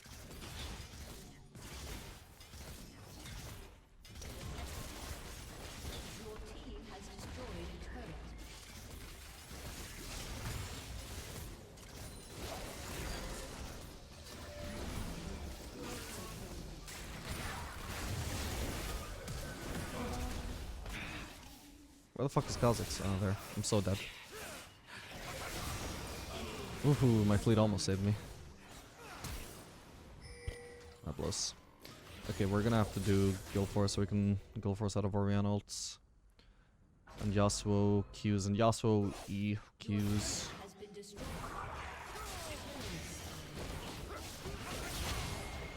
But mainly for Ori, it's gonna be really good. Nice one. Ah, damn.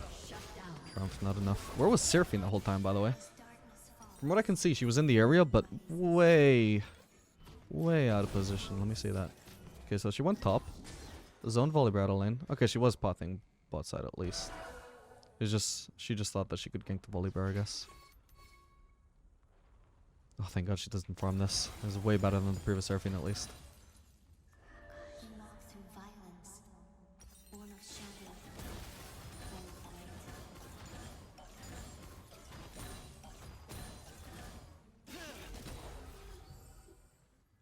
I could do Raptors. Thank God is going bot lane, so I don't have to. So I don't have to waste a ton of time on rotations all the time. I would say it's also optimal for me to get the red buff, but I don't want to piss my jungler off too much or, you know, push him too far. Taking both Raptors and red buff, especially while he's clearing top side. Realistically though, he would just fucking take the red from me anyway, and I would be wasting time that I could be farming this mid wave.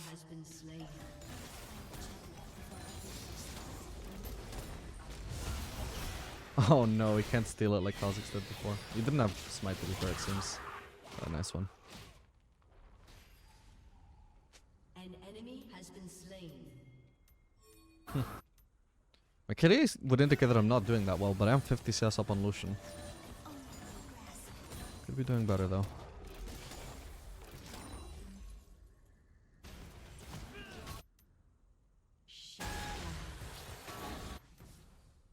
Feels like a waste of time to rotate compared to just push this turret. Yeah. Nice one, guys. Ooh, actually, blue-green would have been completely fine against this comp. I should have done it. I should be doing blue-green this game just to show it off. Like at least one game in this video, right? Because I haven't done it a single time today. Oh, hello. What the fuck? My bad. I won't bother exhausting or anything. I guess Volibear, yeah, TP'd there. Damn, I saw a ping there, but I had no idea what it was. What they were trying to communicate.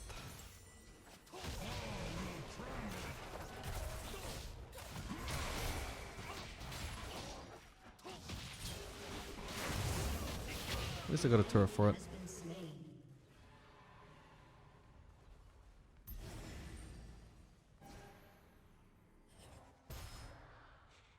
You see though how right now, instead of having 3 awkward Guild Force components, I could have a full Phantom Dancer. That is why if I'm building items that actually synergize with Phantom Dancer, I could, you know, which in this case would be Kraken Slayer, I would consider it second item. So it'd be a lot stronger right now with Phantom Dancer over these components. But I can still feel blood. I know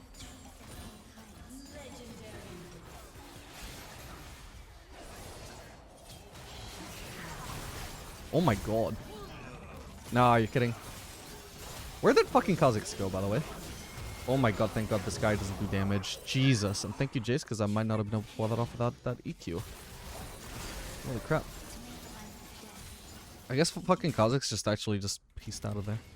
Jesus. Jesus. No way. Thank you, Jace. Although I think I would have had it anyway. Yeah, I think I was gonna have him anyway, but yeah, it's all good. We still get him either way. Thin motes of dust, shimmering in moonlight. Not bad, not bad.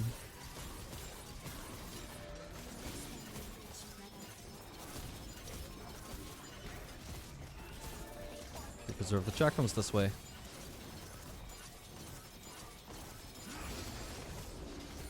Let me clear that significantly faster. To do with basing already. Okay, he seems to know that I'm here. No? What? I guess it was running from Lee Sin, not actually going on me. Maybe Lee Sin isn't screwed here. I did the auto reset. It's so clean. Oh my god, I actually killed him with that. Holy shit. Oh, he's gonna come over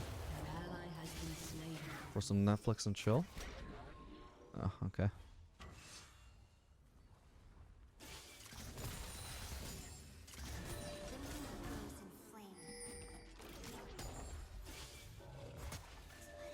Okay, apparently Guilford is gonna be really nice for the volley bro as well.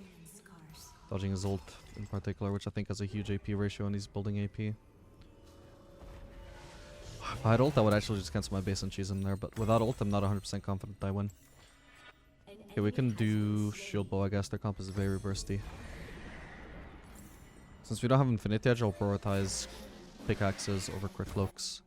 The moon would not need us.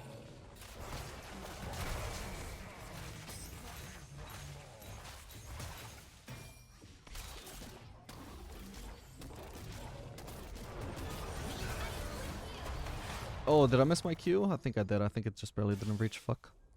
Oh well. Oh, he's out of the picture now. Dead or not.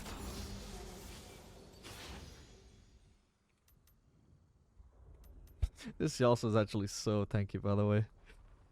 It's funny. He's building like he's an actual support, but he's actually just playing Yasuo. Problem is he's so fucking useless with those items compared to a regular support. ACC takes way too long to even activate and it's on such a long cooldown if you're not building attack speed as well. Even if you are, honestly. An enemy has been slain.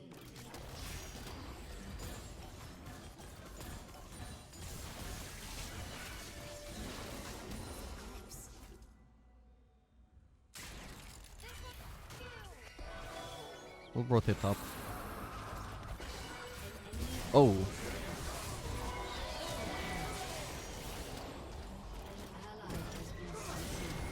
I don't know if I want to be doing this, to be fair.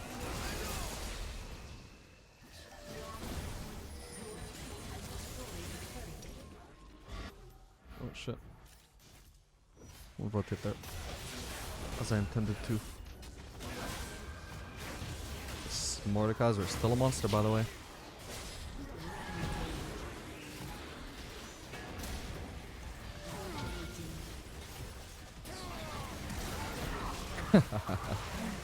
Thankfully, my R and Q is so much burst that is not even reliant on actually being able to see Kha'Zix.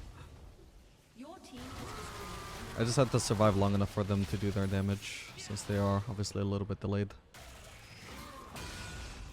But they both give me an auto attack while I can't actually target Kha'Zix, which is kind of nuts.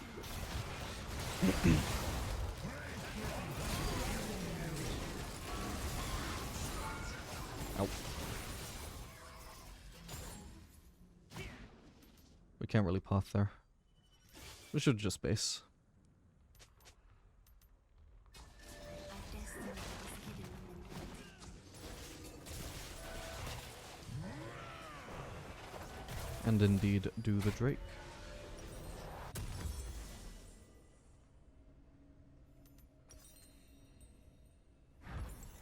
Might do Lost Whisper, well, or Dominic's final item.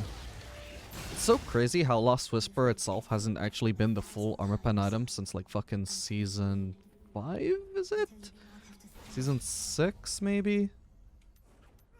Probably season 6. And I still fucking have the habit of saying I'm gonna buy Lost Whisper instead of Lord Dominic's. Not always, I do sometimes say Lord Dominic's, but I can't believe fucking Lost Whisper is still in my vocabulary there. It's just the fact that it's obviously it still exists as an item. So I never stopped saying Lost Whisper, it's just the context that changes and sometimes I mess up the context. That is probably a Volibear flank, I imagine. He seems like the type of guy that would want to try and flank me and one-shot me there, compared to Orianna. Oh! Nice. Might have just ulted into Orianna, or Gale Force into Orianna, not bad. Fucking Lucian ult though.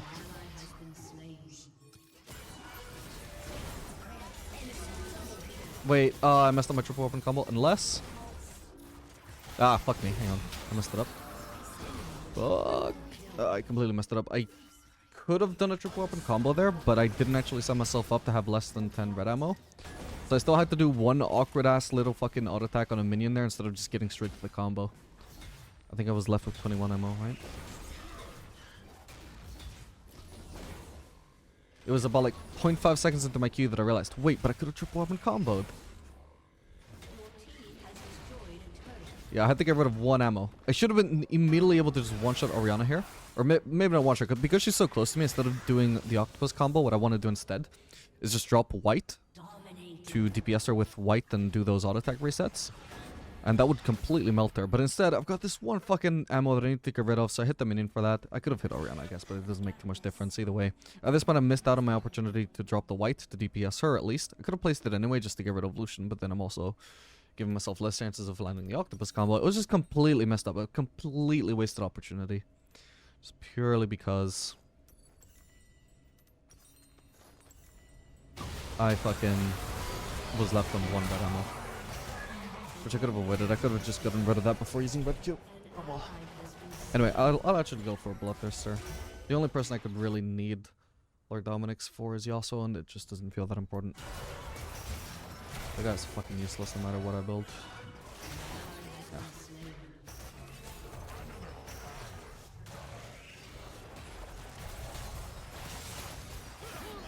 Oh, come on. How bad.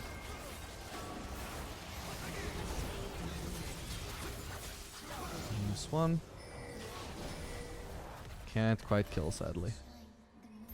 Maybe I could get Ori though if she gets in range of my Gale Force. Probably should kill her through her shield, I imagine. Well, she won't though. She's smarter than that.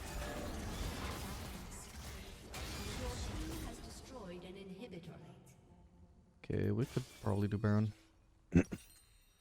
Or I could just bait for Bloodthirster. Nah, we'll do the Baron first. I think it should be fine. If the enemies look to contest, then maybe we have to back off. But there's also like a fairly good chance they won't even bother contesting. But I do need people here. Like at this rate, I could have fucking based, man. Like, come on. This is what the wound tells me. I wasted so much time here. I should have just based on my items. Oh well.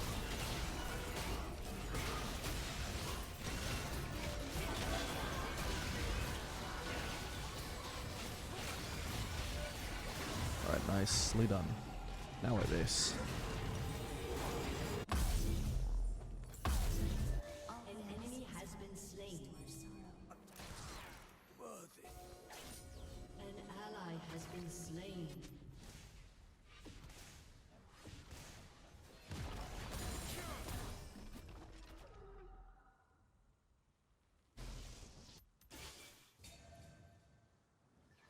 We cannot let the fear keep us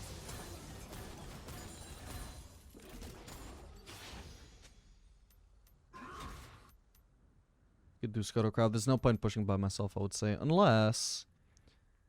Well, they're going to send a lot of people after Mordekaiser. They wouldn't expect me to push. And if somebody does come, like Volibear, I should be able to kill him so long as I'm not face checking into him. I'm going to place a ward there. Just so we know if he's flanking at any point. He could be in here, but no, he's actually there on the top side inhib. As I predicted, they are all going for the Mordekaiser, which leaves me free to push this. Shut down. I completely forgot that I was actually gonna switch over to the blue-green cycle. Whoops. An enemy has been slain.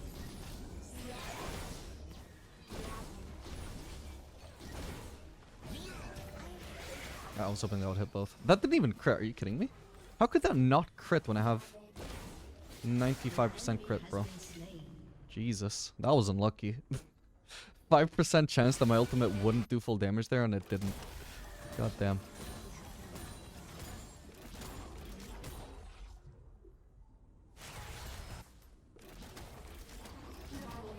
Has destroyed a turret.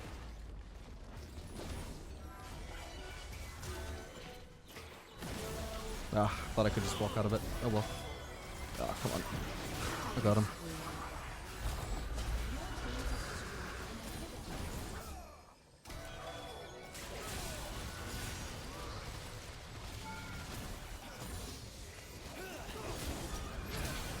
Close. Oh, I did it. I finally got the right cycle for blue-green. I got red right as Yasuo windwalled, but I didn't get to do much of that anyway.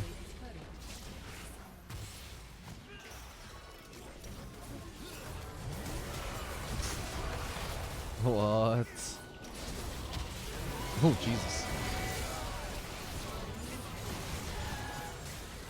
Nice. Alright. Awesome. That was great. Alright, well, that's the end of the video. Bye. Subscribe, please.